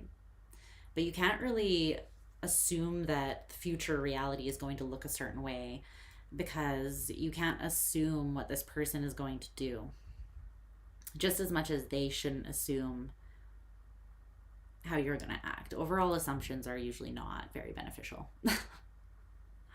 And that doesn't mean that we don't still make them. I feel like we do, because we want answers to things, and sometimes when you don't have them or we don't have the closure that we need, we kind of jump to that as a quick fix, but it usually makes the situation a little bit worse or more messy, right? You know what's up here, though. You know what's up. So trust yourself. Okay? All right. I'm moving on to Scorps. Scorpio. My Scorpios. Where are my leather jacket, big-hearted baddies at? Where are my Scorpios? Where are my... You guys are like my Rottweiler. Look super tough. Got a big bark, but is really just the biggest baby, the biggest, softest baby. Thinks that they're a lap dog, but everyone that passes them on the street is terrified of them. It's not funny. It's actually traumatizing for you, but that is kind of how you... I feel like that's how you are. It's not the funnest to be a Scorpio all the time. But no one could do it but you. That is for sure. Okay. What do I want to use for Scorpio?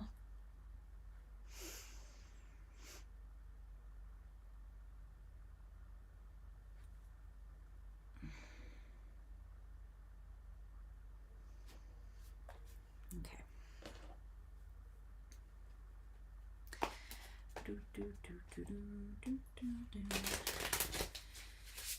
What's going on for Scorpio and the person that they're inquiring about, Spirit? This connection, what can they...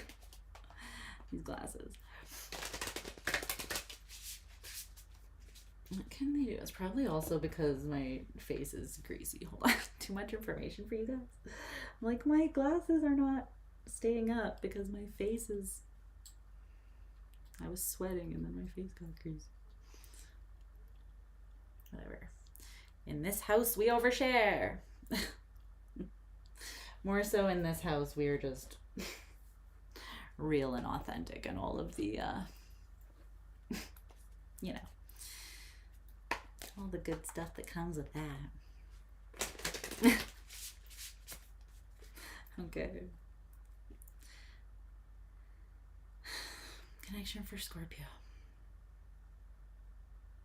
I'm gonna do a little cleanse here quickly with that Paulo, just because I feel like I want to really cleanse out the energy. This reading has been, I don't know why, I wasn't really expecting it to be so, it's been a little bit intense. I don't know why I was not expecting that, but that's okay. I can roll with intense. I'm good with intense. Let's see.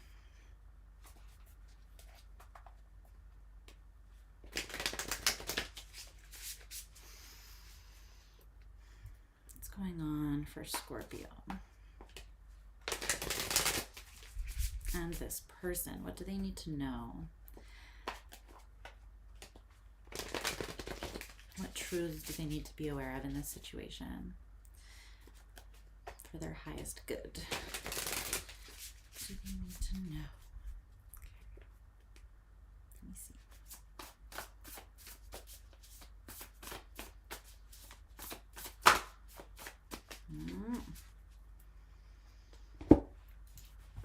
Almost, but not.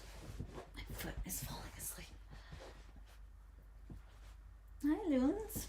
Waking up from your nap? It's like I'm too cold to not wear it, but I'm too hot to not to wear it. Can I talk? I'm too hot to wear it, but too cold to not have it on my lap. There we go. That's what I wanted to express. All right. What does Scorpio need to know about this connection?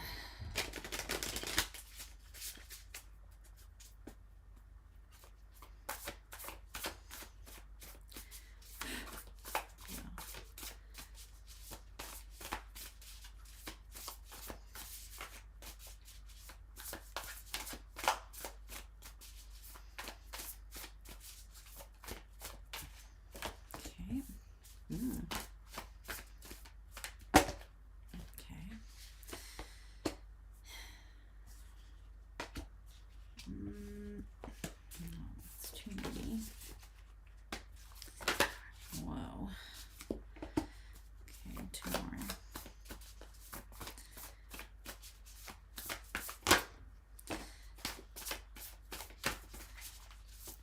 song by A$AP Rocky, that Hijack song. It's like, I think I channeled this in a recent All Signs. I can't remember who it was for though. Where he's like, swipe a pretty bitch right off her feet. This a hijack.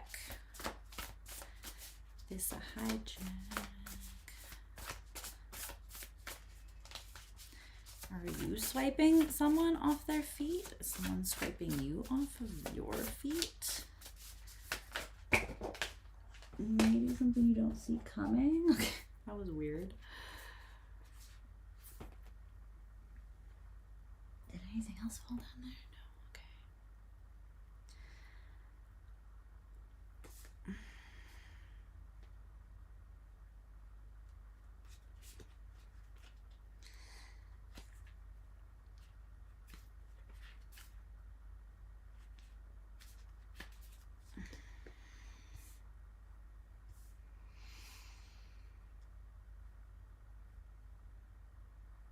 I'm hearing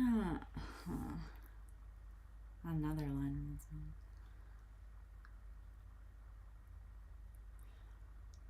He's like, why you're a guy? Basically, why is he playing when he ain't even like that? He ain't even like that. Someone acting maybe like they're more than they are. I don't know. Let's see.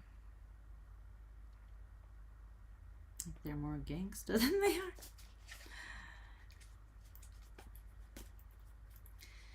Okay.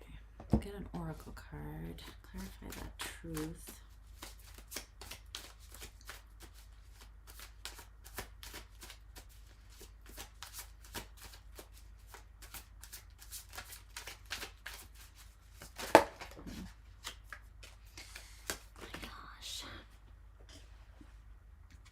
Oh.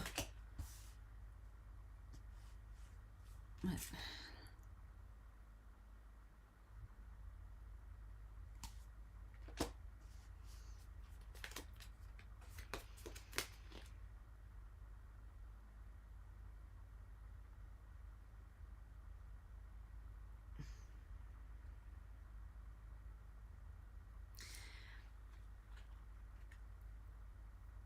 There's something here that is not what it seems. That's what I want to say.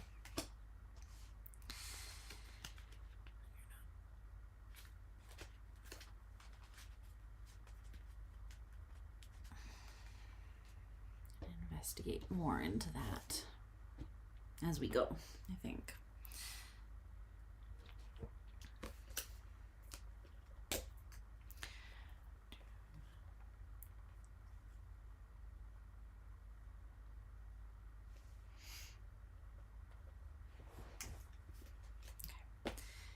Hi Scorpies, how are you doing? My sexy little stingers, my beautiful baddies. Okay, let's take a look at your truth there, truth, and then the more clear, grounded, or objective truth from a higher perspective or from Spirit's point of view. So keep in mind the roles might be reversed. So if this sounds more like your person, then just flip it. The Page of Wands in reverse is your truth in this connection. Page of Wands in reverse. This is what it looks like. I'll show you it in the upright so you can see. He's kind of just woo, burning it down. He's just kind of setting the place on fire. Optimistic, hopeful that everything will be all right, but just kind of pointing his inspiration, passion, and desire in every direction and just kind of firing away. I'm hearing that song.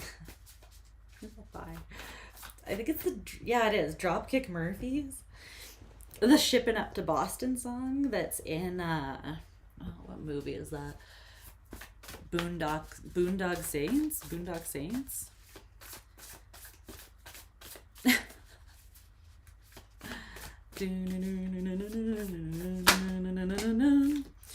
It's very epic vibes. Two of Wands in reverse. You feel like you made the call on someone. I feel like this Page of Wands in reverse is not you. This is you. Thou shall not pass. Not today, Satan. Yeah. It feels like you made a choice to stop. You could have blocked someone. You could have ghosted someone. You could have just been like, you know what? I'm putting your ass in timeout, or I'm putting you out in the cold, and I'm not even going to be on the fence about it anymore, because you feel like being on the fence or being undecided about this is going to lead to bad things, like the Devil and the Ten of Swords. So you're like, you know, this is someone who is in this energy, and you don't play with fire if you don't want to get burned. So therefore, not today, Satan, you know? It's not that you even think this person's a bad person, but this is very immature energy, the Page of Wands in reverse. It's the energy of, again, like just having your desire, your passion, your life force energy, and just being like, you know, like not really any, it's like aimless, and it's just kind of going everywhere.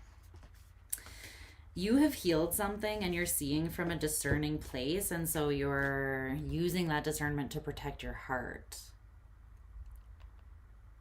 I don't even feel like you're explaining why you know what you know, but you very much do. There's no question. So essentially, your truth is that you have run risk assessment, and you're like, if I give to this person, oh man, wow. Like, if I give to this, we're headed in a negative direction. The Lover's in reverse, the Ten of Cups in reverse, the Devil, the Ten of Swords in the upright.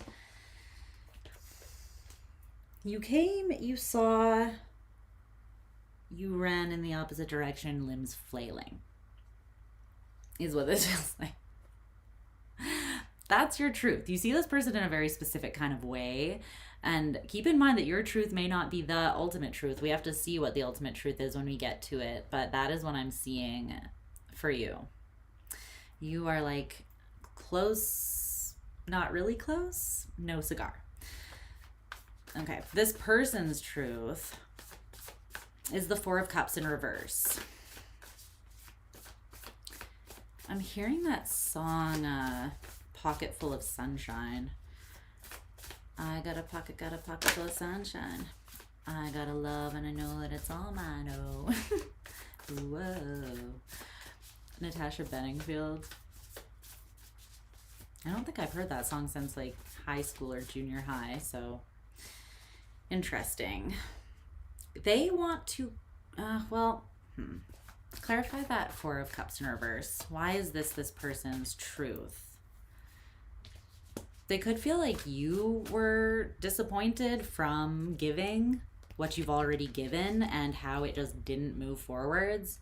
Chariot in reverse. You were disappointed, and you took that disappointment and you were like, there was obviously an illusion that I was seeing when I thought that there could be more from this, or when I saw more potential. Maybe this person is seeing you as now believing that that was just an illusion, and you're removing yourself from a state of disappointment in the situation.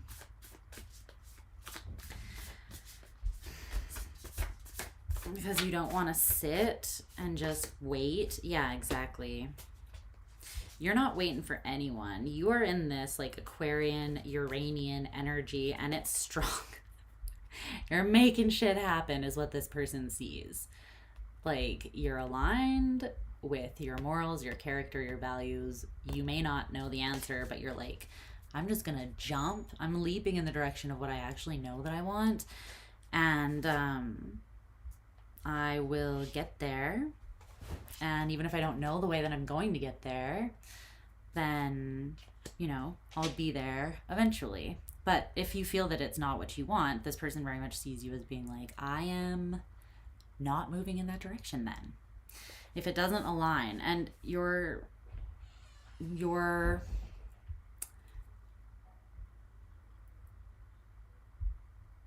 your yardstick, right, for whether you're walking away from something or not is very simple. Does it bring me joy or does it disappoint me? That's basically what this person is seeing. And they kind of feel like you're pretty black and white. There's not a whole lot of wiggle room. It's like, is this a disappointment? And the thing is, I feel like you kind of have deemed this as a disappointment, which you have removed yourself from, and this person is seeing that clearly. They know that you want freedom, you want love, you want joy, you want to feel safe. For that reason, they might feel like you have moved on to new horizons, set sail towards new horizons, like there's no opportunity for reconciliation between the two of you because you have set sail, or you have your eyes set on a new horizon. You're this Queen of Wands energy and you're like, bitch, don't kill my vibe. I know my worth. I am projecting what I desire onto the horizon and then moving towards it with confidence. But they see you as, it's like not having a lot of patience or grace for them is what they see. And they're not seeing you as being in an unhealthy energy, though. That's the interesting part. They're like, they are seeing you as being in this energy because you know exactly what you want and you're confident. And you know, maybe you don't know what you want, but you know what you deserve. You know when something feels like it is your equal, like it is balanced with you, like it's meeting you halfway. And you're the Queen of Wands in the upright through their eyes, and you're seeing them as the Page of Wands in reverse. So yeah, that would make sense as to why they're also seeing you as having been like, let me take my energy and go in this other direction. Yeah, Knight of Cups in reverse. You just felt like they were not able to offer you any true intimacy or emotional depth or vulnerability. They would have to be in this energy to match your freak, right? You're the Queen of Wands. They're looking for the King of Wands. Someone who is independent, is a leader, has their own shit going, has a good like grasp on that shit. Doesn't have to be perfect and like the most completely established in their life ever. The Nine of Coins is more about like a frame of mind that then draws in that reality. And it's the frame of mind that the King of Wands has, where they can harness and direct their will, which is it's the strongest force that we have. And we have that free will to direct it, to harness it in any way we want. So that's what this person would have to do. And you're not moving towards them until they're in that energy, and they are very aware of this. They see this.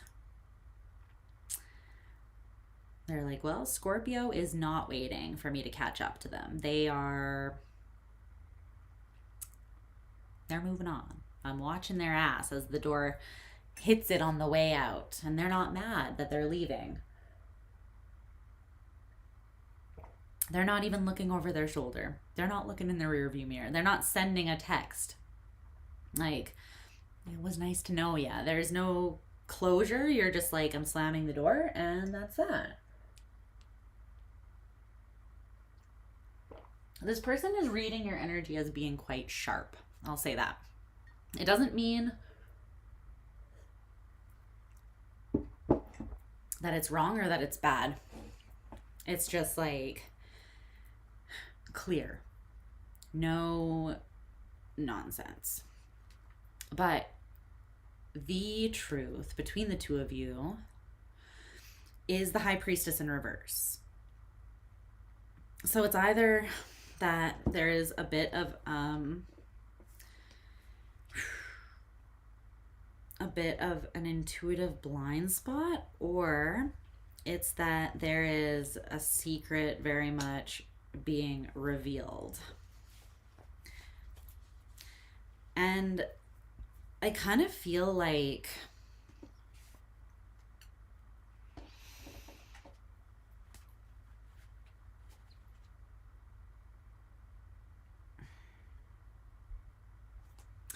it's interesting because this is the card that came out with the High Priestess in reverse from the Oracle deck here. And it's this picture of these two people feeling like pulled or magnetized to one another, but then there are all these hands on both sides pulling them back that kind of look, you know, a little nefarious in nature. The High Priestess in reverse. There might be something that you're both not seeing, that there are forces. This is weird. This is a different message, of course, for you, of course. Of course it is. Of course it would be all...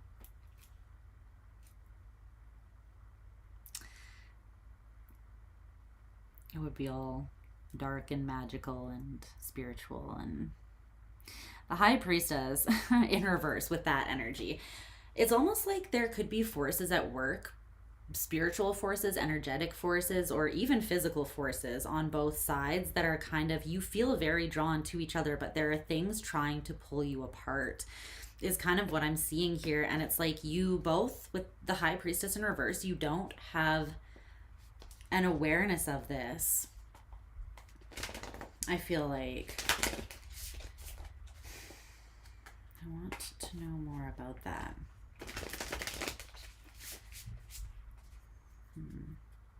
Tell me more about that High Priestess in reverse.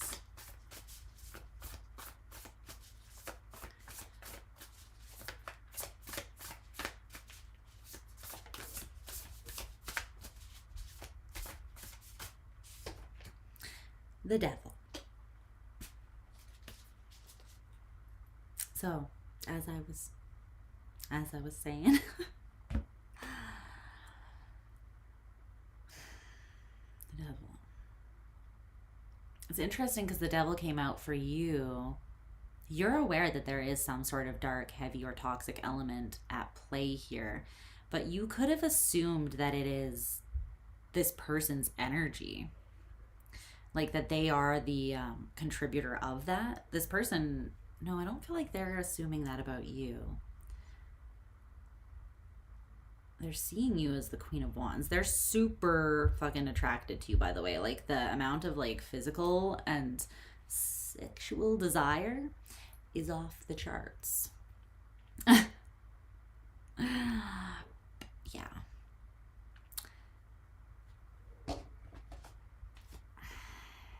This is a little dangerous because the devil is only the devil only poses a threat when we are not aware of the way that they are manipulating things, right? As soon as you shine a light on the devil or you acknowledge it, then you can integrate or you can win by simply not playing, but just not engaging with that toxic energy, right? But there's something here I feel like that is not seen with the High Priestess in reverse. And for that reason, it has more power. It's like it's keeping you apart from something. And it's because you're not aware of it. Like, I feel like if you saw the way that this devil energy or this shadow energy was kind of, these external influences were affecting things, you would maybe act slightly different. I want to just clarify more here on this. Can you tell me more about that devil? I'm going to clarify with the oracle and just see what's up. This oracle deck that I made is like quite specific, but it also covers a really broad range. Let's see. Tell me about this devil.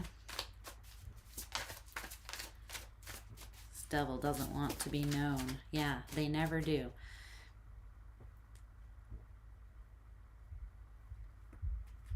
Wow.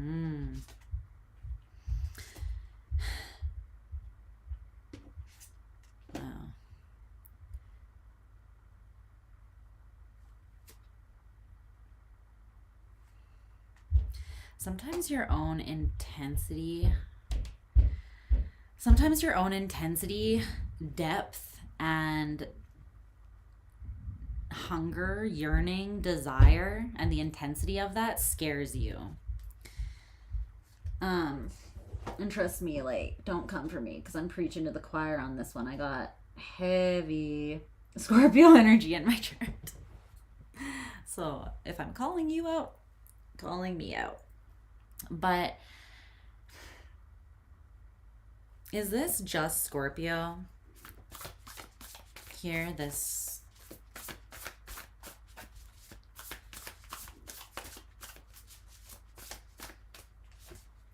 No, it's both of you. Okay.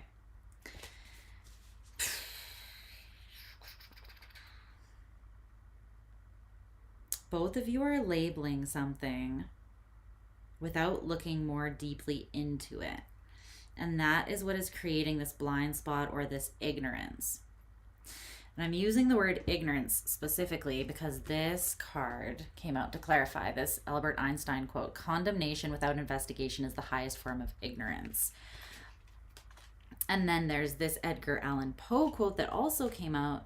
It says, sometimes I'm terrified of my heart, of its constant hunger for whatever it wants, the way it stops and starts. This is both of you, not just one of you. Which is interesting because on the outside, it's like, I can tell that you are somewhat condemning this person, and not condemning them, but you're like, no, I see where you're at right now and you cannot come closer to me. I'm just going to cut that off before it gets too out of control. But I think that there is a deeper fear here that has to do with like what it's like your own heart and the intensity with which it wants something, or the way it tends to want or desire, and how like fast that can come on, and how you might have another placement in your chart that's not Scorpio, that because this isn't very Scorpionic, where it comes and goes, it comes and then it passes. I mean, maybe the desires do, but not the deeper emotional part. Scorpio is obviously fixed water, and they're the most like emotionally loyal sign in the zodiac. So, well, yeah, them in Leo ruling the heart and being fixed as well. Both incredibly emotionally loyal. But there's something here about you where you might have like some sort of heavy mutable placement, or you might have some sort of placement that is based in duality. Gemini, Pisces, which are both mutable, Libra. Is that it? Virgo.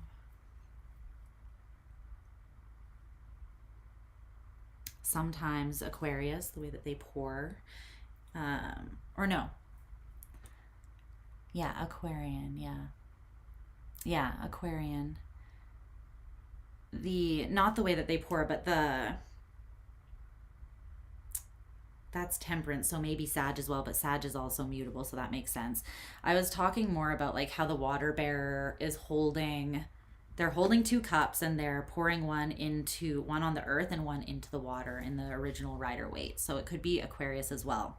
All of those have like somewhat of a dualistic nature. Those are the ones that are coming through. But there's something here that sometimes you get a little bit freaked out. I feel like it's not your Scorpionic energy. It's something else, another influence in your chart.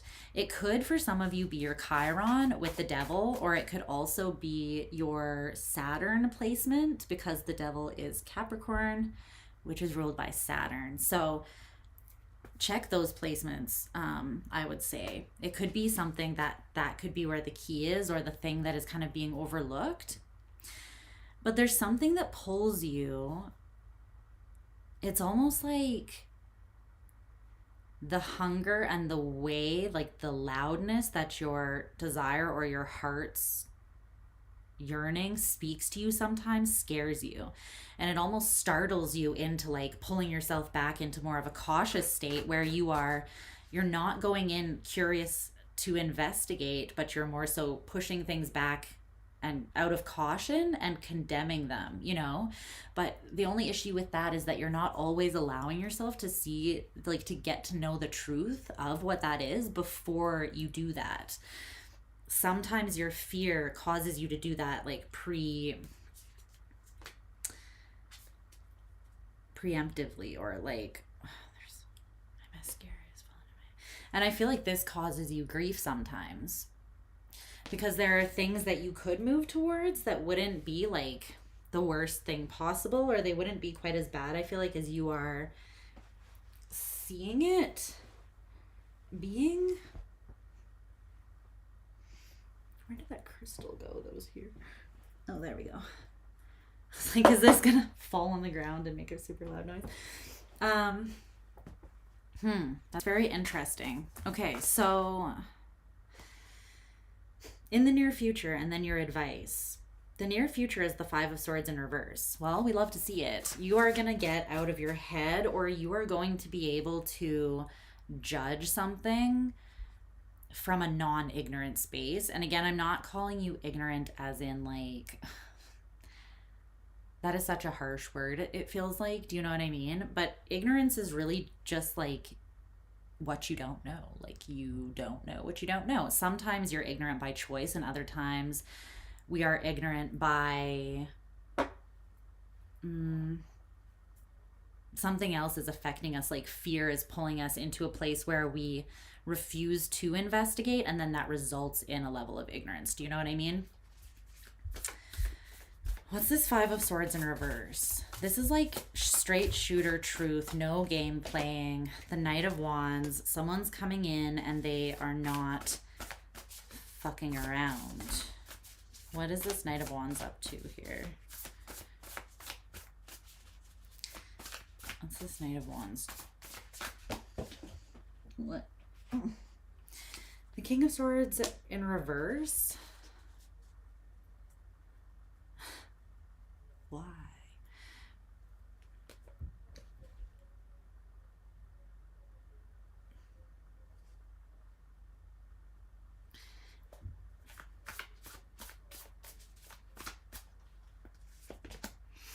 Okay. The Knight of Wands isn't you. The Knight of Wands is the other person, which is the feeling that I got more because you've kind of already put up your guards or your defenses here against this person specifically. Is this King of Swords in reverse you? Yes, it is. Ugh. Scorp. The Five of Cups, the King of Cups in reverse, and the King of Swords in reverse. We're acting out of character because your innate like power here is wounded. You're in a wounded or grieving state over something, and it kind of has you ungrounded or just not rooted in the strengths and power that you normally have. Now, that's not forever. That's not a forever thing.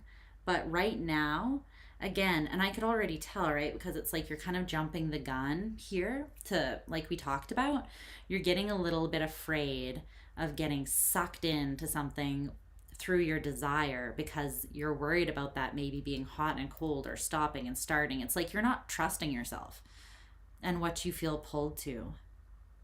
This person isn't either. But they are coming in as the Knight of Wands.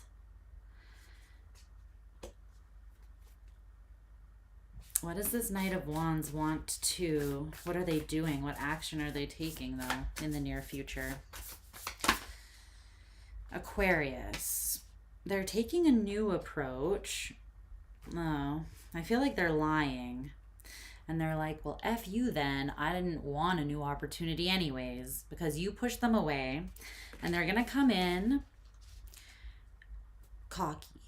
They're going to come in arrogant, faking it till they make it, I feel like, trying to almost match your level of confidence here, or the way that they see you. They see you as being confident, but it's interesting because I'm seeing something else.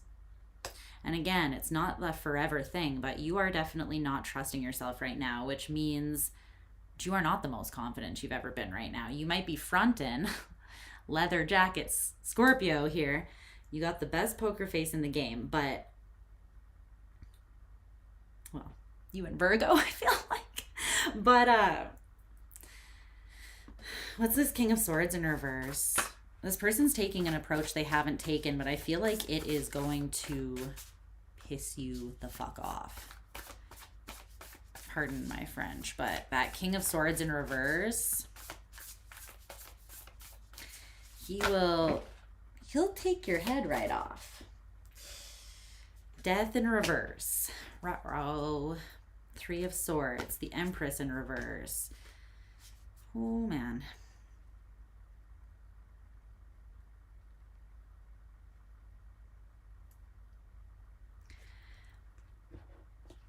So both of your signifiers, the King of Cups and the Death card, came out in reverse. So there's something here. There's something here. Relatable, Lisa. I like somewhat recently cut someone out of my life that was definitely showing up in that energy as well. And I was like, I'm gonna need a little bit more from you than just the D, you know? You're gonna need to step it up. That's the thing too. I understand why we sometimes get pushed to this place, because the thing is, we do have that strong desire element as Scorpios, right? And that sometimes people who see that in us, they can use that or weaponize it against us. And that is what causes this fear. It's like we get sucked into, it's either we get sucked into something that was just like, oh, I made a poor choice, but I didn't see it until hindsight that that person was, they were only in it for like the desire, but nothing deeper, which we want all of it. We want the desire and, you know, we want all of it. But sometimes we get sucked in by just the desire, thinking that this will go further, and then it doesn't, and we get really disappointed. And sometimes people see that in us as our like Achilles heel or kryptonite and use it against us, and that is what will make a scorpionic bitch paranoid. We don't get paranoid for no reason. Trust me, I get it. But there's something here where something happened to you and you haven't fully evolved out of it yet, and you are reacting from a space of, I feel like that space of paranoia or just not being in your power. And with the King of Swords in reverse, you could either assume or condemn this person, like you're not going to, prerequisite for you. Yeah, anyone who can't swim in our depths is just like, well, I'm not going to wait around for you to take your water wings off, buddy, you know, because we are Mariana's Trench. We're not just like floating on a paddleboard on the surface here. Like, must be nice. Sounds relaxing. Fortunately, that is not the path that Scorpio takes in this life. So, yeah. But there's something in the near future here where I don't see you being in your power. So just be careful of that. I'm not blaming you or anything like that, but I'm saying there's something here you're not seeing because you preemptively pushed it back. And I think it has something to do with you having been afraid of your desire, or like the actual level that you did feel pulled towards this. You may have just been like, that's toxic because nothing pulls me that hard without it being like the devil energy. Your advice came out as this fire, which is so ironic because this is kind of coming through as that that desire energy.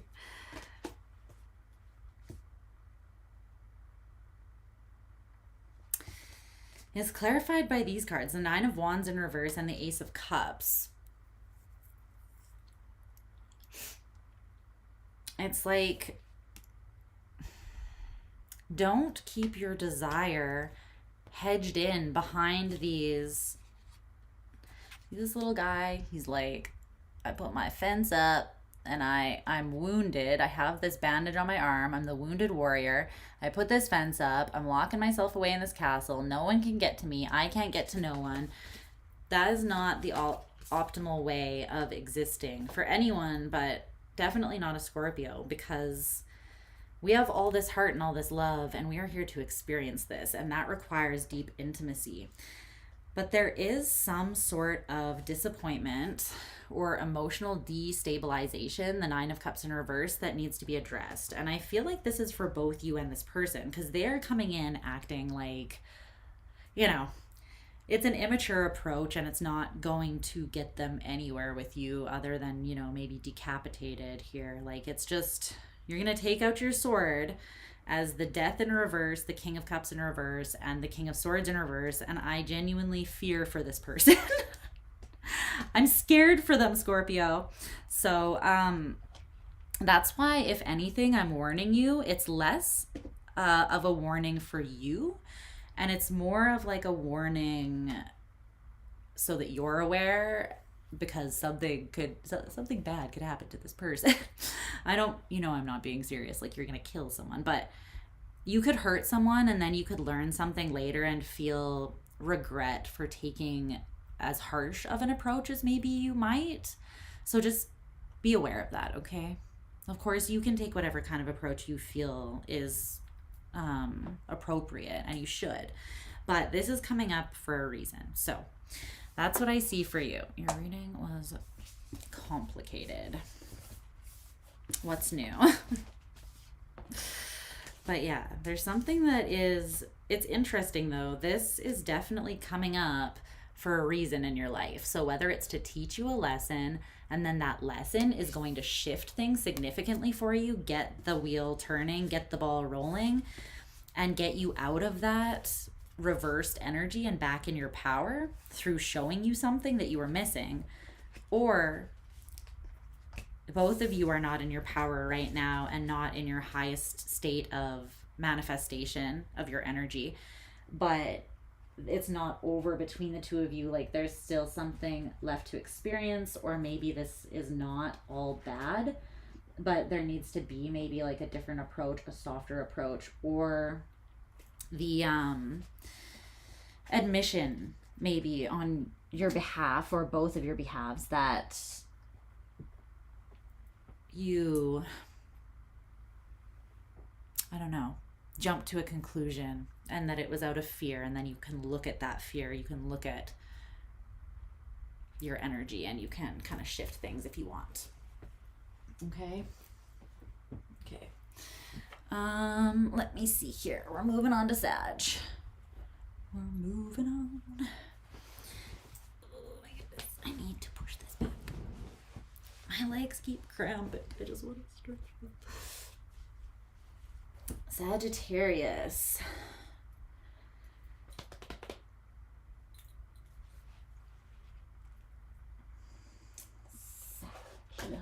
Whoa. Let's use this deck for you. Yeah, I love us. I know. We're messy sometimes. I honestly wouldn't change anything. Scorpio's like, I'm not done yet. Bitch, it's been half an hour. Your reading's done. I love you. I'm gonna get shit from the other signs if I go any longer. Even though, like, yeah, you're definitely one of the most complicated and nuanced signs. And that's not saying that you're above any of the other signs. Like, I have a great reverence and respect for those signs that can be super clear cut and straight, you know, like all the time. And we are, once we get there, fixed water. However, the whole process of getting us to that point where we know exactly what the fuck is up, it's messy and chaotic. And that is why we're the King of Cups, and we have that poker face, and we have the ability to emotionally regulate, because God help us if we did not have that as a strength.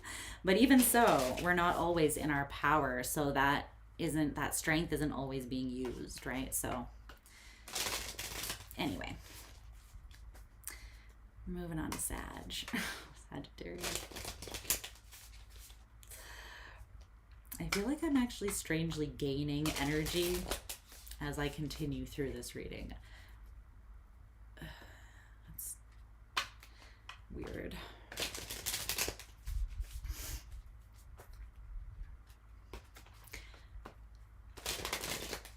I found another channel. I'm just gonna small talk while I shuffle your deck in case you were wondering.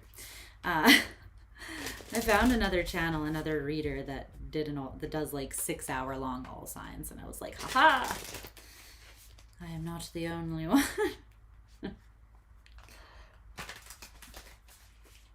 I think her channel is called The Curious Girl Tarot, if you want to check her out. I just watched one of her videos, so I don't know if you guys will vibe, but if you like the more in-depth readings, go for it. Triple fixed. God damn. My rising is fixed, and then the rest of it is mutable.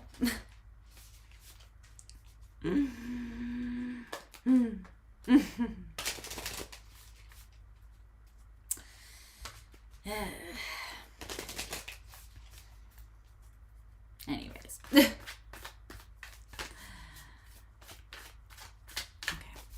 What can you tell me about Sag and their connection with someone? Triple fixed though is what are your big 3 placements? I gotta say, like, I love the fixed signs so much. I really love all of the fixed signs.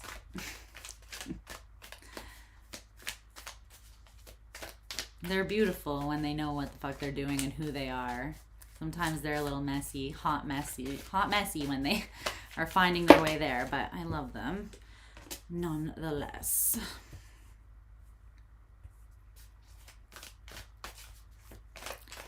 Let's see.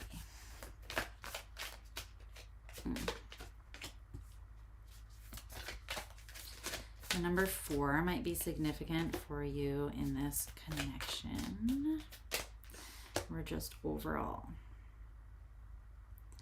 Okay, what's going on with this vibe?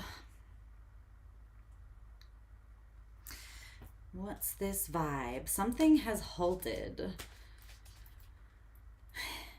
Something has halted due to, I don't know, maybe rising in Moon Aquarius. Oh my gosh, I love Aquarian energy. Oh my god, Sag Venus.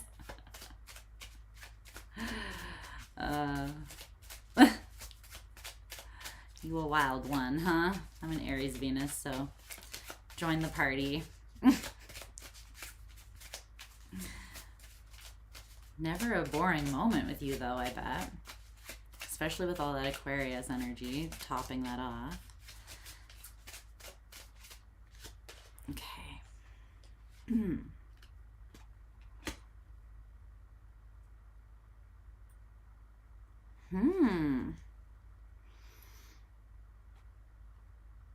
This is quite interesting.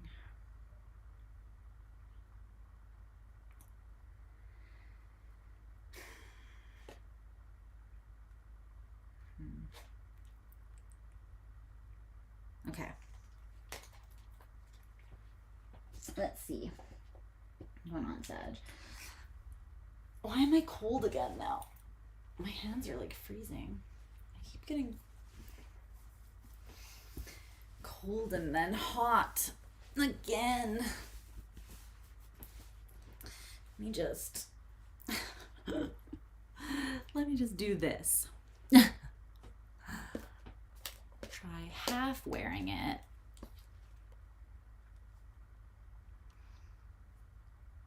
Oh my gosh, Scorpio, that reading was long. Okay. What is up, Sag? How are you doing? How are you doing, my wild ones? I hope that you are fantastic. Out there lighting the place on fire. Burning down the house, as only you can do. Okay. So keep in mind that the roles could be reversed. So when I'm talking about you, if it sounds like your person, just flip it and reverse it, okay? Missy Elliott style. So your truth is the Four of Pentacles in reverse. Oh, is this gonna work? Okay, it is. It's not holding my arm back. There's no restriction here. Four of Pentacles in reverse. I think that you've let go of something and you're not joking. You know, you're not like, this isn't a game. I have released. Now, whether you released something, whether you released this person, or whether you've released something about yourself that maybe was impacting the connection, I'm not sure. So let's see. Queen of Pentacles in reverse, Knight of Cups. Ooh, okay. I feel like what you released is an insecurity that was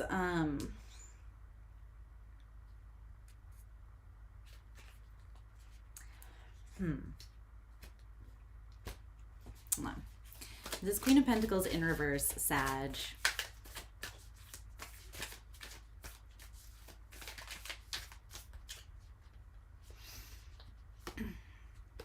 Okay, yes.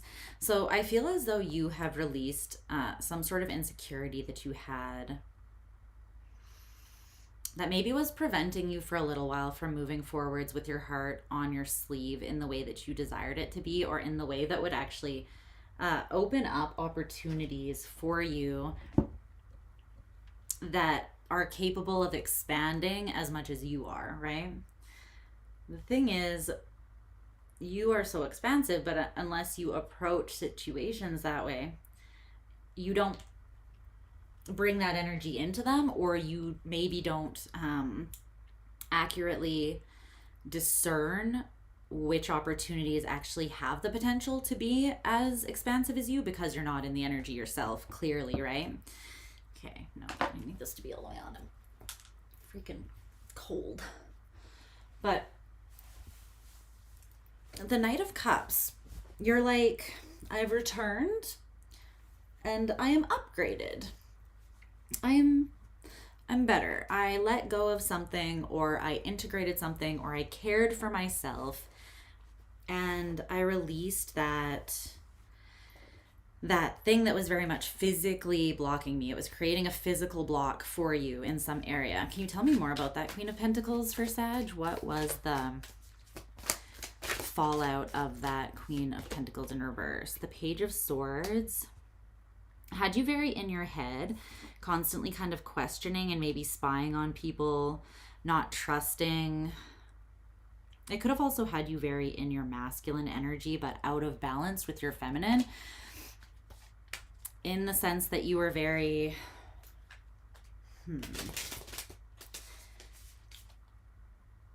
maybe quick to cut others off or out. You may not have realized that it was that kind of way of acting was tied to some sort of insecurity in you. Tell me more about this Knight of Cups.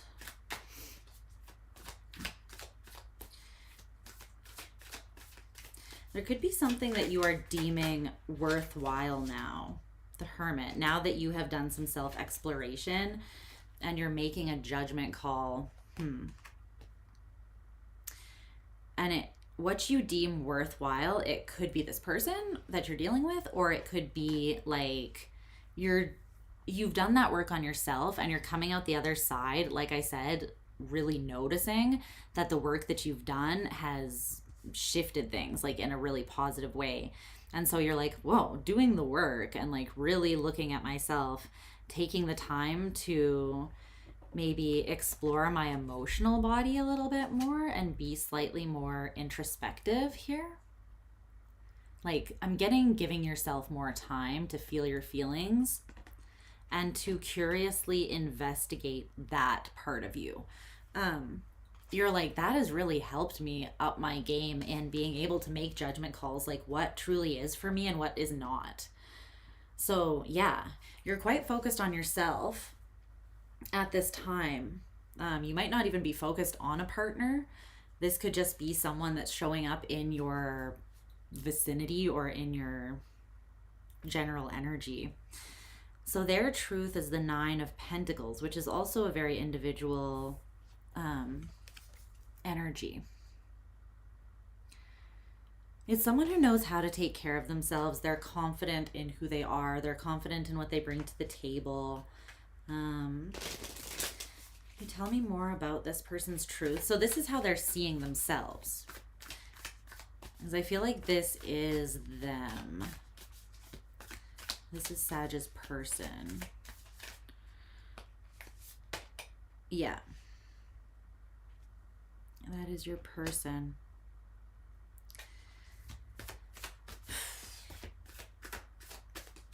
They are somewhat guarded or feel the need to protect themselves here. I don't know if it has to do with you. It could be that they are seeing the truth of something from the past and they're trying to heal that so that they can move intuitively and give more in connections. But it's like right now, their truth is that they have to focus on themselves and they have to kind of guard their energy while they do that. They're working through something. They have two aces here, so this is pretty significant. But this is something from the past, the Six of Cups. And they are guarding their energy. You could have triggered their awareness of this thing, like the reason something didn't get off the ground, the reason something didn't work out. It could have been because they were in too much of an independent energy and not willing to compromise. That they were maybe too selfish or just self-focused, but not that those are bad things, being self-focused and being independent, but they're seeing how in the past that prevented them.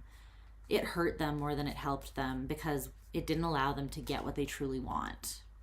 So they're like, I'm going to have to budge a little bit. I'm going to have to change. I'm going to have to heal, evolve, and make myself more malleable in order to get where I actually want, or else I'm going to continue to fumble opportunities or miss opportunities.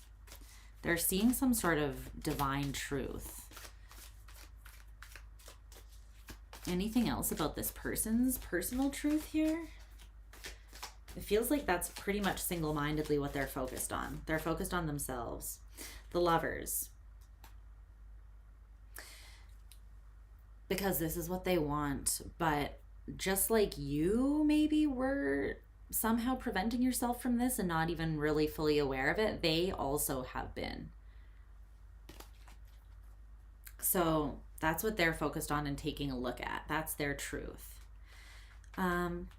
Okay, the ultimate truth or the objective truth is the Four of Cups in reverse, with this equivalent to the Seven of Cups, which is from this Oracle deck.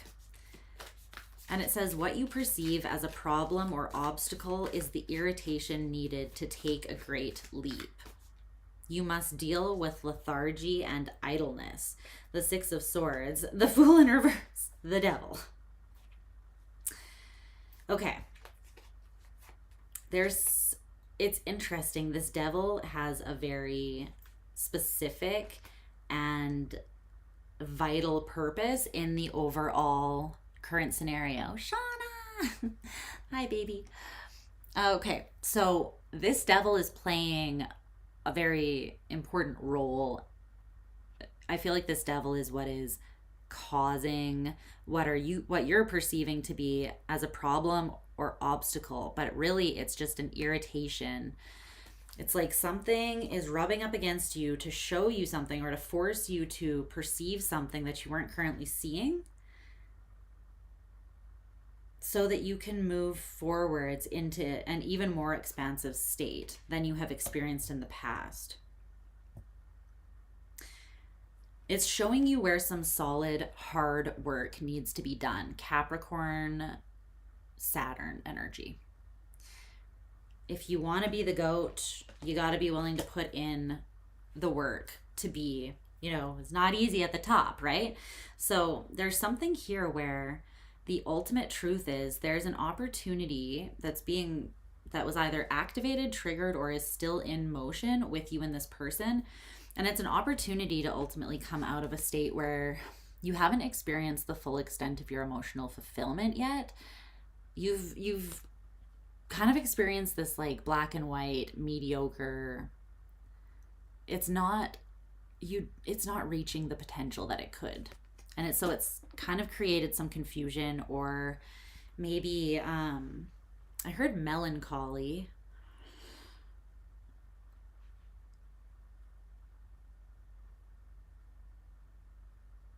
There's something you are perceiving to be a problem that needs to be solved, an obstacle that needs to be overcome. And it's because it's rubbing up against you and creating an irritation. But Spirit is saying that the truth is that irritation is meant to push you off the ledge. It's meant to be like, right off the edge of this cliff, because it's like you're okay with the Six of Swords, which is like, I'm moving forwards, I'm expanding my mind, blah, blah, blah. But then you get to the Fool and you're like, that is a little too much movement, or that is a little too adventurous, or there's too much unknown, or that seems risky. There's something here where you get so far and then you halt yourself, or you stop. There's somewhere you won't let yourself go because it seems, I don't know, it either seems out of alignment because it doesn't feel comfortable, but Spirit is saying that is not the actual, just because it's not comfortable doesn't mean that you're not supposed to go there. You're actually being pushed to move through that discomfort. This note here that says you must deal with lethargy and idleness is important. So for some of you, there is some sort of exhaustion that's playing a part in this that you need to look at. And it's either causing idleness because you're not functioning at your highest level because your body, your mind, or you're emotionally exhausted in some way. Or else you are choosing...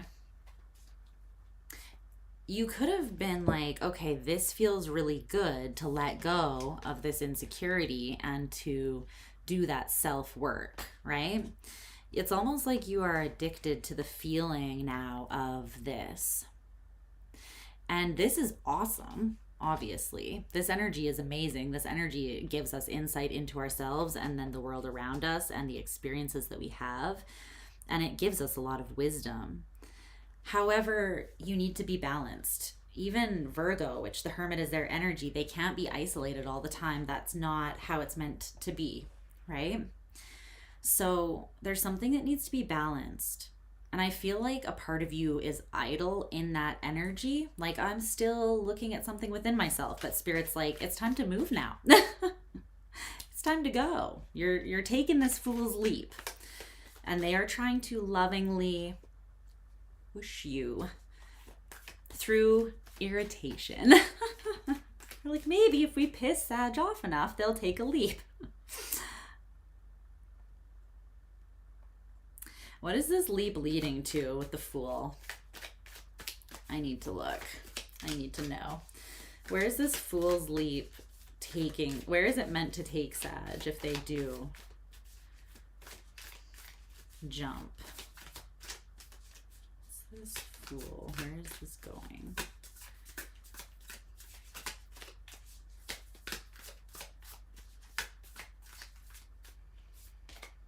The World, the Hanged Man, the Wheel of Mother effing Fortune. Bro, the expansion that is meant for you, and it's going to happen in waves. So if you think that this feels good, honey, babe, if you're addicted to this feeling, you got to get yourself hooked on this. I'm telling you, this is like Big Daddy to the vibe that you are already hooked on. It's a little bit intimidating because it is Saturn and the energy of time and karma and restriction and limitation and deep lessons. But ultimately, you're already doing that. You're looking at where your insecurities restricted or limited you, and that's why you released that. This is just on a grand scale. It's like that insecurity that you released, it may be part of a bigger pattern or something that was conditioned into you, a pattern that is being informed by a certain way of perceiving something. And they want you to become aware of this. The only way you can become aware of it, though, is by closing out the cycle. Only when you can close out the cycle. It's interesting, though, because it's like this is coming. It's like the Fool is coming before the World, when normally the World is the last major arcana card and the Fool is the first. So they're in, yeah, it's like you have to take the leap and then you will understand how to close out the greater cycle, so that it's kind of reversed in the normal or natural, what might feel the natural order of things. That could be what is keeping you idle. There's something that you won't see from a higher perspective until you jump off that cliff. And I feel like you're doing the work, trying to search within yourself to find what this is, to close it out, but you need to just jump. Because it's going to make sense and you're going to build your wings on the way down. And then once you realize you can fly, the world is yours. It's time to take over the world then, like Pinky and the fucking Brain. This is very powerful energy. Saturn, Neptune, and Jupiter. Like, and then you have Uranus with the Fool.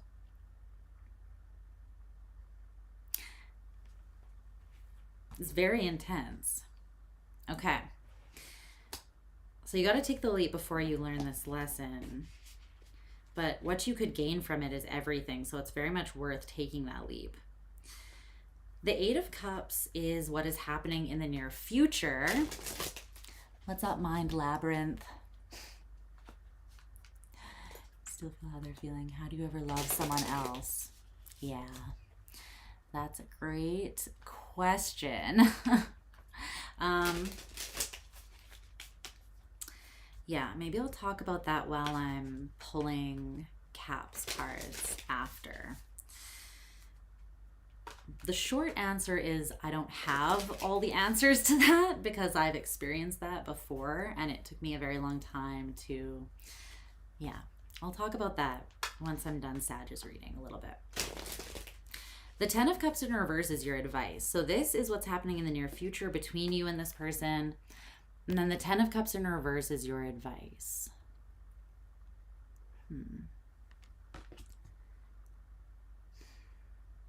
This is the cycle you're closing out. It's tied to that world.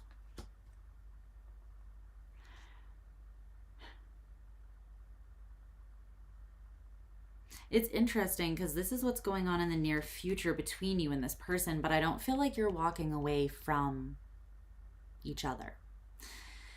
I feel like the two of you are individually walking away from something that has kept you stuck or idle or just exhausted, too exhausted to actually move into the kind of relationship that is expansive in the way that you truly desire and deserve. Something has come up against you and blocked you from being able to do that, and you are walking away from whatever that is. And I feel like this person, they are walking away from whatever has been blocking them as well. Can you tell me more about this Ten of Cups in reverse for Sag's advice before I let them go? The Queen of Swords in reverse. The Lovers and the Three of Wands in reverse. Okay. This is pretty clear, and this is also something that is very common for mutable signs. So please don't take this as a judgment. Please don't take this as a judgment or an attack on you, because it absolutely is not. Actually, coming from someone with a lot of mutable energy. It is not. It is more from personal experience than anything. But sometimes we can have a really hard time letting go of the options, not even specific options, but like the general idea of possibility and the openness of potential and the allure that carries, particularly for us mutable signs. The future being open is like, it's like a massive turn on, a massive inspiration. And sometimes because we use that openness and the great raw potential of possibility, the openness, sometimes that can keep us from actually settling down or going after something that we desire, that we know will fulfill us, because we can't like give that up. Do you have other things from the past that you know deep down will never lead you to what you truly want, but you haven't fully cut them out yet?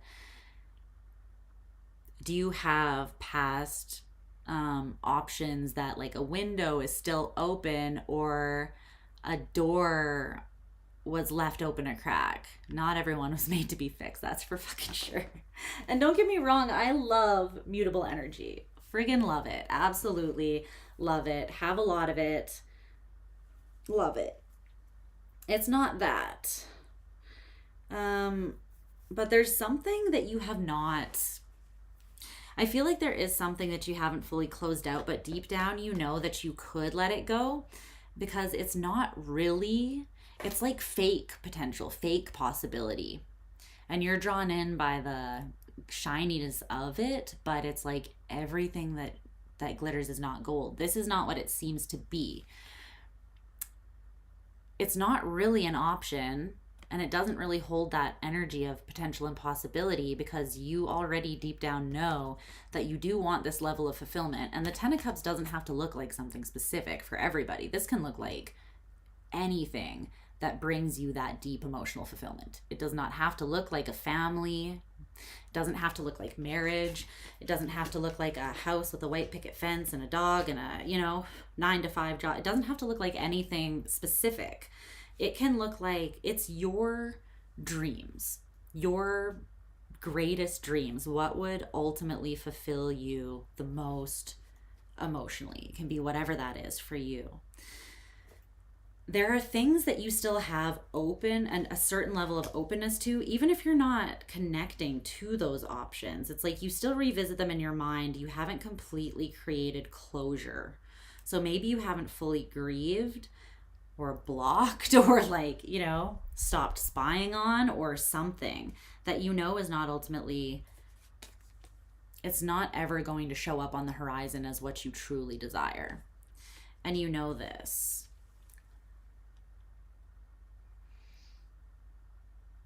Because whatever that fulfillment is, whatever love is, whatever it feels like to you, whatever manifestation of that would make you the most happy and fulfilled, you've gotten a taste of that. You know what this looks like. Probably through exploring your own insides. So be really honest with yourself about what is not this. Because I feel like there's some things that need to be fully walked away from. And then you'll be able to clearly see what is an option that you really do want to take seriously. And you might feel more inspired and motivated to take that leap as well. And I'm not saying you need to put a ring on it on the first date or become super committed or restricted in any way. But the thing about love is it is not restrictive. Love will lift you up and give you wings. It should never pin your wings. Love is not about control and suffocating someone or forcing them to be the way that you want them to be, right? Love is seeing and accepting someone for everything that they are, the good, the bad, and the ugly. And that doesn't mean you let someone live in the space of the ugly. It just means that you kind of accept that at the end of the day, everyone is human and they're mostly just doing the best they can do with what they have been through and where they're at. most people, right? When we've been hurt, we tend to assume the worst when people come towards us and we don't understand why they're coming towards us the way they are. Usually they're coming towards us the way they are because they've also been hurt, right? And we don't always handle that in the most graceful way, and I understand that, but there's something about learning what you really want and then being really honest with what will never actually, you secretly know that something, if it hasn't evolved yet, it's like, if you don't know me by now, you will never, ever, ever know me kind of thing. And you know this. You're smart. So you're not actually giving anything up. That's an illusion. Because I don't think that this is actually holding the potential that it's not the same as that energy of possibility that you get high off of. It's different. Okay? It would actually be restrictive or limiting these options more than anything, because you already know that they won't take you where you want to be. So therefore, you would be limited to something less than where you want to be, right? So there's something there about that. Okay? All right, Capricorn. We're moving on to Capricorn. But Mind Labyrinth in the chat said, a question after a soul-bending connection to the point you still feel how they are feeling. How do you ever love someone else? Because it just fucking make it make sense. Yeah, I've been there a couple times, actually. I know, right? How? But what I would say about that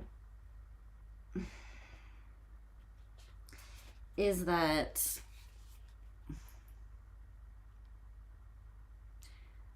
the thing is, there are some people that you never stop feeling.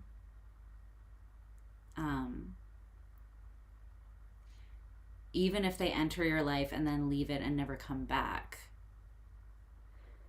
There are some people that you will still, if you choose to tap into the energy, you'll still be able to pick them up just as much as you did when you were in the fucking thick of it. And I know that maybe that's not the answer that is easy to hear or that you want to hear. But the thing is, that is positive and optimistic about it, is that you have power and control over your energy through your will, right? And that's not easy. It's not easy to master your will. Like, that is essentially being sovereign over your own energy, taking it in, knowing what's best for you, sometimes making that choice even when the hardest choice and the right choice are the same, sometimes doing something even though you know it's going to hurt like hell. Sometimes, like, that might be distancing, choosing to not, even though you could tap in and feel exactly how they're feeling and feel that telepathic or energetic connection. It's like having to choose the lesser of two evils sometimes, and it sucks. I'm not going to sugarcoat it for you. It sucks because it's like having to choose to not tap into something or someone that you love because the tapping in is hurting more, even though you know that choosing not to is going to hurt you, right? And there's not really any easy answer to that. And it's also not something that happens overnight. For me, like, one time it took me like 7 fucking years of like solidly working on like releasing someone. Legitimately. 7 years. No fucking joke. And yeah. But the thing is, it did get easier. It did get easier because distance. And the thing is, sometimes you have to create the distance for yourself because sometimes physical distance does not actually create any distance in a certain type of connection.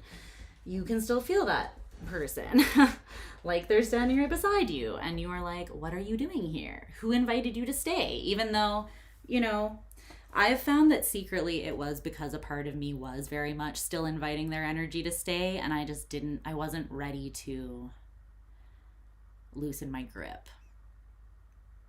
But that in itself took me a few years to fucking realize. However, I still would never remove my experience of these people from my life, even though there were a lot of days I was crying in the bathtub and didn't even want to be here, you know? I'm not gonna lie. Hold on, I'm gonna grab a hair tie because my hair is greasy. It's annoying the hell out of me. But that is the long and short of it. I could talk on this for a very long time, to be honest. Hold on.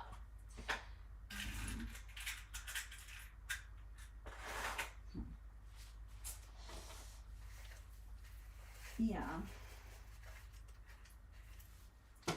And maybe I will end up doing like a podcast or... So on my page, on my main page, there is a tab, if you scroll right to the bottom, or there's a playlist, and it's called Gemini Moon, and that's my podcast. There's no visual, there's no video, but I upload it, and it's just the audio, and I just talk about stuff that is on my mind. And I feel like it would benefit people for me to just talk about this, because I don't know, I do think that it's something that more people than we realize experience, like that sort of connection. And it's also something that is very not... It's not easy to navigate. So, yeah, that might be beneficial to talk more about because it is something that is very deep and there's layers to it. And my healing, obviously, as it took 7 friggin' years. And there's still times that I tap into the energy and it's like by accident. It's not even on purpose. It's more like, oops. Accidentally felt into that again, like an old habit almost, a little bit is what it kind of comes through as. But there are ways to turn that energy into power, into strength. There are ways to transmute it, and there are ways to use it as well to gain a hell of a lot of insight into yourself. Because I do ultimately believe that those kinds of connections are here to point us into the deepest parts of ourselves that are so uncomfortable to go to that we would not go there unless we were forced to by like pain and having to heal something really intense or having to say goodbye to someone that we really don't want to say goodbye to. So I don't know. I don't know what you're going through. I don't know if that resonates with you, but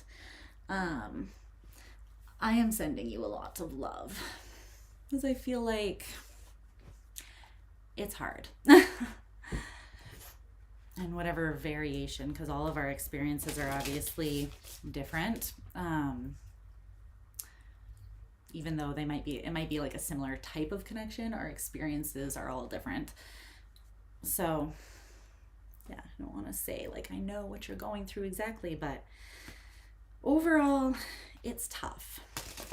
I did eventually get to a place where I actually became grateful though, and that's why I'm at the place now where I'm like I actually would not change that. For a long time, I did not feel that way. It's like, wish I never met you. But it was kind of like that scene in, I don't know if you've seen the movie Eternal Sunshine of the Spotless Mind. It's my favorite movie of all time. And I talk about this film pretty frequently. But there's this part where he is, without giving, I won't say like why he's doing this. I won't give any context in case you guys want to watch it because it is an amazing movie and I don't want to ruin it for you. But this one part, he's driving through the street and he's crying with his windows rolled down and he's just a fucking hot mess. And he's like, I'm leaving you behind. I'm erasing you and I'm happy. And he's crying as he's screaming it. I'm erasing you and I'm happy. It's just, it makes me want to cry. It's such a heartbreaking scene because it's like, if you've ever been in that energy where you're trying to convince yourself, I'm letting you go and I'm happy about it. I would erase you if I could, but deep down you know you wouldn't. Which is the sad part. But yeah, it is a process of untanglement and just being able to still feel that person while still maintaining sovereignty over your energy and still honoring yourself first and foremost. I think that's what the process is kind of about from my perspective and my personal experience. So good luck. But it sounds like you're seeking, you know, you want to understand it better, and so that's going to bring you the insight that brings you healing. So you're on the right path for sure. It might not feel super easy for a little while yet, but you're headed in the right direction, babe. Okay. Okay. I'm going to put a timestamp for that so that people are not confused about when Capricorn starts. I'll make a note to do that. All right, let's pull Capricorn's cards here. But yeah, hopefully that makes sense. Cappy. What does Capricorn need to know?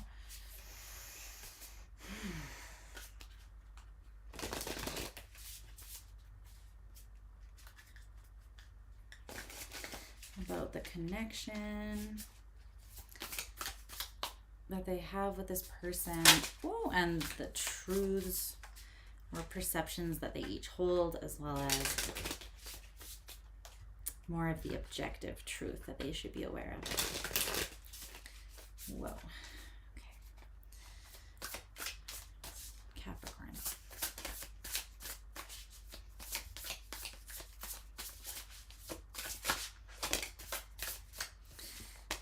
Okay.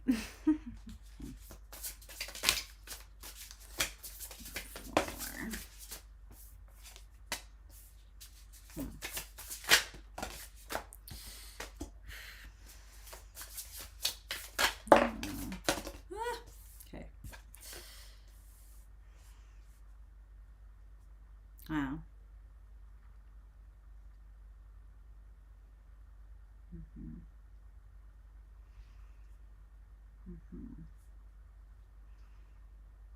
It's interesting because I kind of have Capricorn might be kind of connected to an energy similar like that, or similar to that.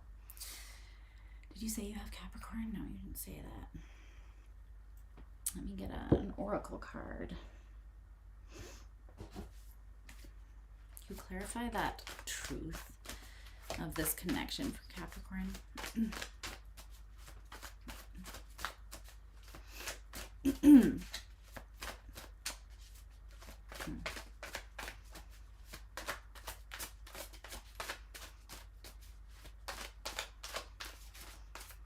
I think another important element to it too is understanding the nature of the lover's connection, right?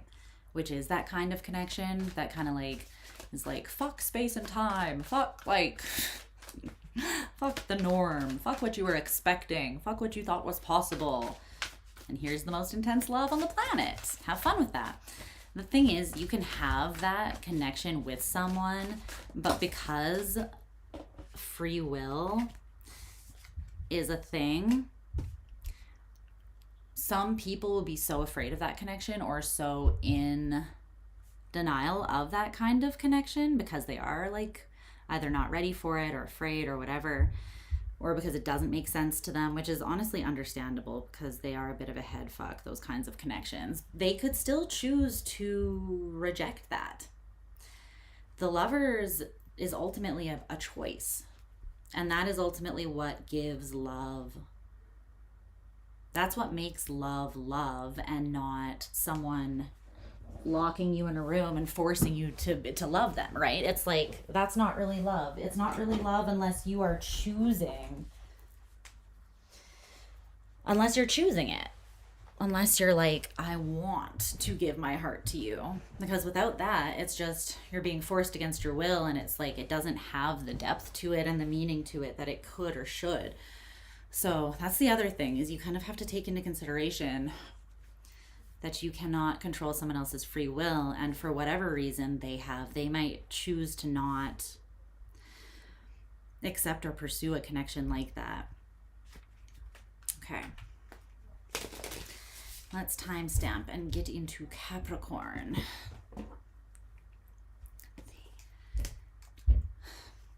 complicated human life.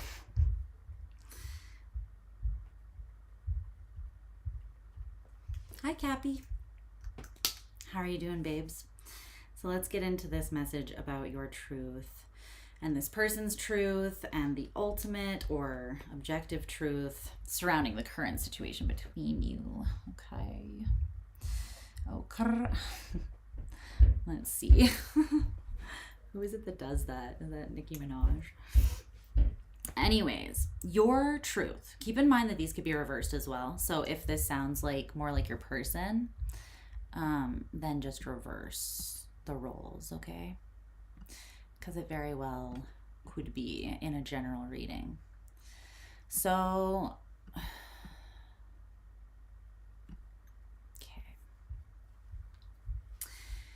Yeah, your truth is the Lovers in reverse.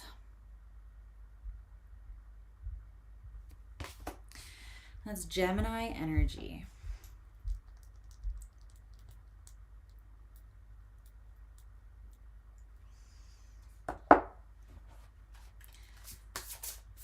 Tell me more about this Lovers in reverse. Well, I'm channeling a song I channeled earlier, but a different part of it. Okay. A$AP Rocky coming through strong. I'm channeling the song Hijack by A$AP Rocky, but now I'm channeling a line where he says, tell her, give me that, give me those, fuck a price tag. And he's talking about shopping, but I feel like that's not the way the message is coming through in regards to your reading. It's like, give me that, I don't care what the cost is. So we'll see how that resonates. Give me that, give me those, fuck a price tag. The Wheel in reverse. Oy. Uh-oh. Is this one of those, but I love him, daddy moments? No. No, Capricorn, don't do it. I'm just kidding.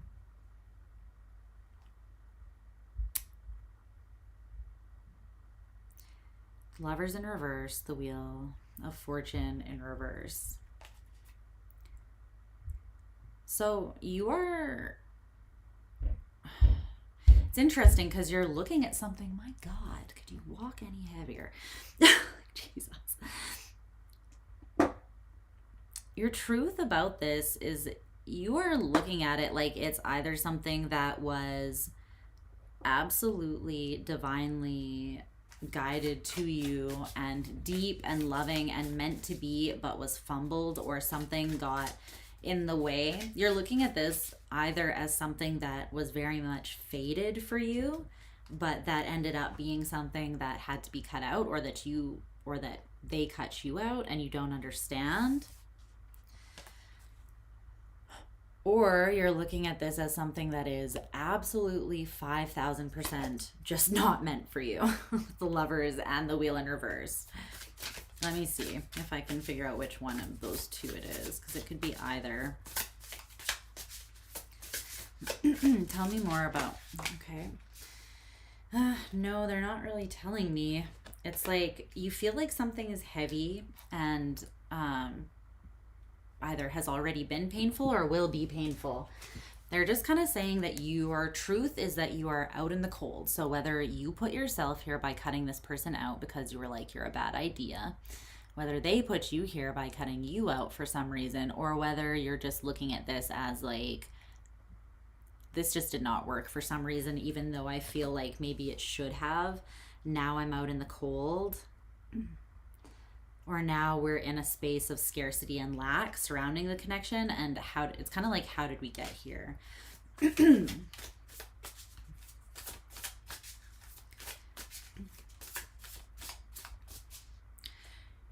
You're feeling the lack though. You're feeling like there's something that's not moving, and you might feel as though like in the interim of something not moving, you're taking this time to remove some swords from your back and to look at some places that maybe are not healed, that could have contributed to something potentially not working out the way that you wanted it to. That's your truth currently.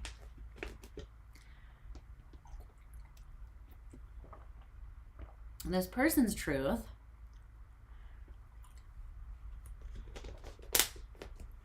is the Nine of Pentacles in reverse.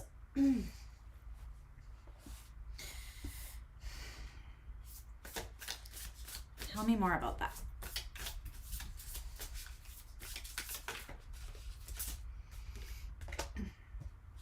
The Two of Wands in reverse. Oh, okay. The Moon. Queen of Cups in reverse, Strength. Well, wow.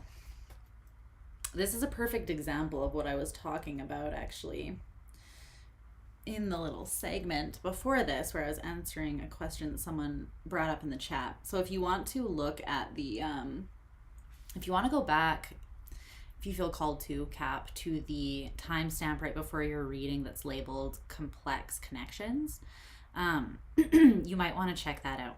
It might be relevant. There might be a reason, shocker, why I was talking about that right before going into your reading. Why it happened that way. So, this person's ego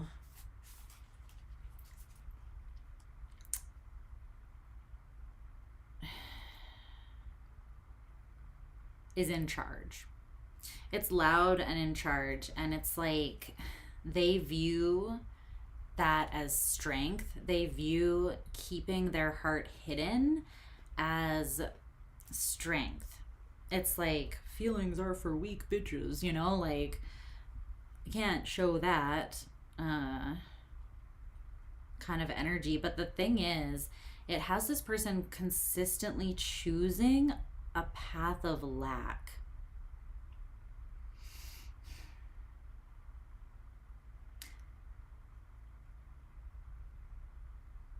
They have a lot hidden in their depths,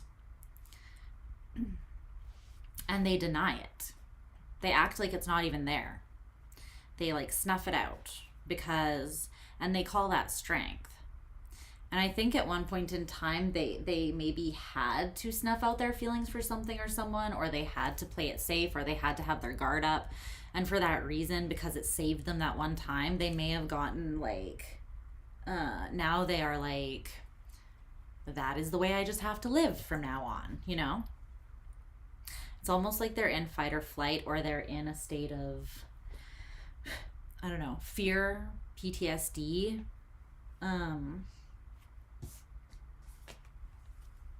Their truth, though, is that they are choosing a path of personal lack or instability.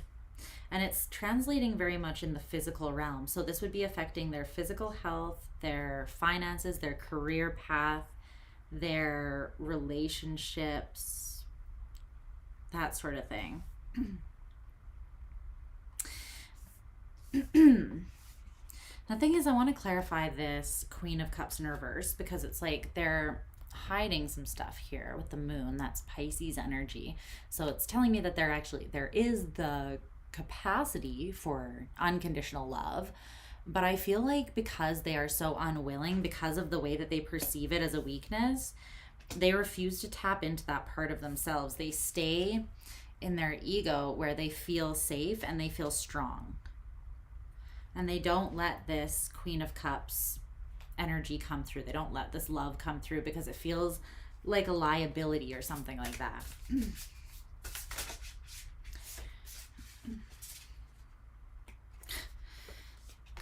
The Ten of Pentacles and the Seven of Swords in reverse, with the Ten of Wands and the High Priestess. Oh my goodness.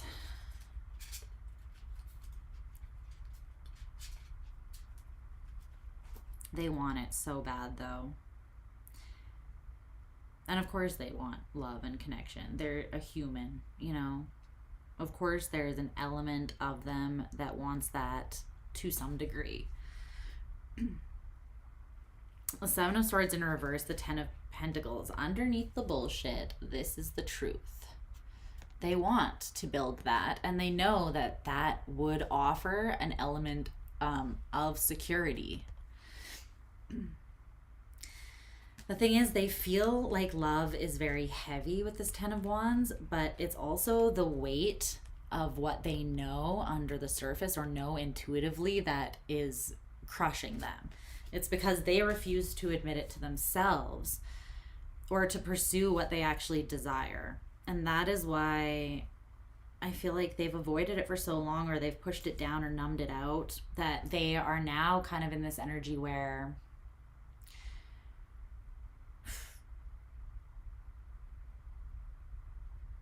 they're scared to function any other way, or they don't even remember how, or they never learned how. There's something about that. Okay. The truth, the more objective truth, or the truth from Spirit's perspective here, is the Two of Cups. And it came out with this oracle card which says, be kind to your mind. The green is standing out to me though too as well. There's a lot of heart energy here. And the head and the heart are connected. And a train just went outside the window. I don't know if it picked up. It's kind of quiet, but the interesting thing here is this Two of Cups, it's a girl, she's looking in the mirror at herself. And ultimately, this Two of Cups connection, it starts with us and ourselves. We learn how to be intimate with ourselves, and then we know how to take other people to that place with us. If we don't go there with ourselves first, it's still possible to take someone else there, but it's going to be more of a scary, fear-driven, bumpy ride, right? Because you're going to be experiencing something for the first time with someone else, and you might not feel completely safe. You might not feel completely trusting or open.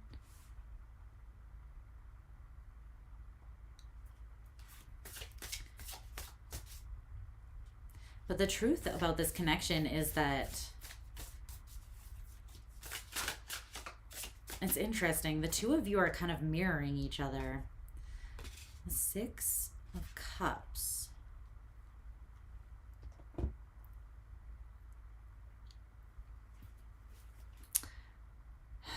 Be kind to your mind. What are you doing? Are you guys going over the things that you are labeling like L's from the past, like losses? Things that you have regret surrounding, things that caused you pain that you regret never worked out the way you really wanted them to, so you're still holding on to that regret. And you're like, I'm not going to let anything disappoint me that way again. I'm not going to let me disappoint myself that way again. So I'm just not going to open up to something that could potentially impact me that way. Is that something that's happening? There's something about with this be kind to your mind. You're being harsh towards yourself. And I feel like it's about your heart. It's like you're looking at yourself in the mirror and you're like, I can't love my heart. Yeah. You're going to these deep places with yourself, but I feel like you're finding something that you're having a hard time accepting about yourself, and this person reflects it back to you in some way. It's a way that you think about yourself, so maybe you feel as though you will always mess something up. Hold on 1 second.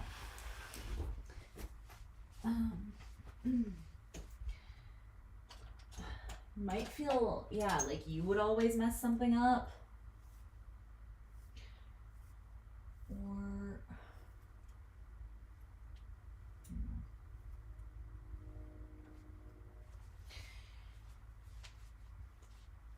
okay.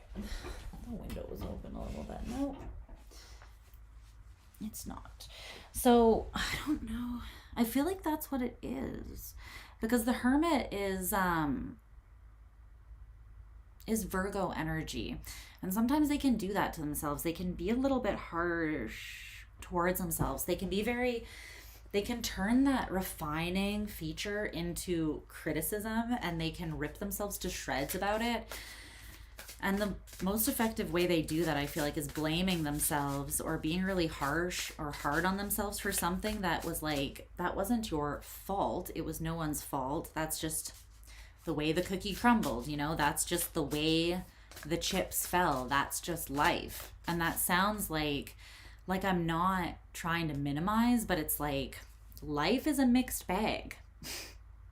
It gives you what it gives you, and you have a level of control over your sovereign energy and your will and how you direct that, right? So you have the ability to create the life that you want to a degree, but then there are other things that happen in our lives, and we have the ability to choose how we respond or react to them. We don't get to choose whether they happen, but we have the choice to decide how we let that influence us or how we move forwards from it.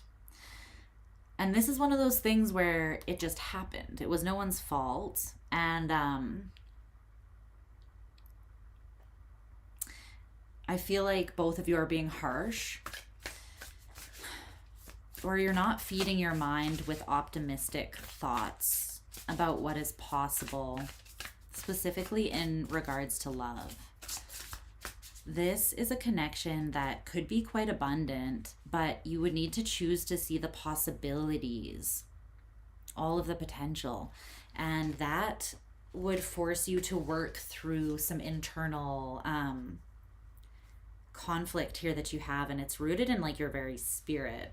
So this, I feel like, is a belief that you've held for quite some time.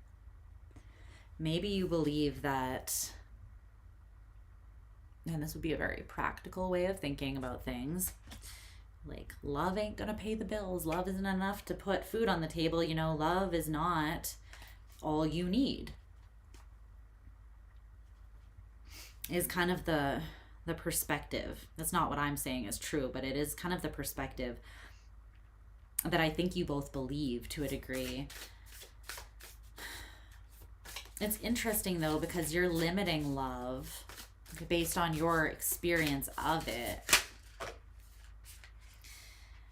When, yeah, love is asking you to invest into it with this hope, this hopeful, childlike sense of awe and wonder, this creative energy of the Page of Wands. You have to enter into it in a certain energy, or else your energy will influence, you know, or mar that energy. If you take love and you put it in a box, then you're going to experience love within that box because you put it there. Not because that's what it really is, but because you built that box around it and confined yourself to that experience. And this has everything to do with the way that you're perceiving it, how kind you're being to yourself, and how like hopefully you're allowing yourself to consider love and connection. So in the near future, between yourself and this person, you have the King of Cups in reverse, and then your advice is the 8 of Cups. Okay. Near future, King of Cups in reverse, advice, 8 of Cups. Okay. What's this King of Cups in reverse? I'm kind of feeling this as being like a breaking point or an outpouring of emotion. I'm feeling it as like an emotional release. I don't know if it is, I don't think that it's towards one another. I don't think that it's you towards them or them towards you, because the two of you are very strongly looking, like your energies are very much like, we're not budging.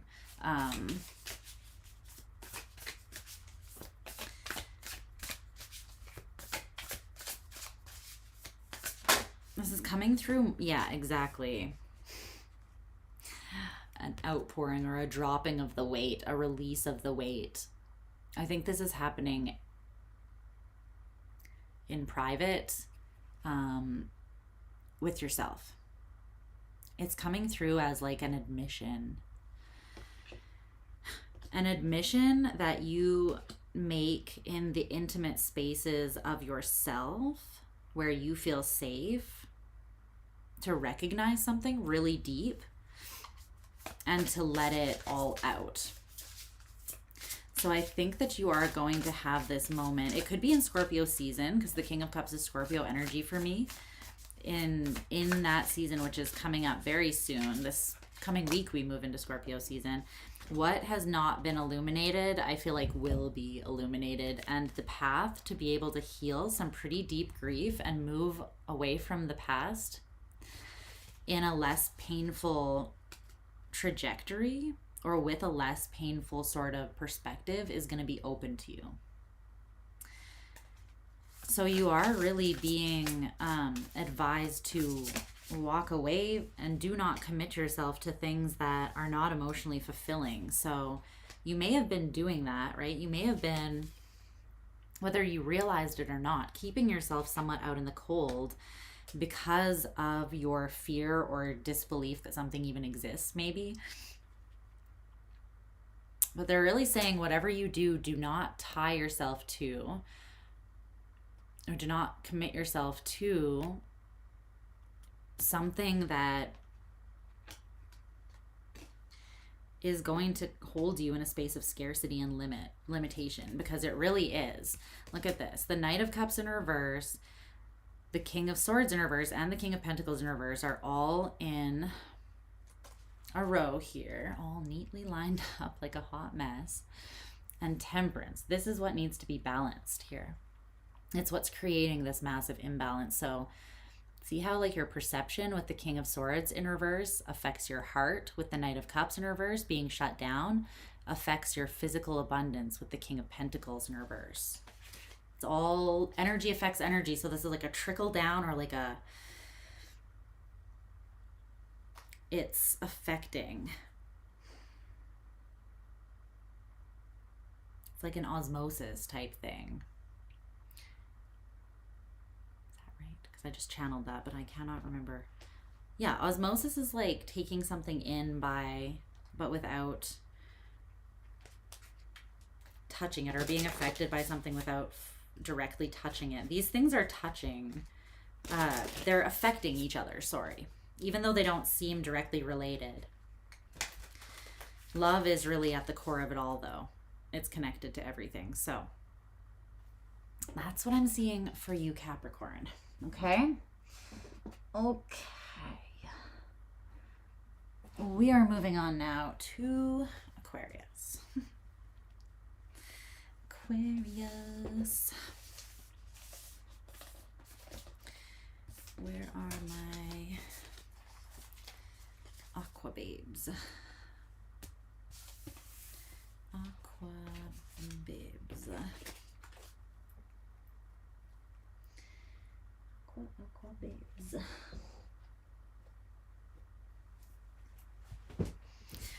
Okay, aqua.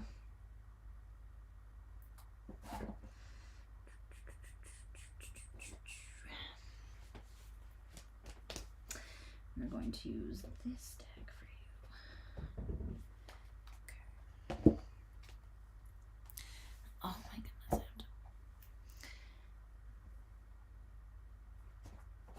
Go to the washroom, guys. I have to go to the washroom again. Wow, look. This is a picture from Eternal Sunshine of the Spotless Mind.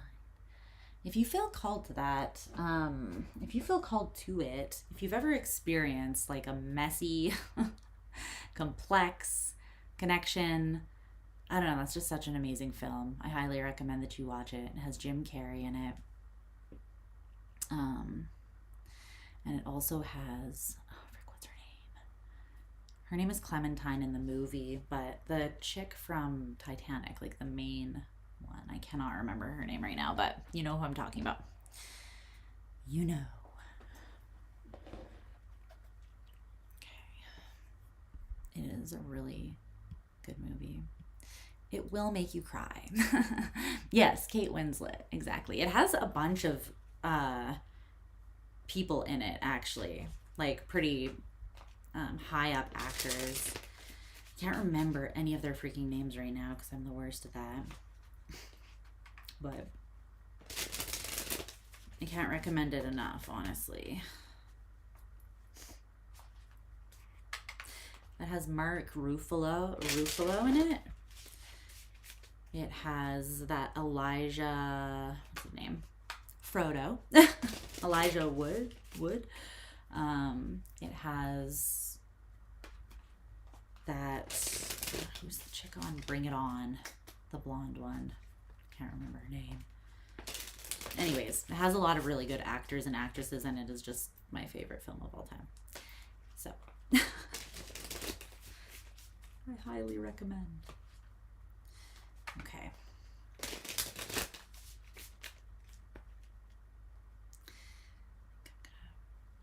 Run to the washroom quickly so that I can sit in comfort for these last two readings. Also, when I was creating the spread, well, I've used this spread before, but when I was like writing out the page, yeah, it is sad, but it's so good. It is relatable too. That's what makes it so fucking sad. They were also saying like you could do a collective read on this topic as well after Pisces. So we'll see how I'm feeling, but that would be interesting. I don't know exactly how that would translate through though. Like our truth, who is their truth if we're reading for the collective. Be nice to your mind, love your heart. Yes.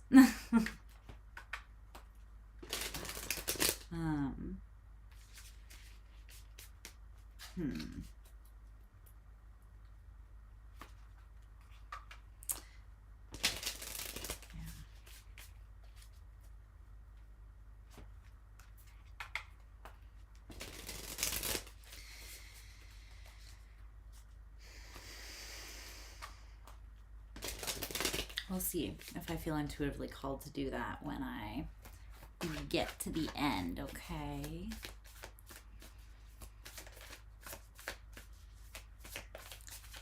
I'm gonna put your cards down and then quickly go to the washroom, and I will just timestamp and get into it right when I get back. Tell me about Aqua, because your cards feel like they are ready to fly out right now.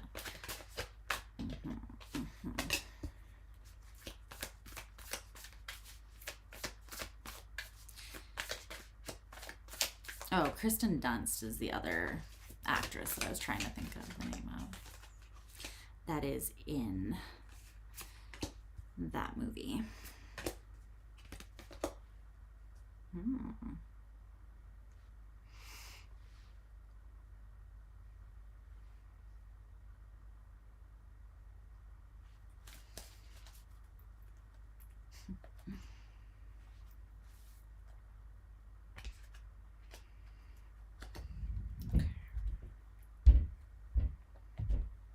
Let me see here.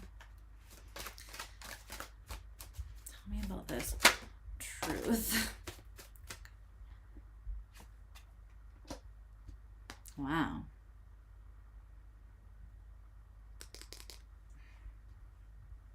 Okay.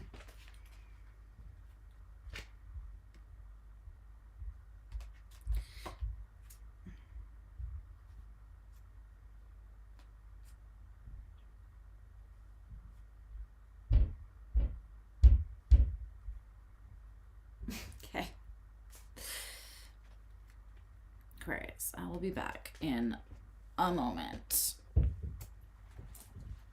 And we'll dive into this because I need to know what's going on here. Hold on one second. Oh.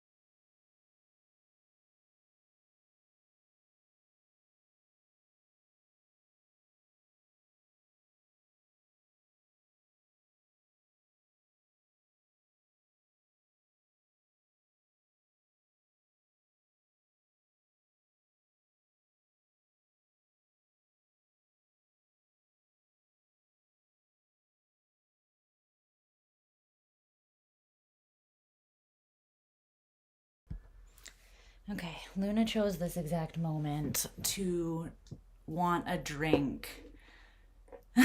He's a Cap, damn. Luna, my cat, she is a bougie and she drinks from the sink and refuses to drink from anything else. I bought her like an expensive cat fountain thing. No, no, no. Thinking that that would be the obvious substitute. No, she refuses. She will only drink from the sink. So I'm just going to talk to you for a second because I am going to have to go turn that off when she's done. I didn't want to be like, you cannot drink right now. You cannot hydrate yourself. I'm going to smoke a little bit while we chillin'.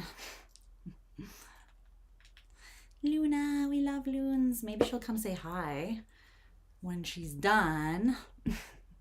Interrupting. How are you guys doing out there? How are you doing out in YouTube internet land? You doing okay? You hanging in there for the long haul?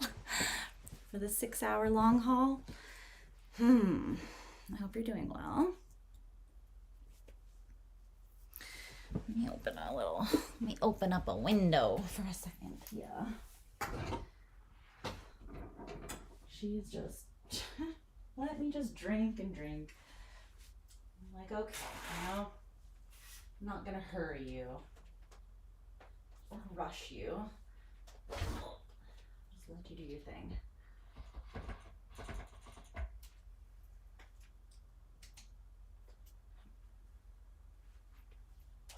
Okay. There we go.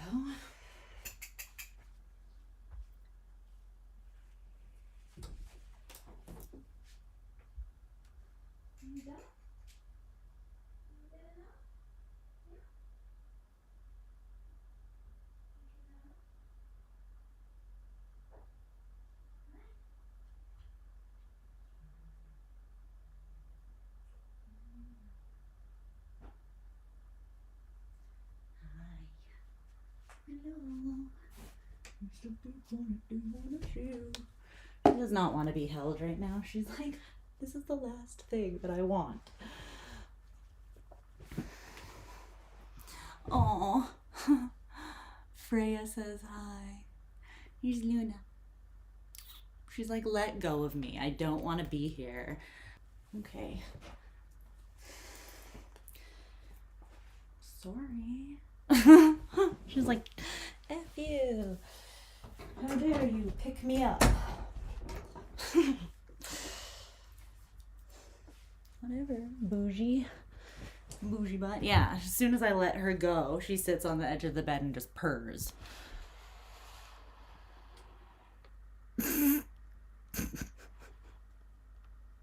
You're a turd. What a stinker. Anyways, okay, let's timestamp and get on to Aquarius.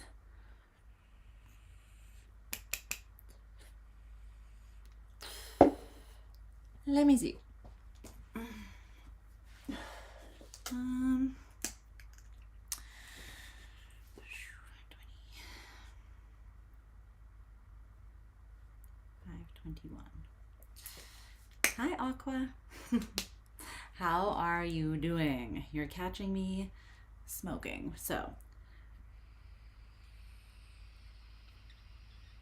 yeah, give me freedom. Let me live my life. And then stands right there. Like I'm living my life, choosing to stand right here on my own terms, but purring because I want pets. It's like, okay, are you me? She's me.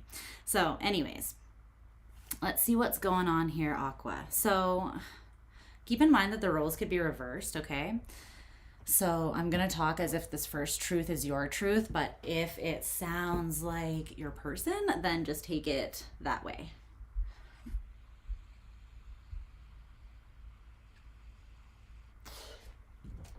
Twos could be significant as well in this connection for some reason, or there could just be a big decision that is being made or needs to be made.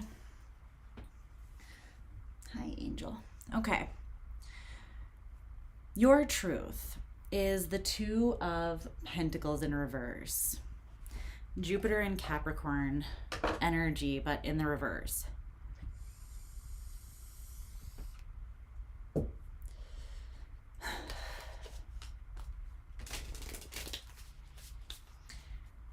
You feel as though you have made a choice and you're somewhat like committed to it, I want to say. I wanted to say married to it, which is an interesting choice of words.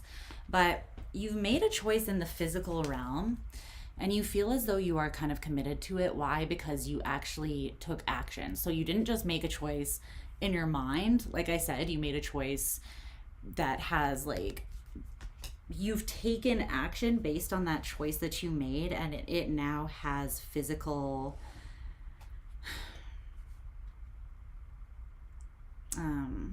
ramifications.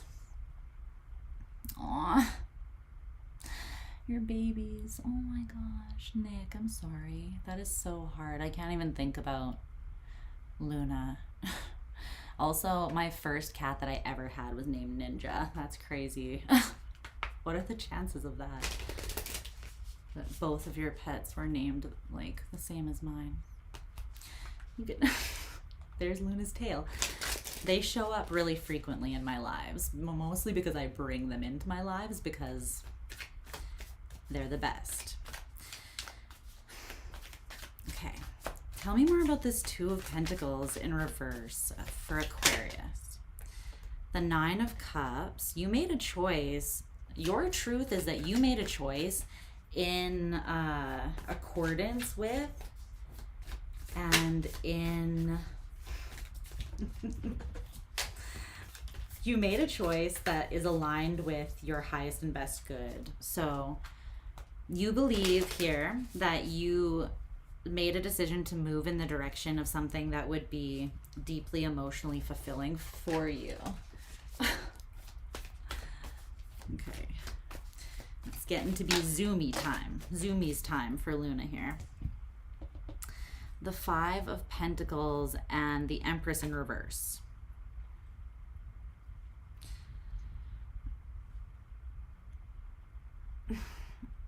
Okay.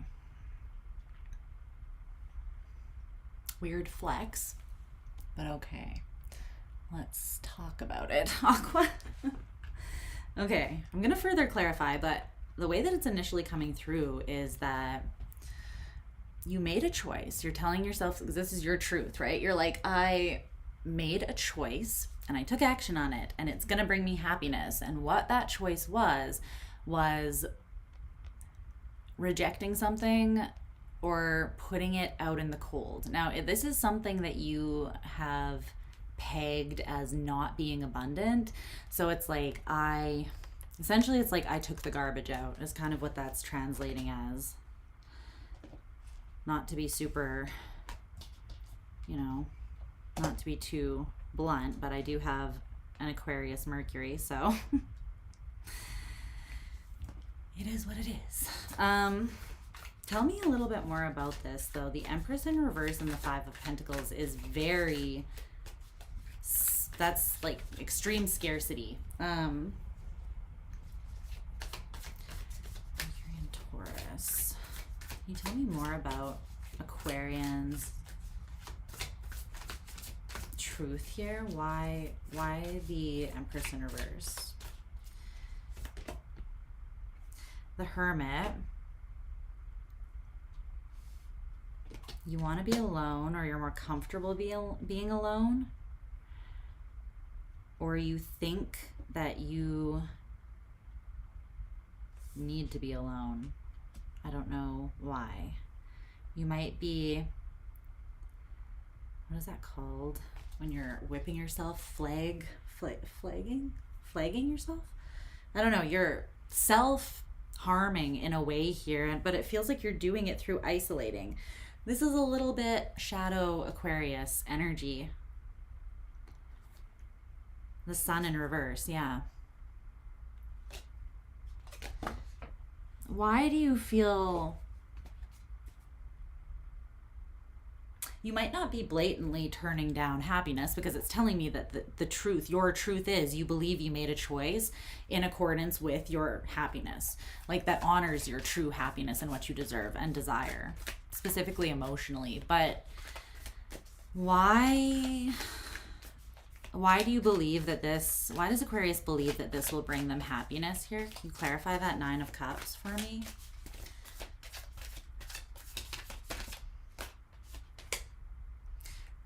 Death, the Scorpio card. Gemini, the Lovers.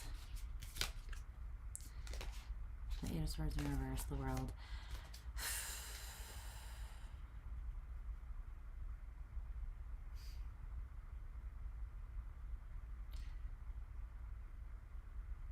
You're transforming, and you're aware of this. And I feel like you're kind of protecting yourself while you transform here, because it's deep. It's deep. Scorpio is rebirth. What happens before rebirth? Death, right? Literal death.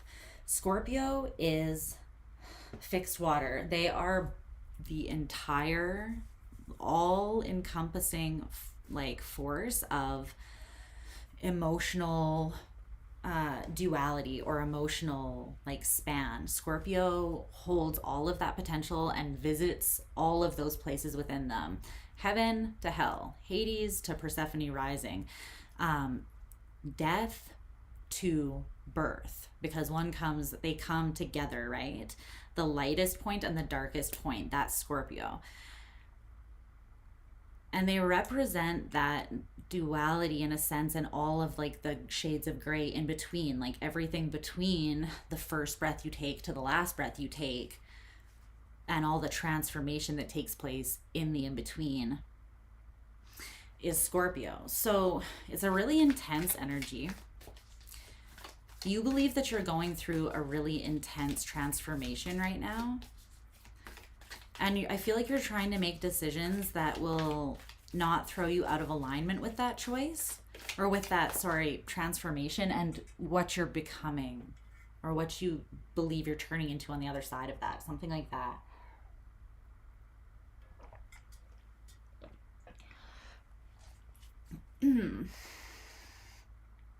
So why the Five of Pentacles then?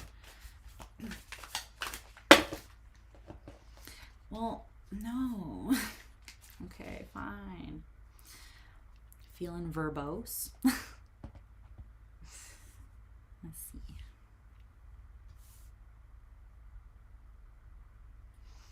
It's okay, we can kick it. If you hadn't noticed, that's basically what my all signs are. Just like, let's kick it. Like you're in my living room with me and we just vibing. Okay, Strength in reverse, the Page of Wands in reverse, the Lovers, the Ten of Cups, and the Four of Cups.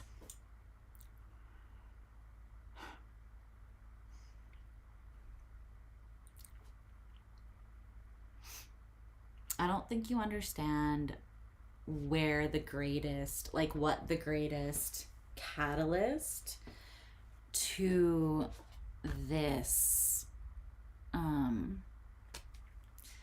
is. I think that's what's happening. I don't think you know what the true greatest catalyst to these energies are. It's vulnerability, because it's intimacy. Nothing is more transformative than being vulnerable and intimate with yourself, and then vulnerable and intimate with others. Because change can then happen in those super deep places, because you have actually gone to those super deep places, right? So then you can actually make a conscious change there, which is kind of hard to do if you refuse to go there. Sometimes it does happen like violently by force, with like tower moments and things like that and karma. But generally, if we are wanting to create or stimulate that or catalyze that in our own lives, that is how we do it. We got to get real down and dirty with ourselves here. Strength in reverse. But you're looking at it like, I'm not doing that because that would require me to like, I do feel like your truth is that you feel you need to protect yourself and make decisions that strongly, like whatever you let go of, you do believe that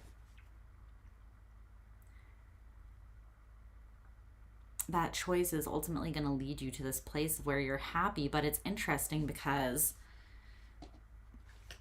you're making choices to transform you to get to the 9 of Cups, which is great, right? An amazing space and definitely something to pursue. Nothing bad that I can say about that whatsoever. However,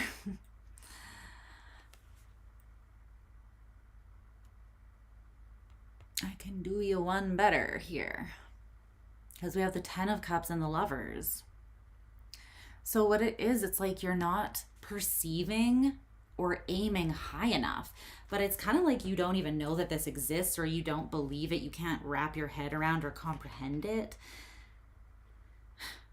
And you especially, I feel like, are having a difficult time comprehending how like making yourself vulnerable is gonna be the way to achieving that. I think it's because there's some part of you that is deflated though, and it's the deflated part that's like not allowing you to perceive how good it could actually be. There's some part of you that got kind of knocked down here. And this part still deserves, and I feel like deep down does desire, the Lovers and the 10 of Cups. Like you want the ultimate fulfillment, not just the 9, although the 9 is great, like I said. You're afraid of being disappointed. And the nice thing about the 9 of Cups is it's in your control because it's individual, it's solo dolo. It's like my happiness, my fulfillment, not based on anything else around me. It's nothing that I cannot achieve within myself. Whereas the 10 of Cups, you are looking outside yourself, and it doesn't mean relying in a codependent way on someone else, and it doesn't mean even that it has to be another person. But the 10 of Cups is whatever brings you that deep fulfillment that adds to, is like the cherry on top of your personal 9 of Cups that you just carry within you. Now, this could be seeing a butterfly on the way to work. This could be a community or a circle of close friends. This could be your family. This could be a lover. This could be a creative project or a hobby or habit that you have. It doesn't have to be another person. It's just whatever is adding that cherry. Okay. You believe that pursuing that, like really shooting for the stars, is going to end in disappointment. And so you're avoiding the conflict of that because maybe you experienced that in the past. You were like, never again. That would be reasonable. I feel like a lot of humans do that. Okay. This person's truth on this side is the 4 of Swords. Okay. This person has peace of mind.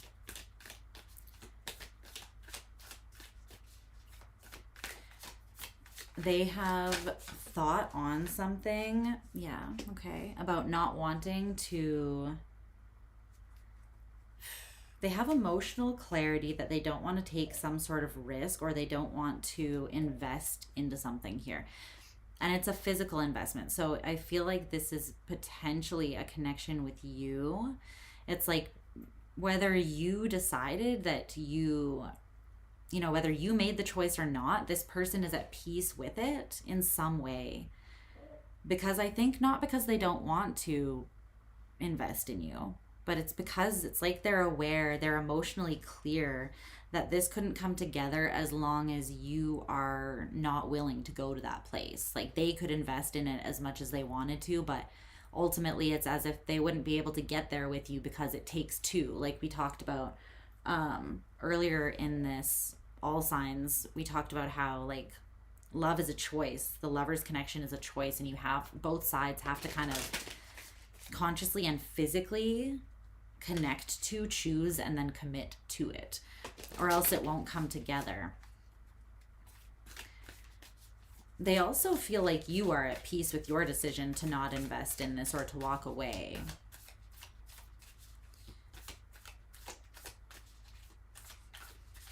I think this person feels like you love them though, like low key.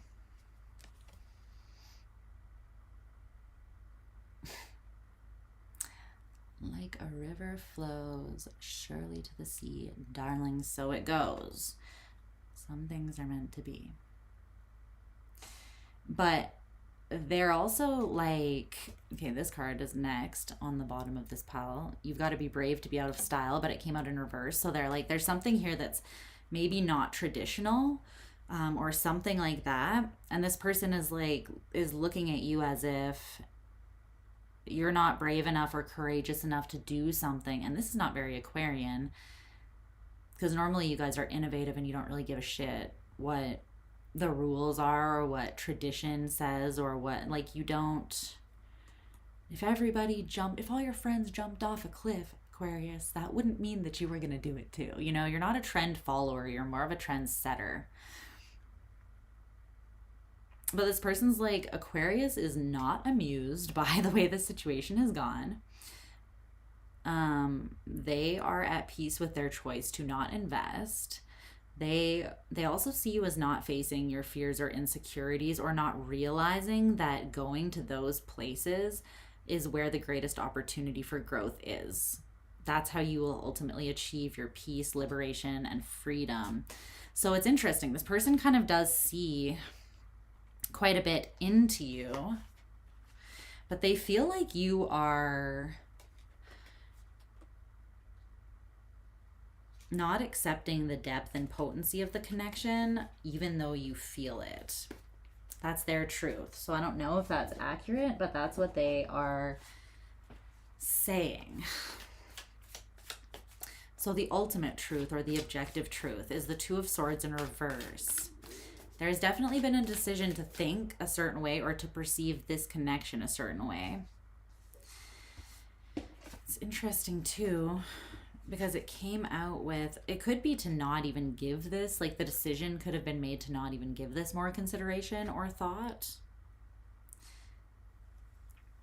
But there's the Two of Swords in reverse, and then there's this card with Homer, and it says, just because I don't care doesn't mean I don't understand. So the ultimate truth is that, wow, interesting.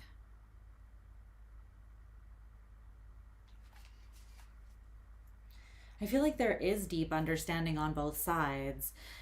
You know, I was saying that I didn't think that you realized that that is what it would take to accomplish or achieve the Ten of Cups, but I think that you actually are aware of what it would take. I think you are aware that it would require you to be super vulnerable with someone else, but it's like you are just getting to the place now where you are getting more comfortable being vulnerable with yourself, or going to some deeper, intimate spaces with yourself, and I don't think you feel ready to take someone else there yet.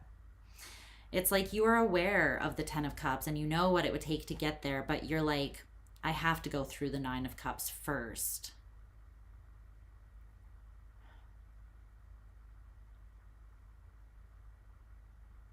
But it's almost like the way that you've chosen to make this decision or cut this out. It's like you see that this could be an abundant opportunity, but you still chose to cut it out and choose the Hermit, which is an isolated path.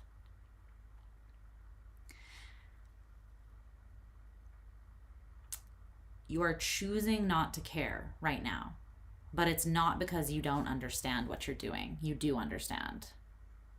You're choosing not to care. Or maybe a less harsh way of putting that is like you're choosing not to prioritize this, even though you do know what it could be or what the nature of it is. This person, though, does that apply to this other person that's dealing with Aquarius as well? The not caring? No, that's just you. Okay, that part's just you. So this is the truth.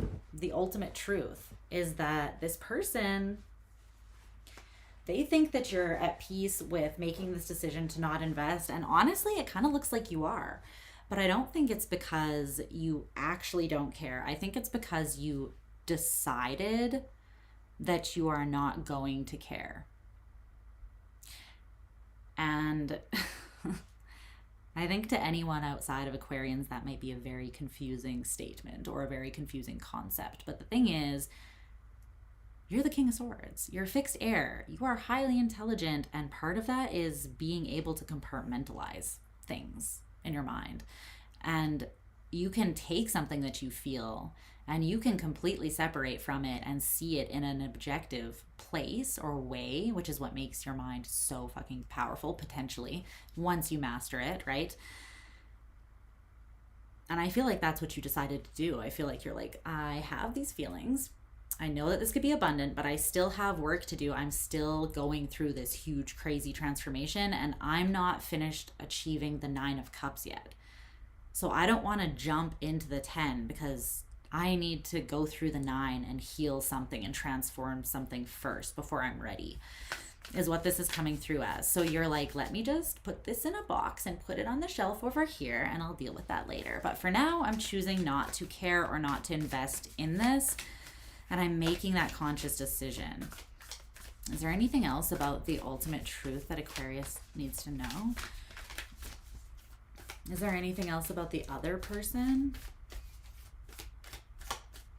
that they need to know or that would be helpful to them?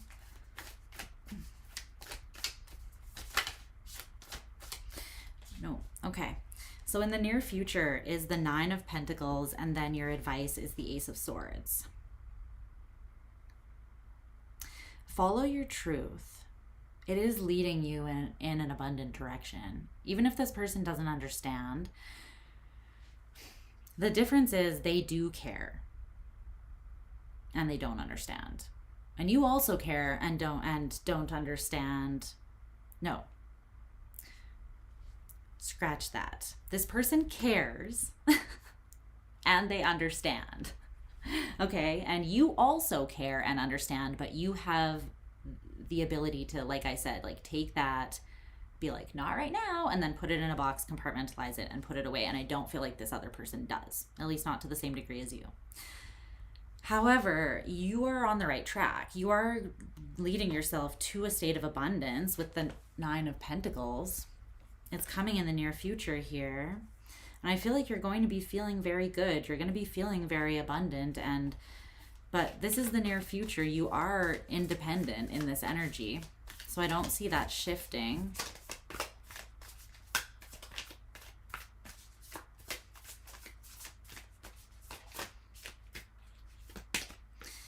The Queen of Cups. This is beautiful. I love this. You know what's up, okay? You do know. So the thing is, you might be questioning, that's kind of making me think that this person could be causing you, or just the overall situation, because you do know that there is potential with this connection.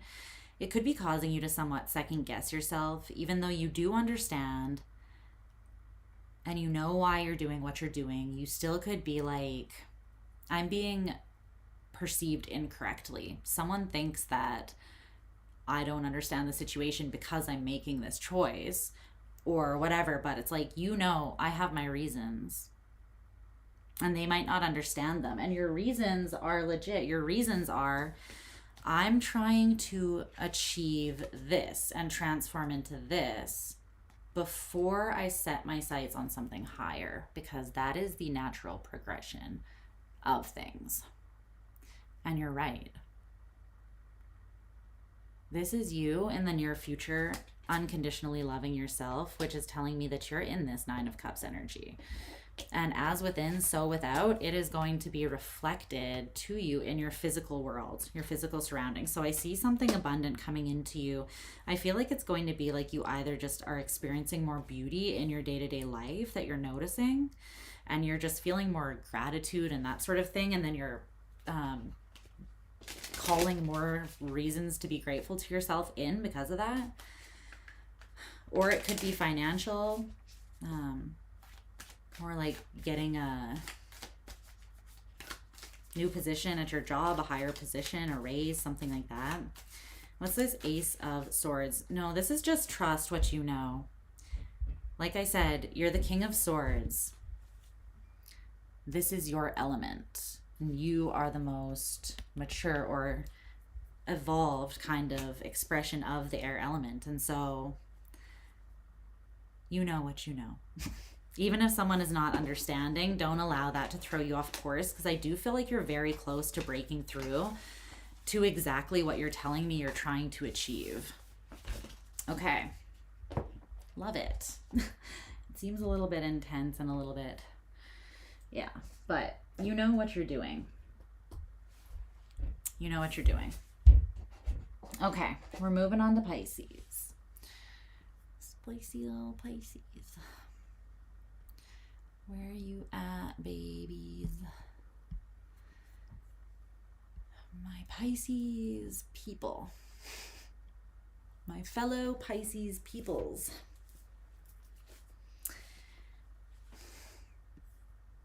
How are my angel fish today? Are you doing okay? Okay. Let's see.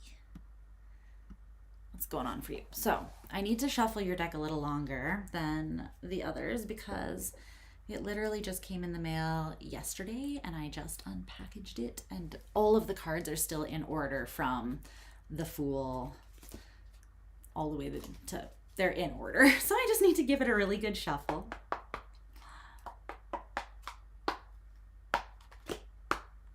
So let's get some energy. This is called the Small Spells Tarot, in case you guys are wondering. Ooh, it shuffles really nicely. Sorry, I'm weird. I'm smelling my new tarot deck. Don't kink shame.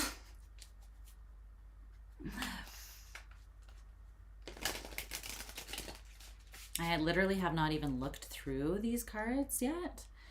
So I saved this deck to use for your reading because I am going to be really, really intuitively connecting to this deck for the first time. And it just felt right to do it with you. So here we are. All right. I think we should do a Fight Club hangout again soon as well. For those of you who don't know what that is, it's basically like, don't talk about it. You know, the first rule of Fight Club. There is no Fight Club. But essentially we have YouTube hangouts and YouTube will copyright you if you like listen to music, which is annoying because I love music and just hanging out. But so these are essentially hangouts where I listen to music. I create like a playlist and we just vibe and chill, and then I do not keep the video up. I delete it right after I stream it, so that I do not get in trouble. And it's like, if you're there, you're there. If you missed it, you missed it. And we just talk about whatever. Sometimes we pull some cards, but we mostly just vibe. And I've been feeling like we need that. All right. How are we doing with this shuffling?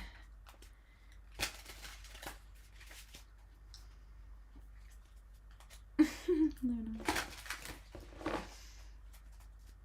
Scruffalophagus. Oh. All the names I have for Luna that have nothing to do with it. Whiskey Head, Stinky Whiskers, Smelly Butt, Snuffleupagus, Scruffalophagus, Bean, the Bean Queen. I don't know. Tell me the ridiculous things you call your pets. Okay. All right. we're doing it. Yes. The sun is at the bottom of the deck. We're doing it. Okay. What does Pisces need to know about this connection, this person's truth, Pisces truth, the ultimate truth, all of the truth? What do they need to know?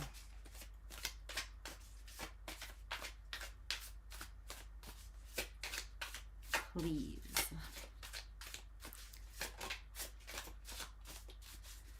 Don't be shy. Don't be shy. Oh, did I knock that? I don't know if I did. Let's see. I have to be closer to the table so that this does not fall in that crap in between. What does Pisces need to know?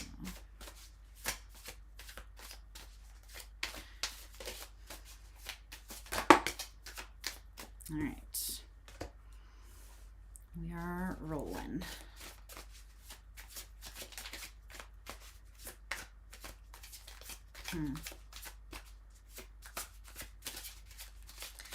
That's interesting. What are those dolls called that are like, I don't know if it's Russian. I think it's Russian. Are they called Russian dolls? Literally, they're those dolls that like, there's a smaller one inside of each of them and you like pull them out. It's like doll inception. Do you know what I'm talking about? Are those, I think they might just be called Russian dolls or something.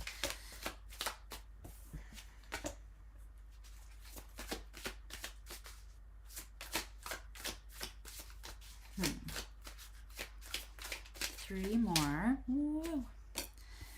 Okay. All right.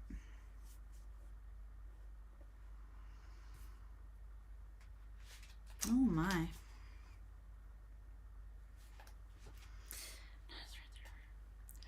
Russian nesting dolls. Yes, thank you, Tequila Sheila. I love your name.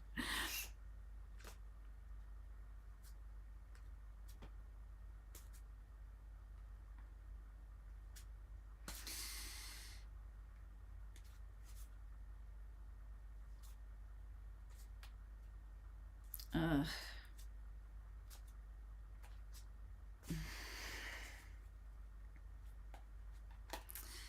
The hell is this? Let me see. I'll talk about the Russian nesting dolls in a second. I didn't just randomly ask that for no reason. Let me get your oracle card out first, though. Okay.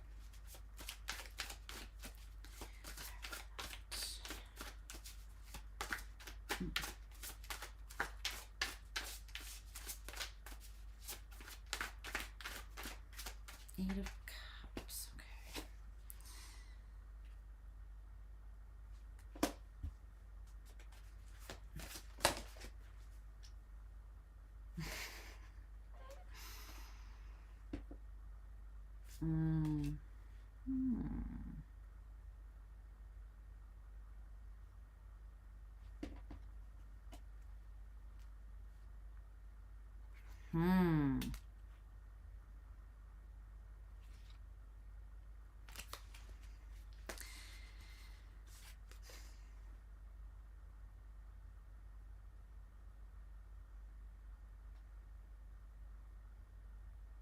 Okay. Set me up right. I guess one more oracle card.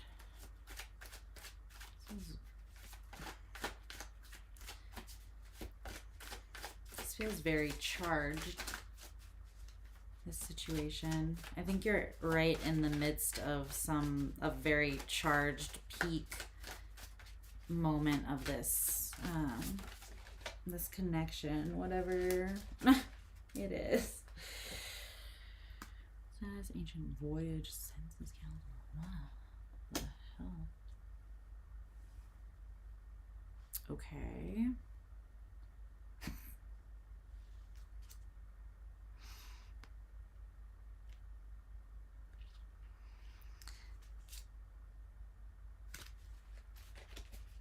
Okay. I might use that to clarify further later. What's going on?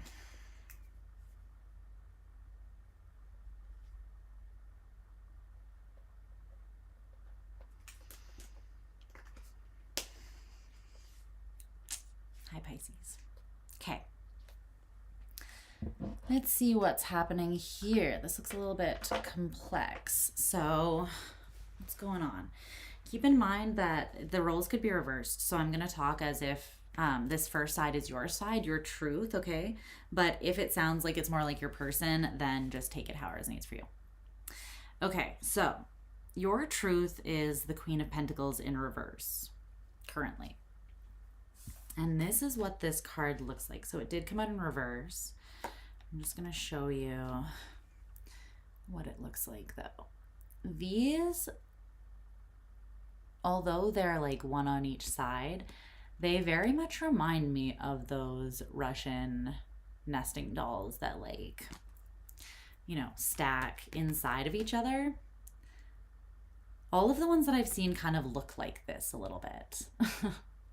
So it's interesting. I kind of get that vibe. And the Queen of Pentacles in reverse is an energy of, I'm not feeling like my best. You might be feeling like you have been getting a lack of sleep. You might be feeling like you're a little bit insecure. You could be having some like body dysmorphia sort of stuff. But I think it's more because you're not taking like the best care of yourself. Or maybe you haven't been like leading up to this point.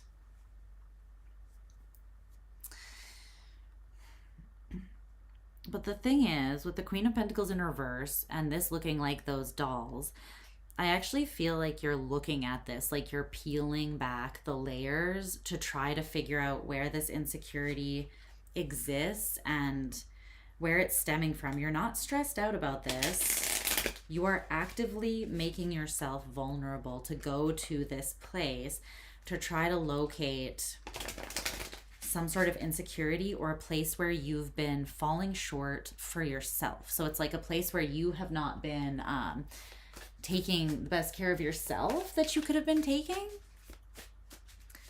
in some sort of way. So whether that's like you just haven't been seeing yourself in the highest light or the most loving light. Yeah, Judgment. It's Plutonian energy, the Wheel of Fortune. 5 of Cups in reverse. You're trying to come out of a space of grief. And you know that, whoa, what did the screen just do? Did it like flicker black or go on and off? That was weird. Did you guys see that? I don't know if that actually recorded it that way, but that was weird. Maybe it's because I've been recording or live streaming for 6 hours and it's, you know, it's having an issue. Okay, that was Luna. Judgment and the Wheel of Fortune. Well, this is intense, like I picked up for sure, because it's Jupiter and Pluto. Oh my God. Wow. I'm almost getting that you're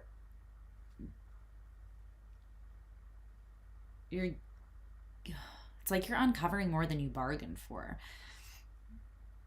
You're getting more than you counted on, going on this little journey within yourself. But I don't feel like that's a bad thing. I just feel like it's very intense. You are transforming on like a deeper level than you even realized. Time and space might feel like a very weird thing right now.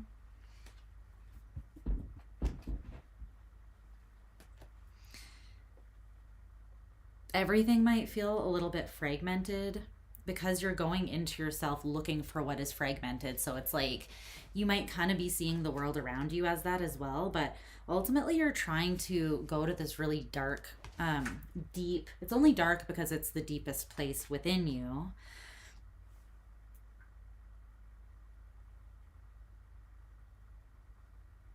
You're on this journey.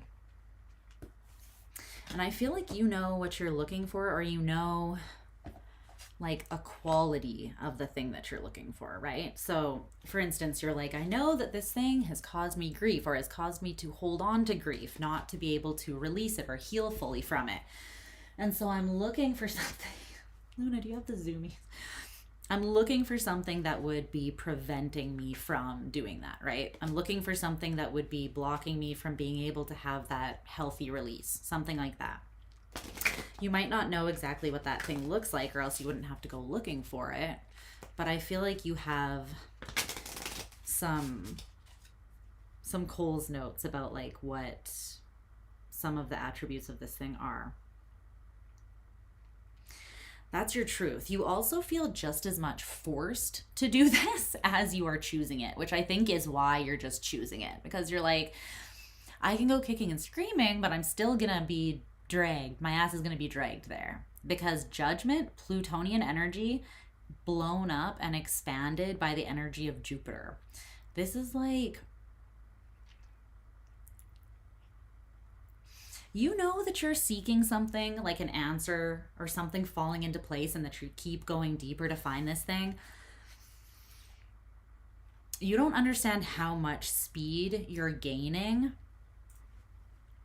and how much of a transformation and an ascension is actually going to take place when you, it's like when this falls into place, when it clicks. You don't understand. Yeah. Like I said, you're biting off more than you are bargaining for. And that's not to say that you can't chew it. I'm not saying you're biting off more than you can chew, but you don't understand, like, at the onset what you are actually setting into motion, I feel like. It's like this rabbit hole goes deeper. It goes deeper than you could imagine. Okay. This other person's truth is the Seven of Wands. This cute little cat jumping over these candles.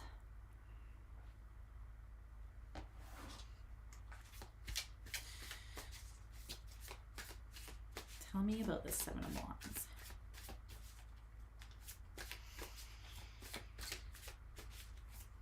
This person is using skill and success that they already have gained through healing from a lot of heartbreak.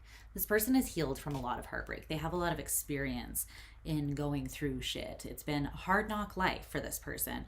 But they have, the good thing about that is that through going through that, like, Five of Wands, all that conflict and chaos and turmoil, they got to a place of success where they know themselves with the Six of Wands, and then now they are using that skill that they have.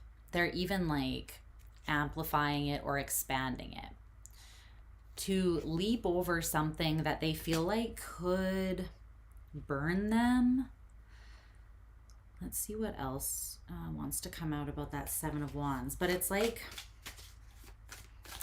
I'm not seeing them really as being defensive, but they are taking an action to defend themselves. You know what I mean?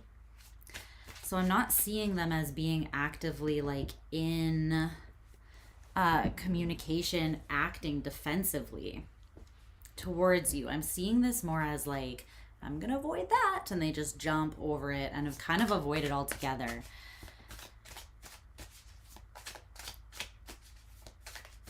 Okay. Can you tell me more about that Seven of Wands?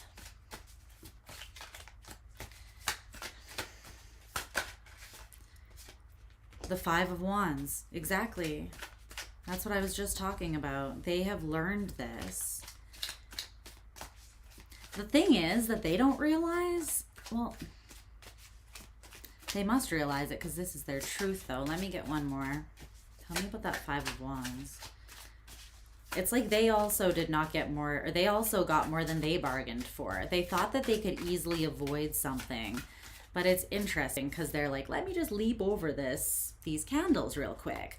But then this is the way that the cards are on the table. It's like they're leaping directly into, like back into the Five of Wands, which they've come from because it comes before the Seven of Wands. So by making this choice to sort of leap over or avoid something, they're actually leaping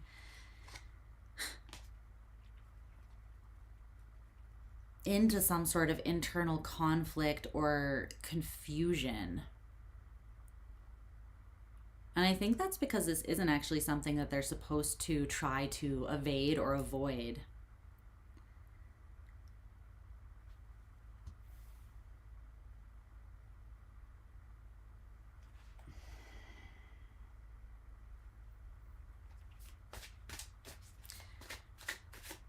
What does Pisces person perceive? What do they believe that they are avoiding here? That they're like leaping over and avoiding? What is that?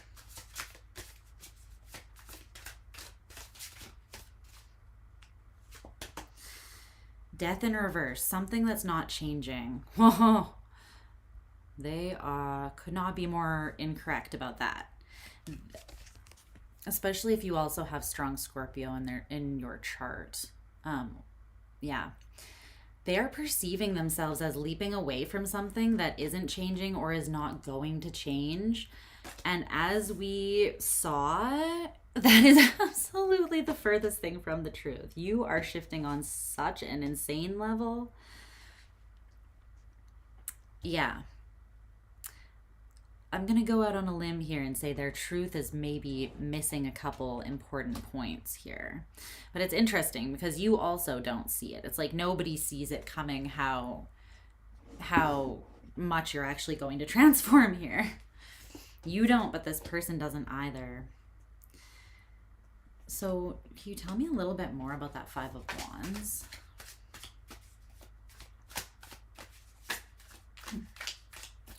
So it's like as they are taking this action to move away, yeah, they are simultaneously conflicted because the further they move away from this thing, which I feel like they perceive as you, the thing that's not changing, they are losing inspiration. They're losing life force energy. They feel like their battery is being somewhat depleted. And I feel like it's because this is something that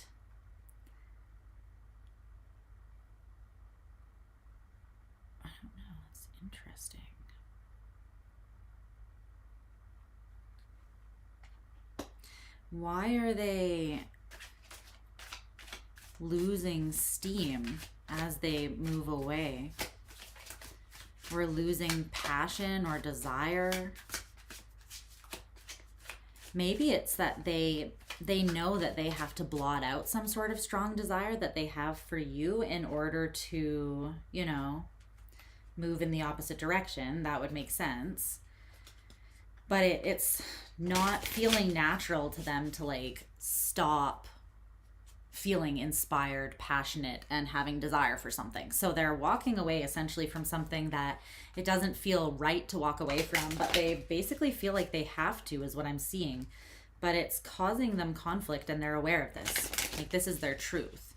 They're like, if this is the right thing, then why does it feel shitty?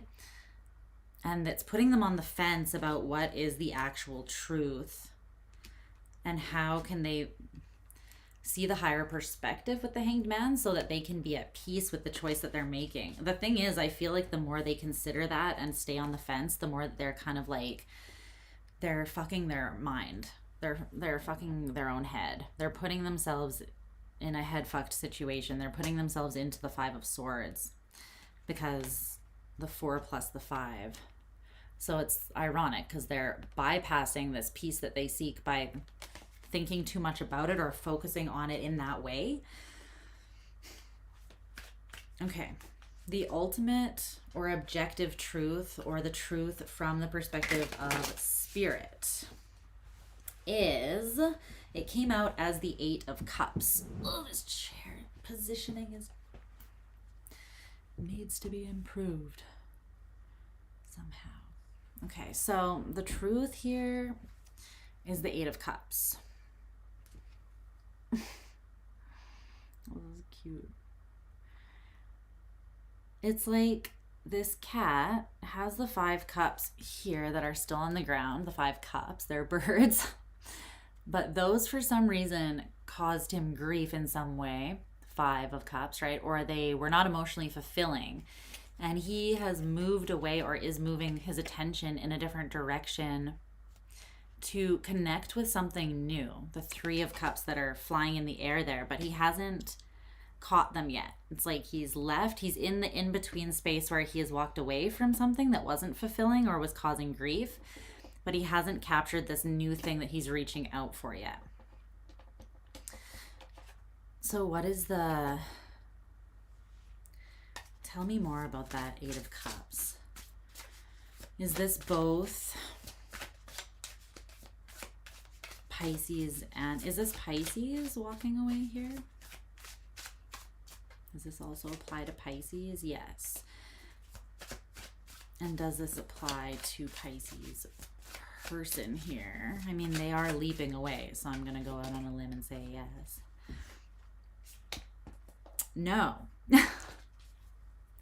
All right, the Tower. Okay, this person's about to get hit with a... So their truth is very much not the truth. This person is misguided. They do not really understand, and they're about to find out because they're leaping. They took a leap in the direction that they truly believed they were meant to go, but then once they took that leap, they were like, mistakes have been made. Mistakes have been made. But they're like in mid-air in this leap away from you, but they're gaining speed towards more chaos and confusion. What is about to break through and like come in like a wrecking ball for them is the clarity of what they actually feel. The Tower with the Seven of Cups in reverse. They are not going to be confused, and they're going to gain awareness on what is causing more conflict to spring up here. They're going to get it. The Chariot in reverse. It's like they feel like they're going to understand that they took a leap in a direction that is not actually going to carry them forwards in the way that they initially thought. Okay. This is someone whose current truth is not actually all that accurate.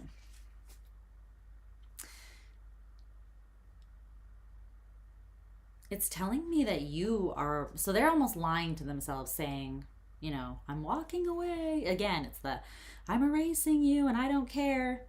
Lies. Blatant lies. So there's something that maybe this person themselves was uncomfortable with feeling, and they were kind of like, you're not changing. This isn't changing. I can't wait. I don't want to be hurt or disappointed. This isn't something. They made some sort of decision to leap away. And then, like I said, they were like, uh-oh. Ruh-roh. They're in the midst of rut-rowing. Mid-air. Okay, so they're telling me, though, for you, the reason that you are walking away is to fulfill, is to, like, again, gain more perspective, gain clarity and awareness, to see all parts of, like, to shed light on some deep space within you so that you gain understanding. But the Sun is also about like ultimate happiness, and it's more about joy as your baseline than happiness even. It's like when joy is your baseline that you have achieved, you can grieve and you can still be in the energy of the Sun.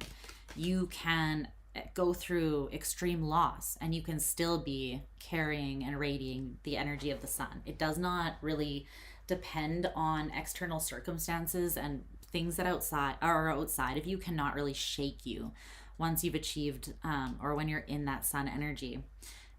And so the truth is that you are walking away from this to try to establish that within yourself.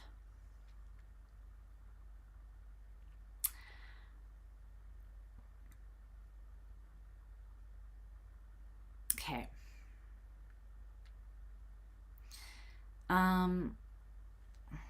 The only thing is that the oracle cards that came out, okay, clarify that one there.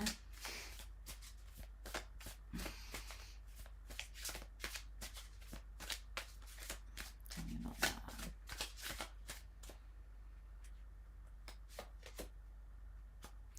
Nine of Swords in reverse, Nine of Cups. Okay, you are definitely seeking happiness, and you're like, your belief is that like, I'm not stressed about it. Seven of Swords, Strength in reverse. in your vulnerable moments, you really want reconciliation with this person. You love them. You care about them deeply. I think that you are just like, fine, fuck you then. If you're going to leap away from me or not give me the time or understand, like give me the empathy to understand that I'm going through this, or if you can't see that I'm going through this. The thing is, they can't, because you can't even. You don't even understand how deeply you're shifting right now. So there's like mixed things here, because you can't really expect someone else to know that unless you yourself have really expressed that and been open about it with them, which you haven't been, because you're not even aware of it yourself. It's something you are peeling back the layers of, right?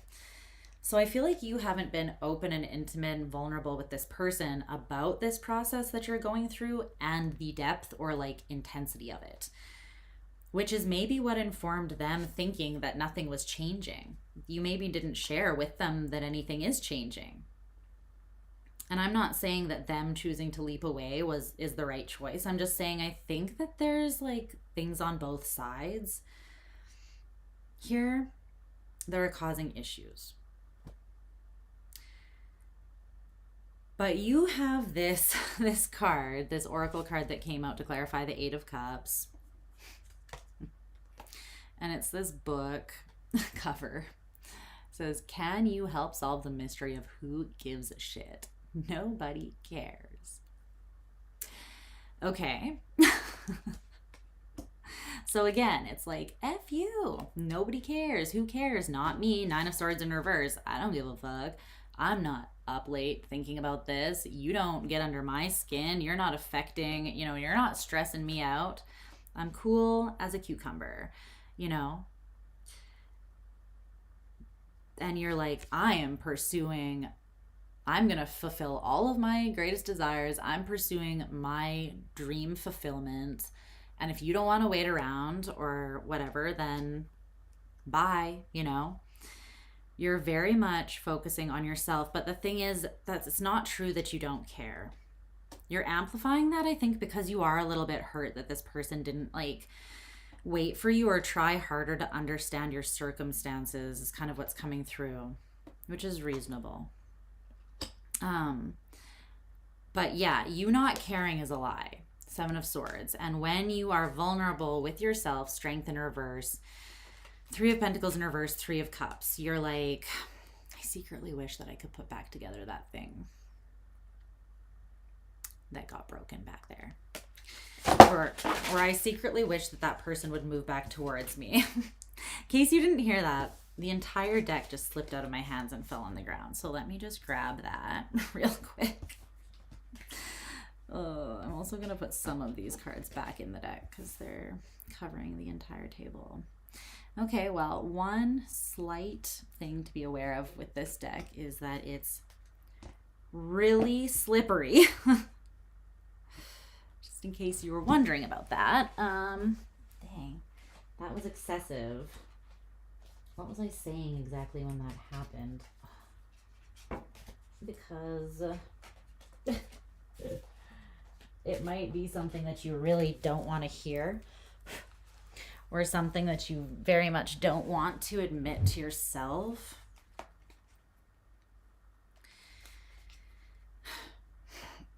There's the King of Pentacles. So you're the Queen of Pentacles. This person's the King.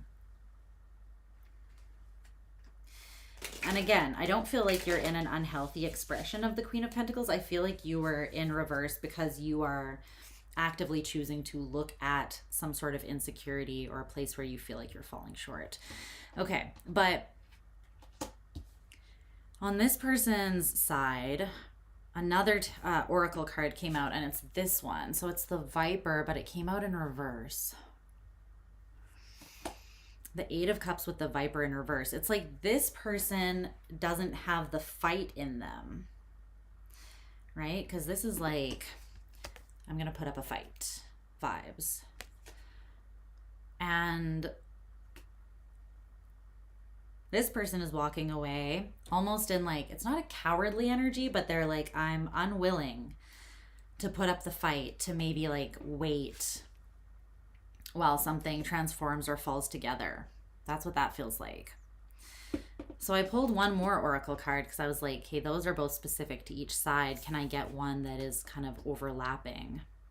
And this came out, this one. So it says status, ancient, voyage, senses, and counsel.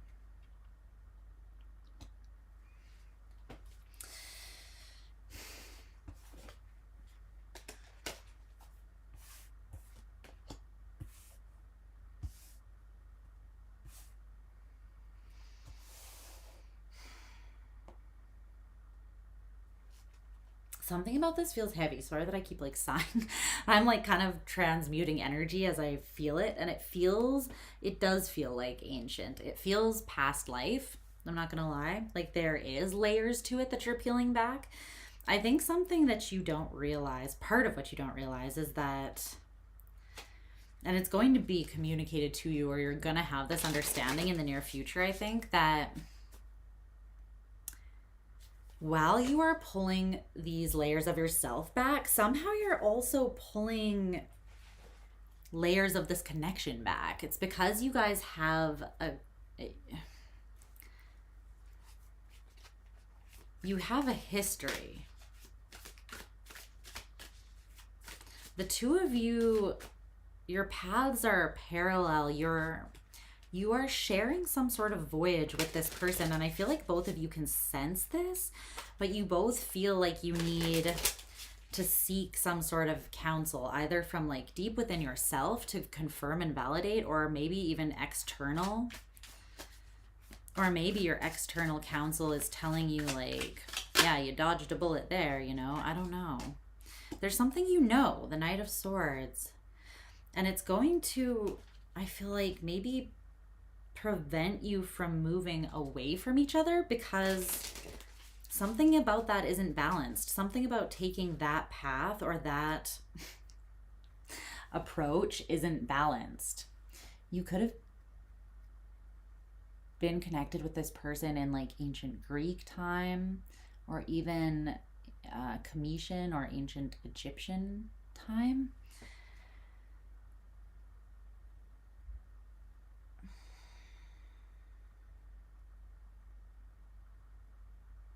Those two are kind of coming through with that. I don't know. The Two of Cups though, and the Chariot in the upright then. So something about this connection is actually meant to move you forwards, but it is through emotion. Like the Two of Cups and the Chariot is Cancerian energy. It's like accepting and harnessing the depth of your emotion and then using it to propel yourself forwards, using it as strength and realizing that it is strength rather than weakness. Something's going to be revealed to you here, both of you guys, about this. Okay, so what's happening in the near future between the two of you is the Ten of Swords. No. It doesn't look the best. There's this snake that's getting razor bladed into many pieces.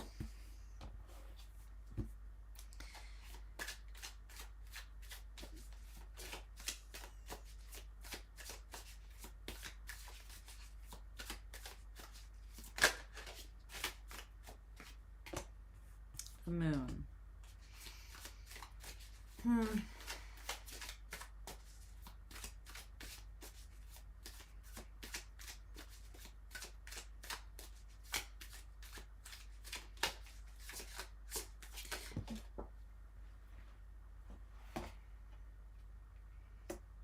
Five of Wands. Oh my.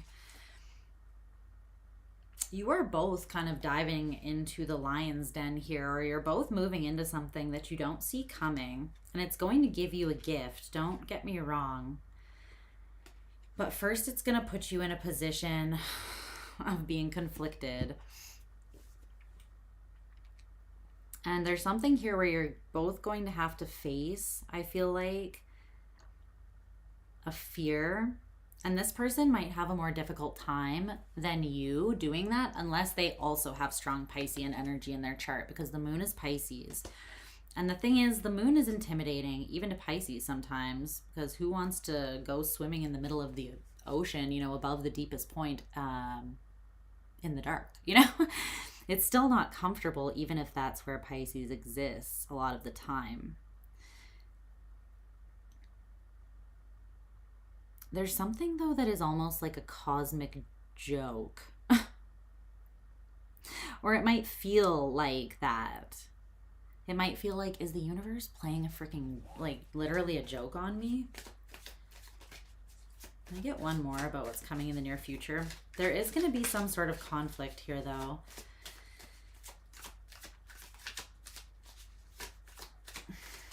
It almost feels as though the transformation that both of you are going through right now is getting fragmented, and that could be because you are like moving away from each other. It's interesting because the visual that I'm seeing, like what I'm channeling, is like, you know, when you're near an internet connection and then you start moving away from it and like things start freezing and glitching on your phone or whatever because you're not connected to it and it's not as smooth. It's kind of coming through like that. See, these are both energies of, I'm just seeing like there's a conflict, there's a chaos, there's almost like a weird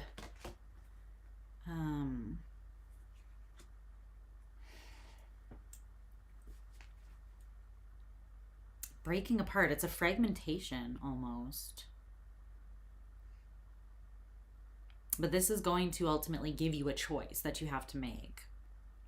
It might be like you feel more out of alignment the further you move away from each other, and then you realize that there's something that really wants to be taught to you here, or there's an energy that wants to come through this connection. It doesn't mean you have to end up with them forever, but I feel like you have some sort of contract in this life with this person that you haven't quite you haven't fulfilled it. And there's something about the energy where it's like if you run from it, things might get worse before they get better.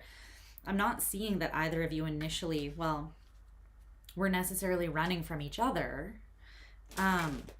But this person was like, I'm not waiting because you're not changing. And you were like, I'm not focusing on you or both of us at the same time because I'm focused on this very intense and deep transformation that I'm in. But it's almost like Spirit is saying the two of you are better together, even if it feels uncomfortable.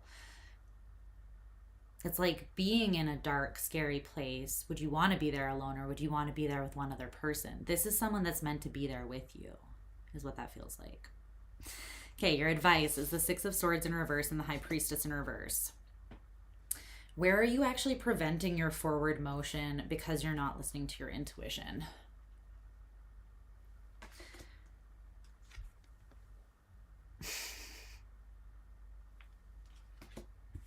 Seek and you shall find, okay? Spirit is very clearly saying your advice is if you ask yourself that question, or if you also ask like your guides. So you could say ancestors, angels, spirit guides, and my higher self, as well as just any energy and entity that is aligned with my highest and best good. Please feel free to come through on my behalf and help me see what this is that's blocking me. It's going to come in. It's going to, it's going to strike you. You're going to know.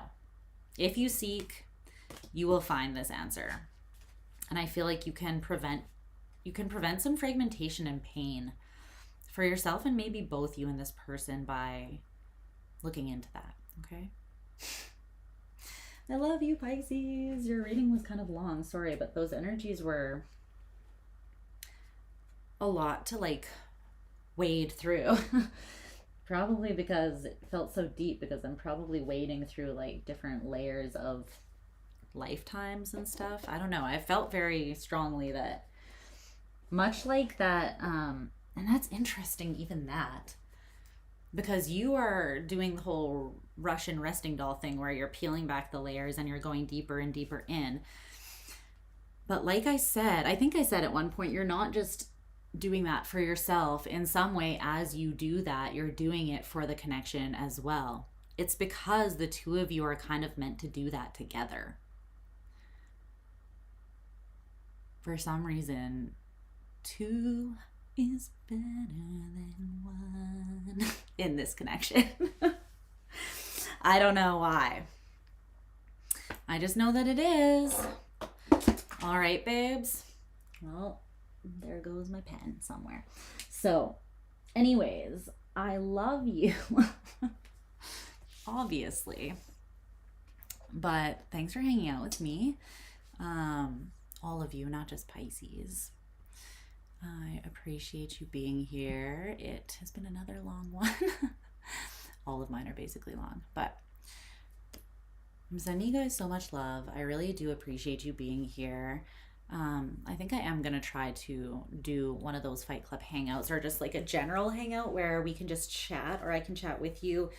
You can ask me some questions. We can listen to music. We can pull a couple cards for the collective message of the people that are watching that live, and we will just vibe. So you can set your notifications for on so that you know when that's coming, or you can join Discord. The link is in the info box. You just have to download a free app and then press the link and it will take you to our server. Because I always post and say ahead of time, like, I'm gonna go live at this time. So that way you are guaranteed to get the notification, because sometimes YouTube is a little about that, you know? Wah wah. So you can also connect with cool people and talk to me like more one-on-one through Discord as well if you're interested. So that is an option. All my hugs and kisses. Until next time, and hopefully it will be sooner rather than later. I will talk to you guys again soon, okay? Bye.